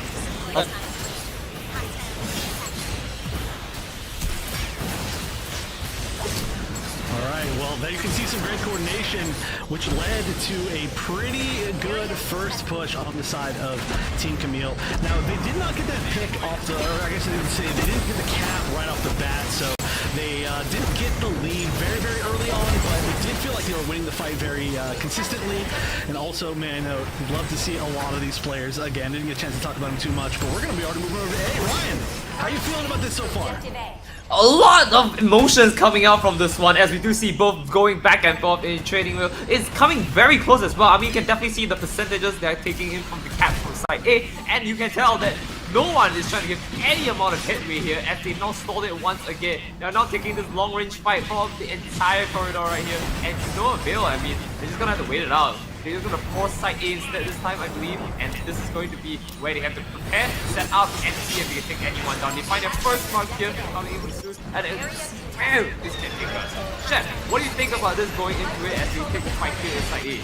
I think resources are heavily in the favor of Team Kamille, but they're now down 2 members. Casino and Arrow both going down, but it looks like Focus is going to be popping that Hades. Zyrus popped the punch as well. We'll see if there's too much of a follow-up here. Doesn't look like all that much. They were able to get a lot of damage in, and there we go. Now they're all starting to fall as time goes through. We're going to see the funnels pop from Yachty in return, but going down immediately, that's going to be a little bit of a waste. And this is currently going all the way towards Kamille. They just have to hold on to this point. They didn't need to get the full team up to get the retake, so they are definitely happy with how that turned out. All I'm seeing is a Ping Fang Boom and to no avail anyways, but at least you go in right now, you just see the sword and you might get something off of it, and eventually they do make something of it. But now holding objective A here, making waves as they go along here, slowly clearing out the side here, just for them to come out on top. Tokyo Monkey making such a strong approach here coming in, but they're locked out just like that, 38-52%. I do not know how this can get any worse. Just a little bit more could have what he needed, but unfortunately, the Tokyo Monkeys are a little bit stalled out here, and now they need to take for side again, and to take one here and there. There's a little bit more, hopefully, giving a score advantage moving to side. Yeah, this is just, I mean, this is close, right? This is a very close fight, as we expect it to be between these teams, but the points have just been slightly in the favor. Oh my gosh, hold on, there's 2 picks and a pick back up on the side of Tokyo Monkeys. However, they're going back down in exchange. I don't think any team is easily going to be able to capture this point very quickly. Yeah, look at that. Even Casino trying to get in, trying to just step on the point, but neither team can. Nobody's capturing this. It is so heavily contested with how well both these teams can aim. We are so far into this point and nobody is taking it. We'll finally see Kamille take it. Yes, finally. Oh wow, that was the death block for sure. They were slowly going in for it. I believe that was the one pick that they needed to go in with it. If they did not actually enter it and start, hold on a little bit longer, they I have not done it at all, but this is a fantastic thing coming from the new man's name and Ahmed as they are able to go and push in for another solid lead here. I think they're going to at least block it out 70% if anything, and if I take this percentage here, I don't think it's going to help out. And Cyber is going to be unlocking just Yeah, there's no point to retake that. So now we are going to go to B. This is a really nice one to be able to hold. Oh my gosh, what a beautiful angle for that flame grenade from Zyros. Amazing, amazing players on the side of this team. May I note, not exactly the Kamille team that we saw in the Gundam Showdown 3, but there's a mix of that and Matthew. Oh my gosh, whoa, jumped on! Oh my gosh, that was a jump scare. They were like, huh, maybe I'll get a pick from behind. And then suddenly 4 members of Kamille just jump physically on them. That was terrifying. Oh, that's not good, that's not good. They are losing quite a little bit of members of Tokyo Monkeys down. 3 was down and they do get a response back, but now that they have lost their advantage here, it looks like this man's name and man is going to be holding on to that point all themselves. I really hate to say this, but it's looking like a very dominant lead. They are so commanding on this one. I don't know how they can possibly come back around. Yeah, man, this is cheap. Why is Omni stacking? Why are we letting Omni stack? Come on. You're ruining the game for everybody else. Just kidding. They're doing such a good job. This is, again, looking like a win for them. There are a lot of juniors on the other side. Focus, though, being able to pull down most of the enemy team. It looks like they're just slowly falling. They do okay. There was actually a recap on the side of Tokyo Monkeys. This is a chance. They got 2 picks as well. Yunoki switching over from the Arc 70. Oh my god. Yeah, a little bit more. Again, they're back to the side B with Kamille Mandy on my man. They're already taking back. They need a complete 100% if they want to do this. And they actually try to complete back once again over and over and over again. But we don't see Tokyo Monkeys doing anything with it. They have one G move up and burnt out, but nothing comes out of it. And the extra time keeps getting out back and forth. You hate to see it. They do retake it. Fortunately enough, and Kamille Mandy is gonna win it out, and they do have a chance and coming in for Headhunter, but they're not making any shots out here. Nothing connects here, and it's gonna hurt them a little bit more. They need some connects here so that they can at least hold on to that point a little bit longer. It's all they have left. They're playing so smart right now. They waited out that Trans Am, knowing that Headhunter is one of the strongest members of that team, and they have all their resources now, and this is going to be one big potential final push for them. They've got 3 G maneuvers. No, focus going down, but Casino's still going to be going in, and that's going to be a huge first start to this. They just need to grab it back to at least prevent these points from being retaken. Lysic's coming in as well. Oh no! Oh no, that's going to be a chunk. Lysic taking out at least 1. The retake is happening. They just need to get everybody else off. 3 members left on Tokyo Monkeys, and they're not going to be back on site, I don't think, in time. Lysic just swinging at the wall, and Kamille taking round number 1. And that is it. Kamille's a man's name. And Chef, forgive me for this, but I'm a man. It's taken the first game. Tokyo Monkeys looking really salty after that one. That was so close to victory. Close was an understatement because just like it was in their grasp, it slipped away. I mean, again, that was a really good retake from Tokyo Monkeys, but I can not possibly like explain how smart their play was, that they were able to just kind of sit and wait and not actually push through that Trans Am and allow themselves to lose a little bit more percentage because they knew they were going to have the advantage after the fact. Yeah, and the gym was actually in the wall. That's really weird. I don't know exactly what's going on with that, but that was still a great smart choice from Team Kamille. Tokyo Monkeys, they're holding up. They're just slightly getting edged out. This needs to be one of those games, I think, for them, where if they want to win, they need to make some really big adaptations. Well, if you ask me, I really do think that that was all they needed. Tokyo Monkeys having an advantage at the very end there, but just slipped off because there's so much G moves on the other side coming from Kamille's Mandy on a man. That's not what you like to see at the very end. I mean, obviously they're just gonna pop everything, right? Down the toilet, if they make it, it's gonna be a beautiful flush. Oh my gosh, all right, starting off immediately, Profi taking out Suraimu, and that is going to be already a really big spot because you really want that flame to be able to hold on A. A is going to be a really big choke point type match. Everybody's going to be stuck fighting in this pit, so all the AoE damage that you have is going to mean the most in this particular spot. Usually, an interesting switch over to Zaku 2 melee. I didn't even get a chance to really talk about that. Not a trick that we've seen so far today, and not one that we usually see all that often. They get buffed a little bit over the past few patches, but we'll see if this ends up working out. Does look like at least Tokyo Monkeys managed to held on to this at the start. Hold on to A. Oh, and they're pushing for another quick off right there, and it looks like Kamille was a man's name, and that man is looking mighty hot here, as they're able to just continue to push this advantage forward. Able to just move forward, take a few hits, while still trading, and still have the advantage to move backwards to steal out the team. Okay, this is almost exactly what we saw. Like the first fight went to Kamille in the first round, but they did not catch the cap, I guess, early on enough. So they do have an advantage, not a huge advantage. We are going to see after this Listic.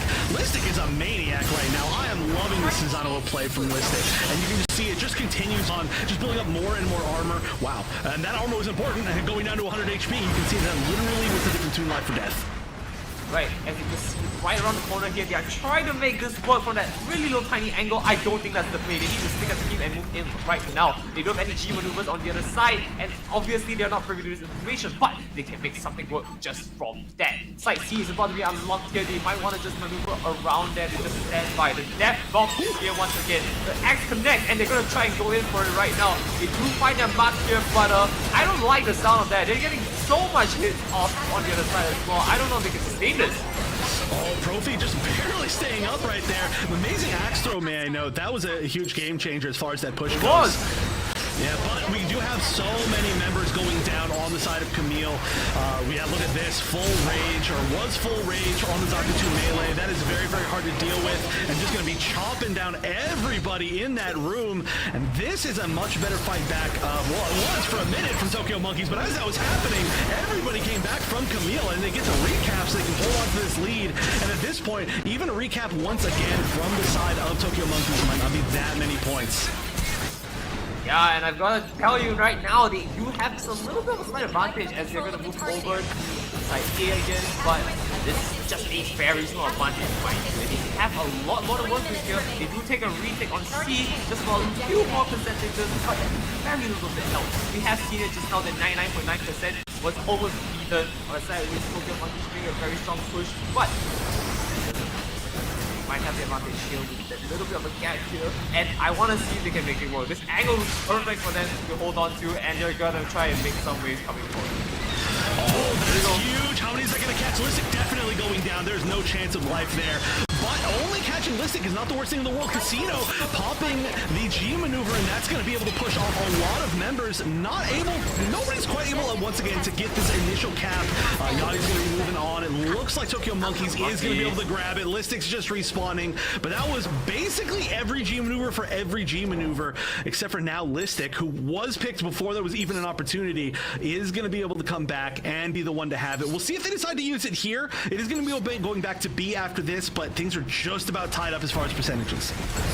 Right, so now as we move around the corner here, they can go with Trent and trying to push in, goes for the Takoyaki, but nothing to go with Bill. Gets a nice slice off here for 9% here, and another 72 of that, and thinking is, wow, a beautiful trade for 2. And again, third one though, we're not seeing it happen, getting a little bit of a heal here, but the score fight ensues, and we're gonna see if we can take anyone out. I do believe we have a clear victor right here though, and it looks like he's not walking away scot-free, unfortunately.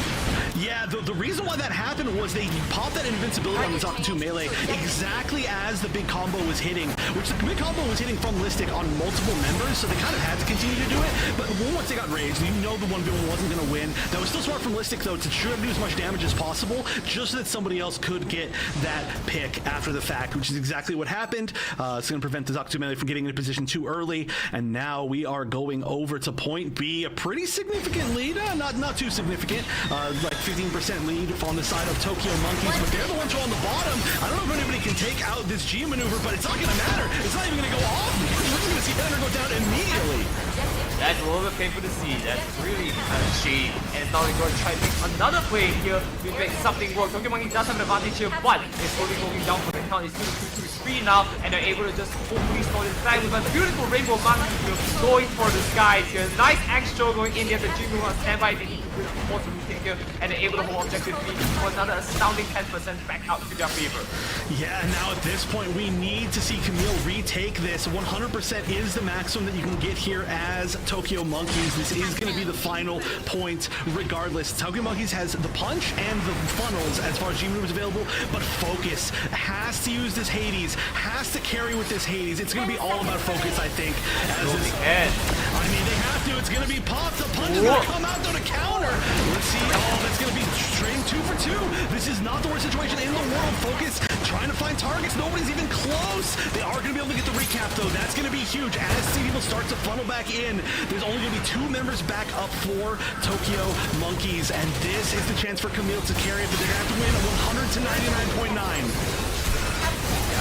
He's trying their best again. I don't see a way out of it right now. Tokyo Monkey is doing so dominant in this round, and it looks like they're just slowly trading one for one over and over again. This might come into a stalemate, but eventually one will fall, and it looks like Tokyo Monkey will have the advantage if that happens though.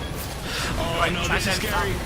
Yeah, Listic has to make this count as well. We've got the Zakutu melee G maneuver as well. Yeah, this is a lot of great picks, but they've got to make sure that Lee Sang-hoon is not going to come back and use the big spin to turn things around. That is one of the scariest options they could possibly run into, especially that along with the RX-78 Super Napalm. This is a scary position. They've got to see now. Release, but here we go. It's going to have to be this soon.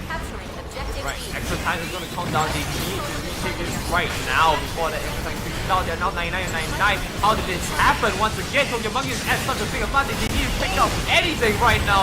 Takes 1, but nowhere near 2 is down for the count.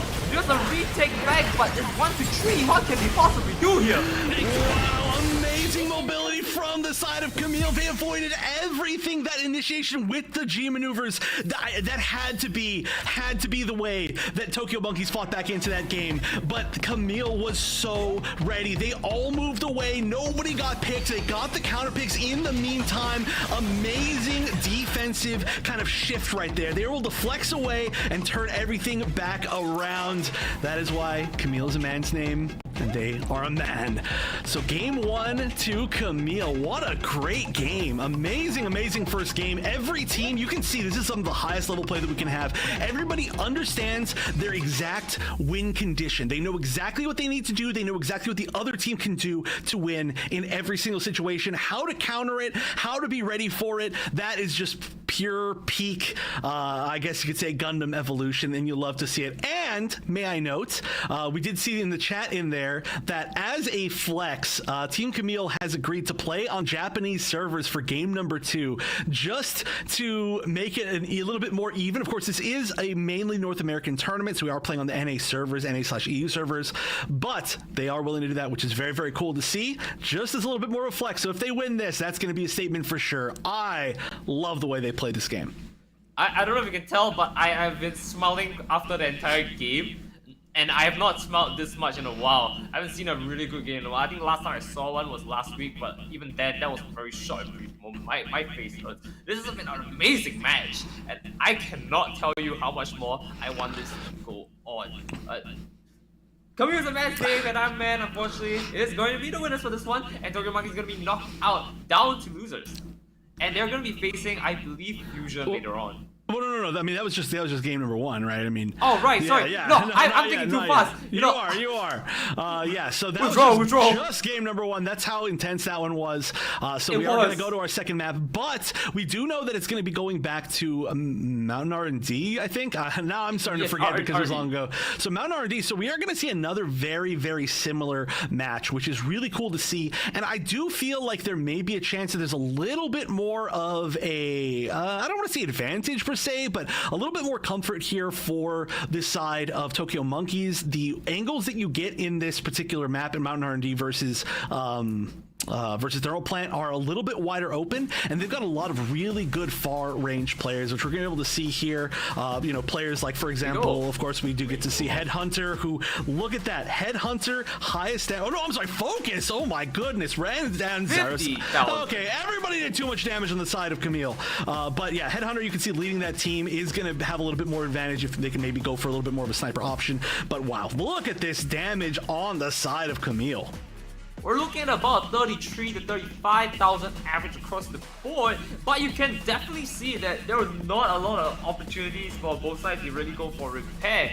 But Tokyo Monkey is still looking probably quite strong against Kamille's man's name, and I'm a man. But again, it did say Kamille is manning a man really do put in the work, especially at the very end there. They had like, I believe it was like a 20% deficit, and they somehow made it work, like you said, maneuvering out of everything. You know, it's like they had a deterrent. They just sprayed that thing all over their G maneuvers. Well, that's an interesting way to put it for sure. But one thing that I want to point out was this map in particular, right? When we get to all these close range maps, sometimes when we're on the other maps, let's start this way, right? When we're on the other maps, we don't get to see as much damage coming out of the Sazabis. But when you're on this close range map, you do really have to count all that damage. And Profi was really high damage on the Sazabi, over 41k, which is very, very big number for what is supposed to be a tank, but their axe placements were really, really good. All their shots were really good. They didn't pop funnels and then go down immediately in any situation. So just really good stuff overall. You need a full solid team at this level to be able to win, and that is exactly what we saw from Asticassia and exactly what we saw here from Kamille. Exactly. So we need one more game to see if those are going to be the two teams that are going to be meeting in winners finals, or if we're going to be going to game 3. We're setting up right now on the Japanese servers. We'll see how Kamille does here. A big flex from them when we come back. It's a very close fight, as we expected to be between these teams, but the points have just been slightly in the favor for them. There are a lot of juniors on the other side. Focus, though, being able to pull down most of the enemy team. It looks like they're just slowly falling. There was actually a recap on the side of Tokyo Monkeys. Oh no, there's going to be a shot. Taking at least one. The retake is happening. They just need to get everybody else off. 3 members left of Tokyo Monkeys. And then if this ends up working out, does look like at least Tokyo Monkeys managed to hold onto this early on enough. So they do have an advantage, not a huge advantage. We are going to see after this List full rage on the Zarya 2 melee. That is very, very hard to deal with. And just going to be chopping down. Oh, that's huge. How many is that going to catch? Listic definitely going down. There's no. Now if you move around the corner here, if you go trend and try to push in, goes for the takoyaki, but nothing. You go there, gets a nice slice off here for 9% here. You make something work. Tokyo Monkey does have an advantage here, but it's slowly going down for the count. It's 2-2-2. But in fact, with a beautiful rainbow monkey going for the skies here. Nice extra going in there. The Jingu on standby. They need to bring force to the stick here, and they're able to hold objective 3 for another astounding 10% back out to be able to see a way out of it right now. Tokyo Monkey is looking so dominant in this round,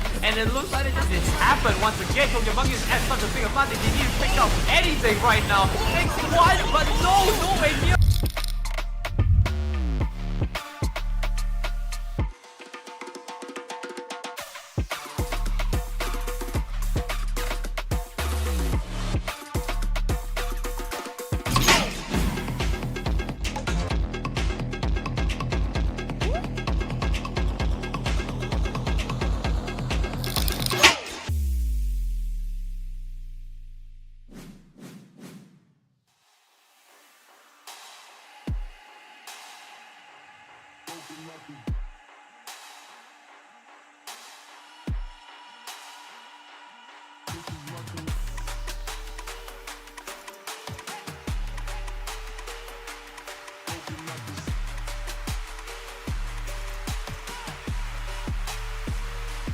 This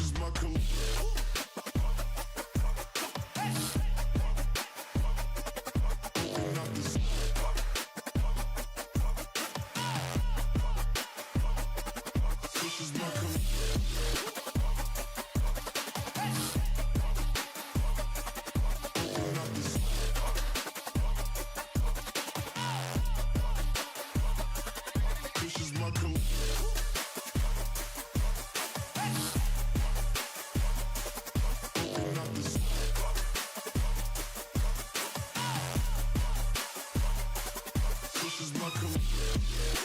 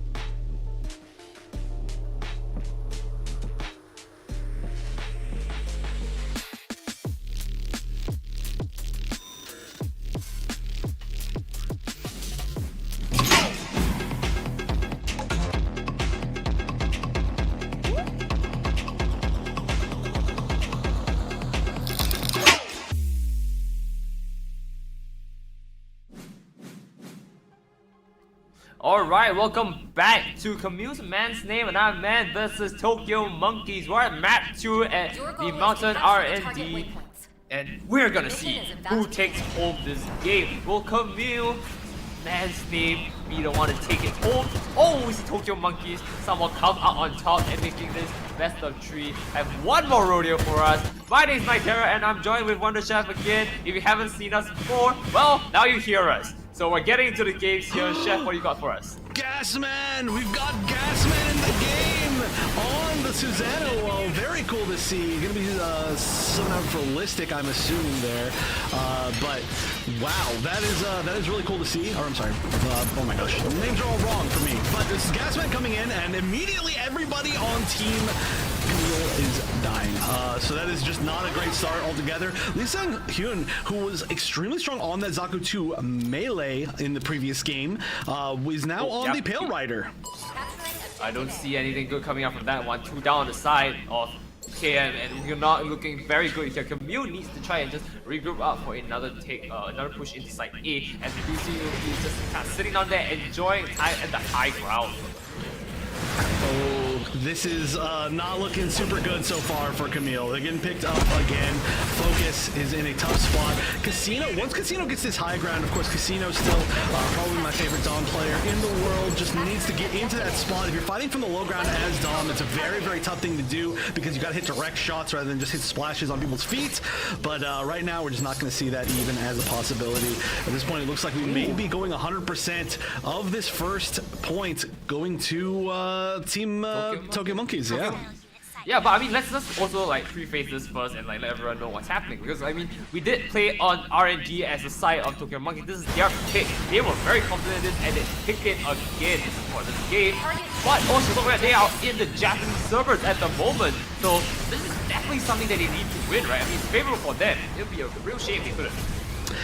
Yeah, I mean, this is definitely their spot. Obviously, they literally have to, otherwise they're not going to lose this bracket. But, I mean, this is where they really need to dominate. And there we go. This is a big turnaround from Kamille. They've got 2 picks now. It's going to be Yachty going down and then one more member running back.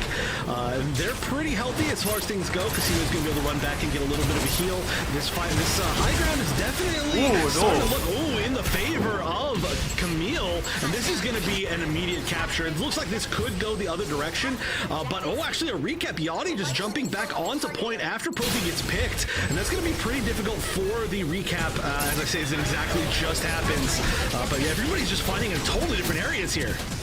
And I mean, that's kind of good because, you know, they want to spread out. At this point, it's because it is on the inside, it is favorable for them if they are not near it. They can take tricks far away and then force them to come all the way try to take it. It's probably the best for them because they have more time on their hands. That's the one thing they need right now.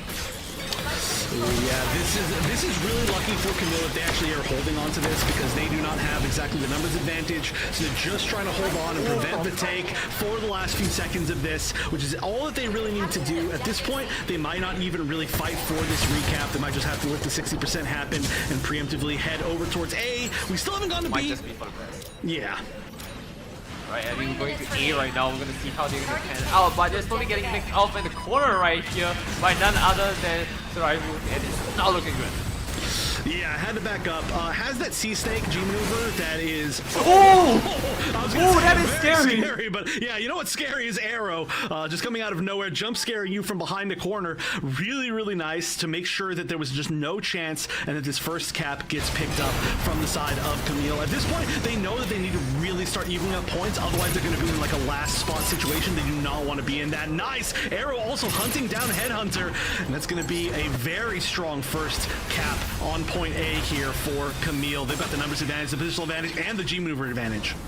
Yeah, I was about to say, this is looking fantastic because they are the ones with the advantage now onto getting the site early. They might be able to defend this with the more even when they have to respond back to Tokyo Monkey. So this is going to be interesting to see how it pans out. And now they're looking for any sort of hits here. Trans has popped out. They're going to try and look for any sort of trade. Comes down the corner. Hey, where are you going? I'm trying to find you. And unfortunately for them, there's where they go. That other end of the plate. Close to Takoyaki does not make anything work here, but the team picks it up for everyone else, and it looks like they're going to get one more on the side, but Transam is a little bit out here. Well, Gasman is just going to go out. He's got to gas. Got to gas that tonight. Good reference. I like that one with Gasman. But yeah, Gasman did a ton of work with that Trans Am, but unfortunately, everybody else just managed to go down in the meantime. There might have been a counter G maneuver. And now, look at this. This is going to be huge. We're getting towards the end here. That was really close to evening things up. A nice little spray right there, which a Mercury. Great series. Go watch it. But this is going to be Hades versus Hades at some point soon. And Focus going down without being able to pop it. So, see, already looking a little bit awkward. Gasman, though, on a roll, I say, as immediately he dies. But this is a little bit of a brawl here right before C starts to open, and oh, that's a huge pick. Casino's now going to be able to get this high ground. That's going to change the course of this very strongly. In fact, the Hades was used in that moment as well, so Focus is going to have an uncontested Hades for this take. Oh, and it's beautiful because if they have that full Hades up and running, they're just able to just force such a strong fight against the other side. I mean, there's nothing they can really do about this, right? Kamille is stuck in this very nice corner here, and all they have to do right now is ensure that Kamille does too much for them. But they're able to hold the objective here, and this is going to be fantastic for them. Ooh, this is not looking good. Flies around the corners, trying to retake a better ground here after healing up, and you can join up with T to take Dyrus down once again. I mean, there's no fight going around, swatting here everywhere now, and look, he's coming on corner again. 3 on the side. If you really want to take this fight, none of the team is with you, and Dyrus going in alone. Alright, well, looks like this is going to be the final point here. Arrow and Gasman both going down, but they're trading it for Saramu. And so this is going to be, I mean, everything that depends on this fight right here. Oh, how many can this hit? That's a trade! That's a trade! Yeah, that is only just a trade. That's going to be 2 numbers down. Gasman going in again, going berserk. The Dr. Pepper fueling his rage. This is them holding on. Zyros is still relatively healthy. Going to be able to stay here. Going to be able to take a little bit more positioning. We just need a little bit more time from Kamille. They got to hold on to this. Gasman's going to run out of Trans Am, but the positioning is great. Profi's going to pop the funnels. There's no G maneuvers on the side of Tokyo Monkeys. They are going to jump on, but they're just going to jump right into the pressure of the Zakutu ranged and the Susanoo Wo, and that's going to be one pick. They're trading 1 for 1, and they are just hunting down every member here. 2 members down on both sides. It's the conga line. It's going to happen again, and I don't like where this is going. They need to just stay back a little bit and regroup when they can. The extra time here is going to hurt them, unfortunately, as round 1 is going to come down to call. I know I said they had to go as a group, and they didn't really have the opportunity as, you know, they're struggling. They just getting one knocked out. Someone had to be on that point for that to happen. But, at the very least, we now know that Tokyo Monkeys is definitely a force to be reckoned with. But, you know what? Kamille's a man's name, and they definitely got that win out because they're a man. It all came down to Casino getting the Screaming Nimbus at the very final possible moment. That's what it came down to. Amazing stuff. They held on for such a long time. That was impossible to follow that fight because it was happening all over. And again, I gotta shout out Gasman, you know, getting off the bench for this, getting, you know, brought up to the big leagues. Good job, buddy. No, I'm just kidding. Absolutely destroying on that Susan. I mean, let's put it this way. Gasman was sitting on his chair, heard his team needed help, he decided to lean forward just a little bit. And that's where we're at. But that also comes to a testament to his name, right? Like, he's so fast and he's silent and deadly. You don't see him until the very end. He comes behind you and then he goes for the crack.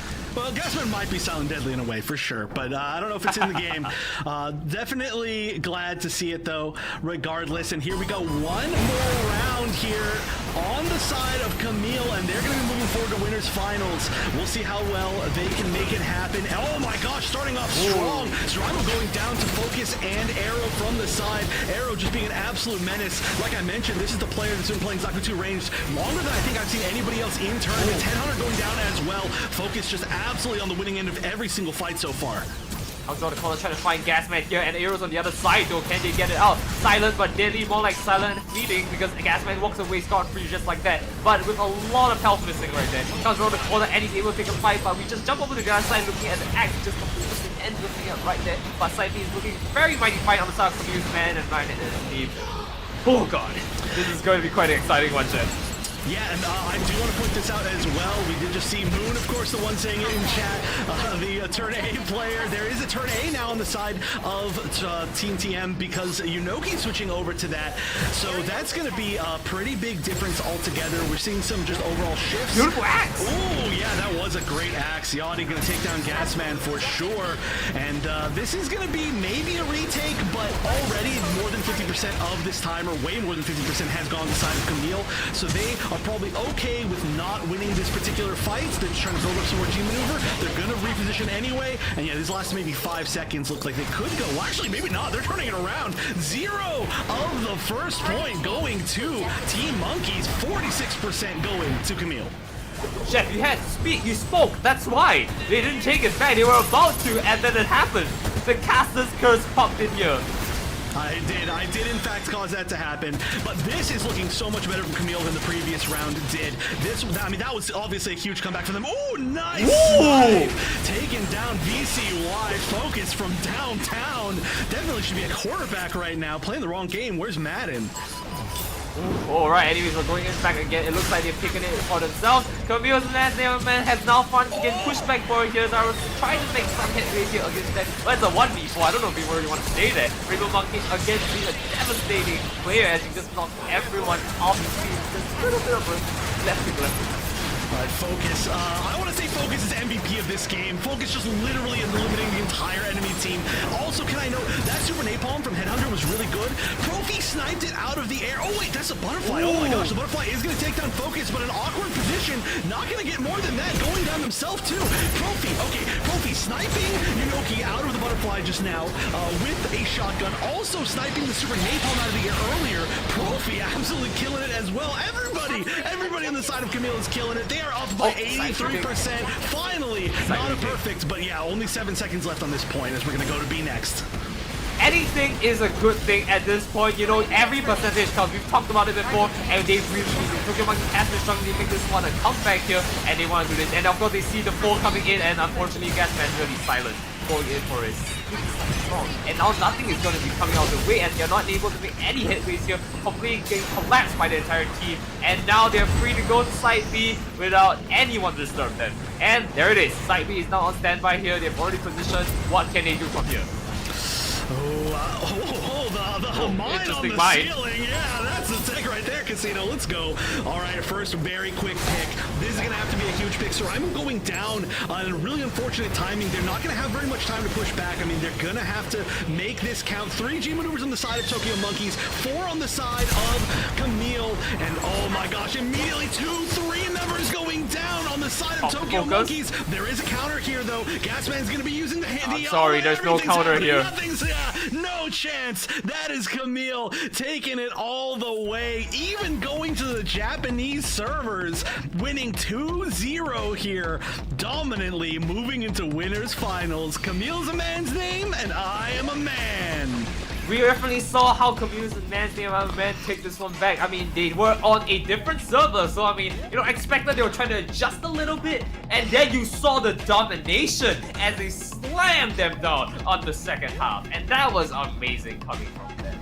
That's not to say Tokyo Monkeys didn't do their very best or an amazing job to defend as well. We definitely see both their teams played to their very best from both games as well. So I gotta give it to them. Tokyo Monkeys did put a good showing. I had faith in them. Unfortunately, it looks like Kamille's a man game, and I'm a man thinks this one. Oh yeah, this is actually really cool. I'm going to talk more about this match, but I just want to point out before that, this is setting up. So the team that we have in the winners finals is the team that got second at the last showdown, and now the other team in winners finals, Kamille, is a mix of the first and third place teams at the showdown. So the top 3 teams in showdown are basically meeting once again in the winners finals of this. But all right, let's talk about this match. Gasman subbing in, playing amazingly. I want to say that Gasman's play was the reason why they were able to bring back that first game, just being able to take down so many different members. Yeah, Gasman just, I mean, obviously wants to be a part of this as well. I'm glad that managed to get into this, but definitely proving that it was worth it. Oh, this is such an amazing time to watch as Gasman goes down, but Rainbow Monkeys is no slouch as well. I mean, we definitely saw a lot of plays coming in from them. On side Tokyo Monkeys, they did really well. Another one I want to note is also Suraimu, who was able to just continuously go into very dangerous fights, mind you, like 1v4s, and decide, you know, not to pick the fight in their own conscience. He knows when to take fights that actually matter. And of course, not to mention the Hades being popped out every once in a while, you can definitely see a different. Well, I'm really excited to see the numbers for this one. I think that we are going to see some unbelievable Pale Rider damage when we do get a chance to see that, because just everything. But great stuff again to Kamille's. And I mean, hey, Tokyo Monkeys, that, yeah, I mean, you know, they played really well, of course, but I don't know. It just seems like Kamille was just, they were so solid. There was just no true weaknesses. They got every single chance that they could to bring things back. They took advantage of it. They never let themselves get, you know, too much on the back foot. They're just playing extremely well. I'm so excited for what our winner finals are going to be. But that does mean that I believe TwistedSin and Tokyo Monkeys are going to be meeting in the losers bracket to see who's going to move into the top 4 as we are moving forward tomorrow. And I do know that this was the last game of today, so that's going to be happening tomorrow. Winners finals is going to be happening tomorrow. But boy, this was a really, really good day, and this was a really good match. I'm still excited for the damage.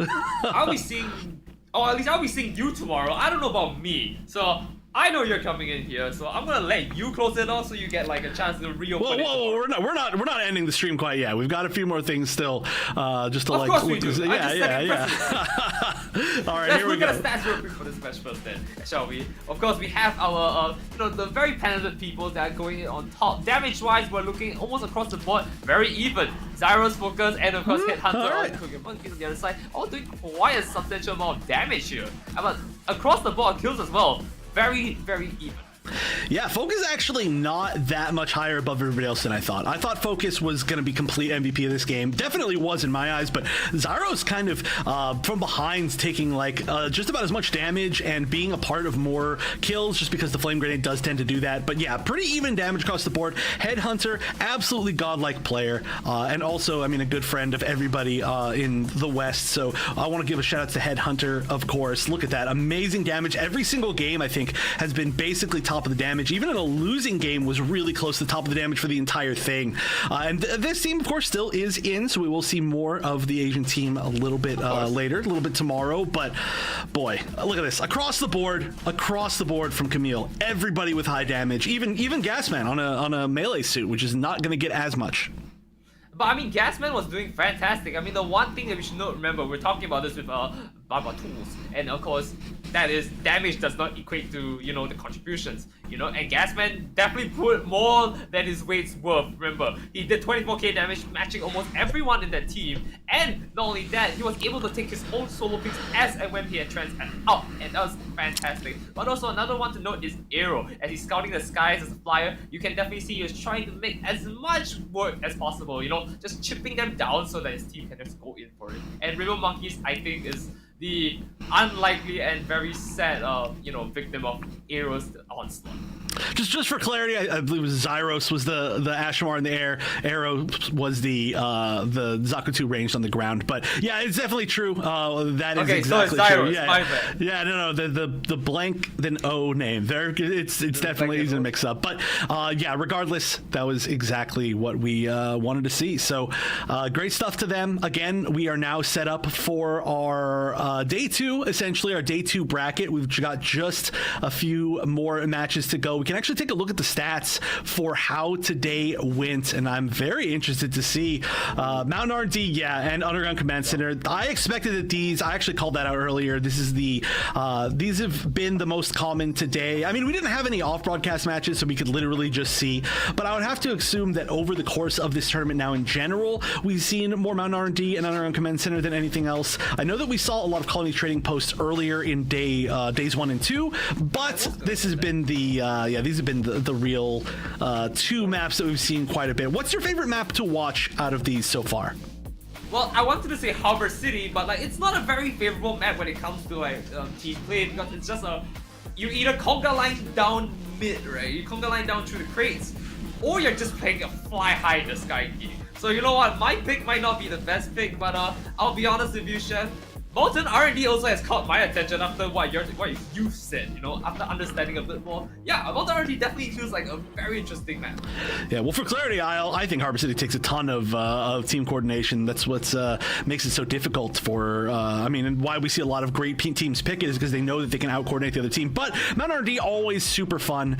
And yeah, whenever we end a game on Mountain R&D and end a set, it's always exciting. And it's always going to be something that's fun to go back and watch. But here's the overall, and Colony Trading Post still in the lead, just barely it looks like. Mountain R&D, Underground Command Center, still just sitting a little bit behind. Some team must have picked Colony Trading Post every single game in the group stages. Colony Trading Post, we only saw it once today. We saw it for a pretty short amount of time, and then all of the other ones. Let's see, Lunar Comm Station, 0 picked. Ministry of Defense, we did see it the one time picked in the tournament on broadcast, and that was actually a pretty fun game to watch. Canyon Base, pretty rare. Missile Base, pretty rare, but overall, we've got a pretty decent split as far as things go. Once upon a time, it was all Flak Fort, which I guess isn't even on here. People definitely don't like Flak Fort now. They've changed their minds, but yeah, we've changed things over time, and I love how the meta has evolved, to be honest. It's beautiful. Honestly, it's beautiful. I think my favorite game of today, though, Chef, is gotta be the one on Ministry of Defense. That one was definitely a hectic one to see, and to say the very least, and I think this one's gonna stick with me for a while. But before I get you on that, on what maps or what games you thought was fun, let's look at our tournament bracket here. As we see, Asticassia versus Kamille's a man's name, and I'm a man go up on top at the winners finals, moving to grand finals after that. And we also see in the lower semis and lower finals as they're moving for that. Tokyo Monkeys and TwistedSin will forever be on pause until tomorrow. And we'll see who goes out to fight Fusion.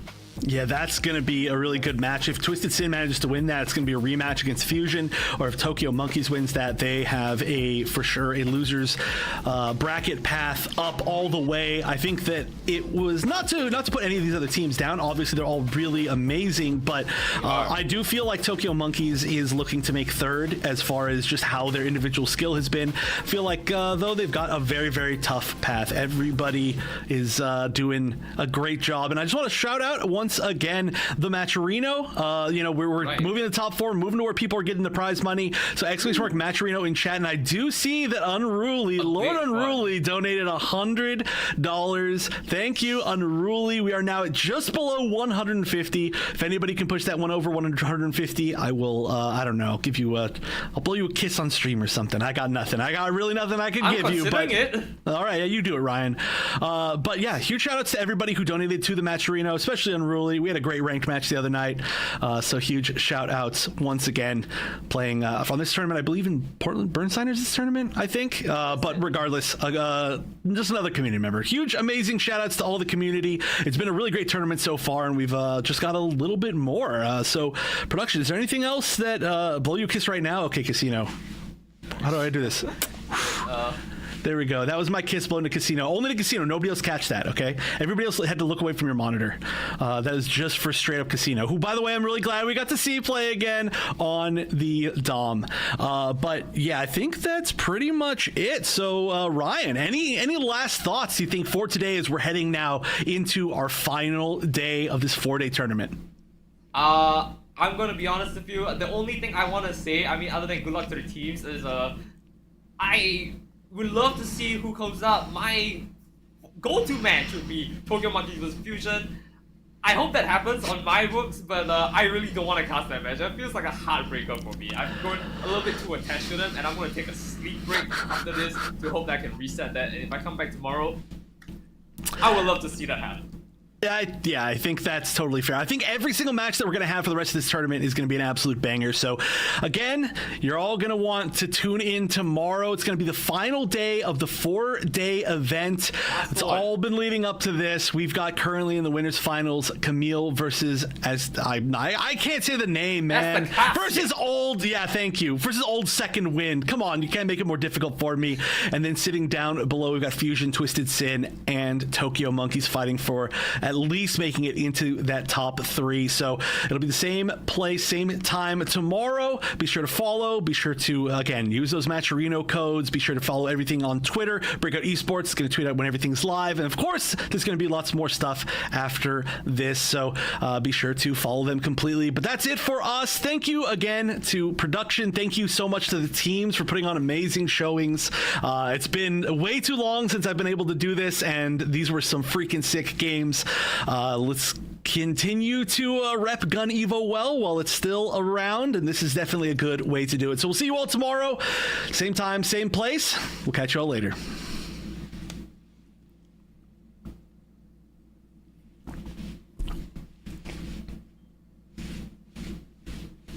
Or not. High ground. Teasing again, popping the trans, and at least he can get one pick this time. Bundagel's gonna go down. Another hit. Yeah, not quite enough to get the pick, but still, this is working out way. Just even retake his weight point, and it's working well. Winner's probably gonna pick up 2 as well. Vier's working, it's got the full defense. And even though we had a little bit of a sneaky plan, 40 seconds. Why the pressure? You want to make something happen? But looks like this is just game 1 of Asticassia here, picking it from on out at the high ground now. But Atticus got a lot coming through. Yeah, there is. There was at least one, but gonna go down. That's gonna be Cars going to the ones now with all the G maneuvers, and that's gonna be dangerous. Once again RX-78 Super Napalm to guarantee that nobody can challenge. Yep, Junior now with the Hades, of course, is gonna be huge. This is even having a Hades versus not having a This is match point for Fusion. Now they're in the lead by about 27%. They're gonna be doubling up the opponent's points here. All right, this is a huge push, like 2, and then both of them in a row. That's gonna be 3, maybe 4 picks off the No, that might be a wipe. Jack, that might be a wipe. Ooh, someone's going down. He's hot. He's just trying to close this out, making sure nobody can even get here. That's gonna be 3, 4 down, and 5. Only Bundagel's left. Not they're just rushing Headhunter on the RX-78. Oh, shooting the ground. Trying to take a flame grenade, maybe. Actually, didn't get a chance to see what that was, but wow, that is going to be nearly a full team wipe just to start things off. As we're going to see, I believe this is VCY, the name Rainbow Monkey, on the Zeta, and that is going to be a firm. They're continuing to do really, really well. We're going to see VCY with 66 HP left. Oh, there we go. There's United number 1. I'm sorry. Oh my gosh, United number 1. I've been playing too much of another game 1. I've been playing too much of another game. You guys never guess which one that is. And then we're going to have the RX-78 Super Napalm come in as well, just to hold them off. That's 3 ticks guaranteed. Nobody's up on the side of Riz. You get to see how much that impacts the gun tag knocked out for the count from the corner right there. They take it on 2-4. This is going to be interesting. I mean, this is tough because this is not going to be the best spot of all time. And oh, wait a minute. Hold on. Let's go with this first. Oh, that is going to be 5 picks and the full team wipe. Just about it. This is a great way to start it. Caption's going to be pushing in with the Screaming Nimbus, and that's going to make this happen now. They need to get on site. That's going to be big on their on B. So we do see the Zeta, by the way, may I note. I do think that's going to be a big part of. I would say they're probably going to be taking this unless something huge turns around. Oh yeah, they actually did it right after I said it. Go to RX-78. Yeah. Oh, nothing happens on that, buddy. Come for a corner, takes 1, and now he's looking for the second one. Pulls in for it, and goes on. in, preventing some takeaways. Giant maneuver holding on. And though we do have jets flying with that, so won't. With nothing, because you're Wow, dead. that's a triple right there. Ooh, and it's not looking good as they try to go back and forth here. The Bombard's got out of count here, going down to 50, and another pick there. 3 pick. What am I even thinking? And So I just don't know exactly what they're going to be able to do here. Oh, if this can land, it's going to be huge. That lands on 3 members, 4 members, but there's a stun in return, and they do actually get picked. That is such a great way to stop things. I think this one's serious with you right here.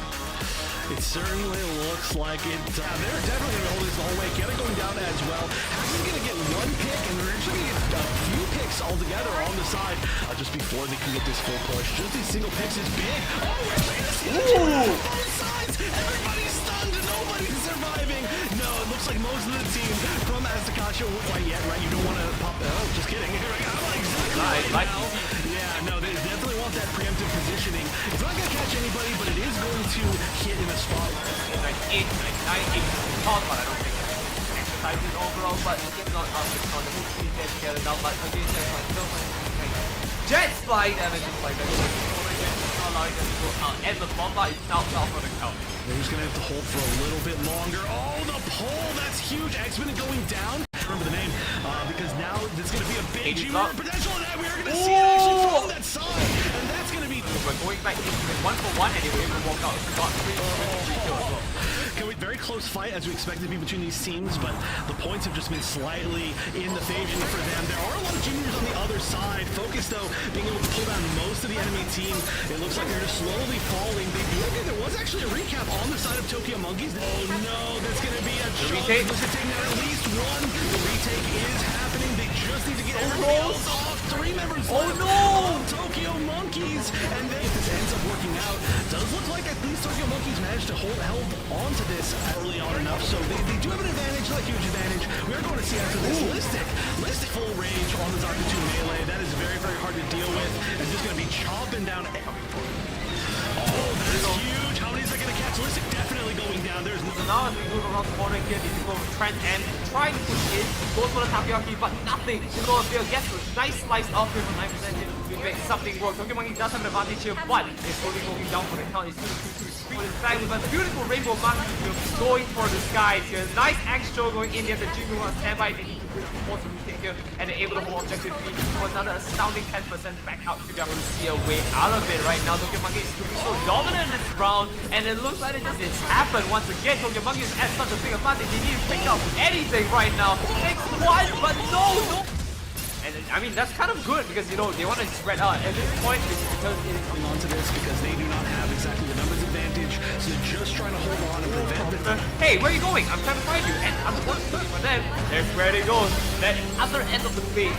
Now, it's close to Takoyaki, does not make anything work here, but the team picks it up for everyone else, and it looks like they're going to get 1 more on the side, but... Hades versus Hades at some point soon, and Focus going down, not being able to pop it. This is going to be, I mean, everything that depends on this fight right here. Oh, how many can this hit? Oh, this is a tree! That's a tree! Yeah, that is only just a trade. That's going to be 2 members down. Gasman going in again. Kamille in the previous round did. This, I mean, that was obviously a huge comeback for them. Oh, nice! 1v4, I don't know if people really want to stay there. Rainbow Monkey again is a devastating player as he just knocks everyone off the field. Just a little bit of a definitely left. Focus, I want to say Focus is MVP of this game. Focus just literally eliminating the entire... There is a counter here, though. Gasman's going to be using the handy... I'm sorry, there's no counter here. No.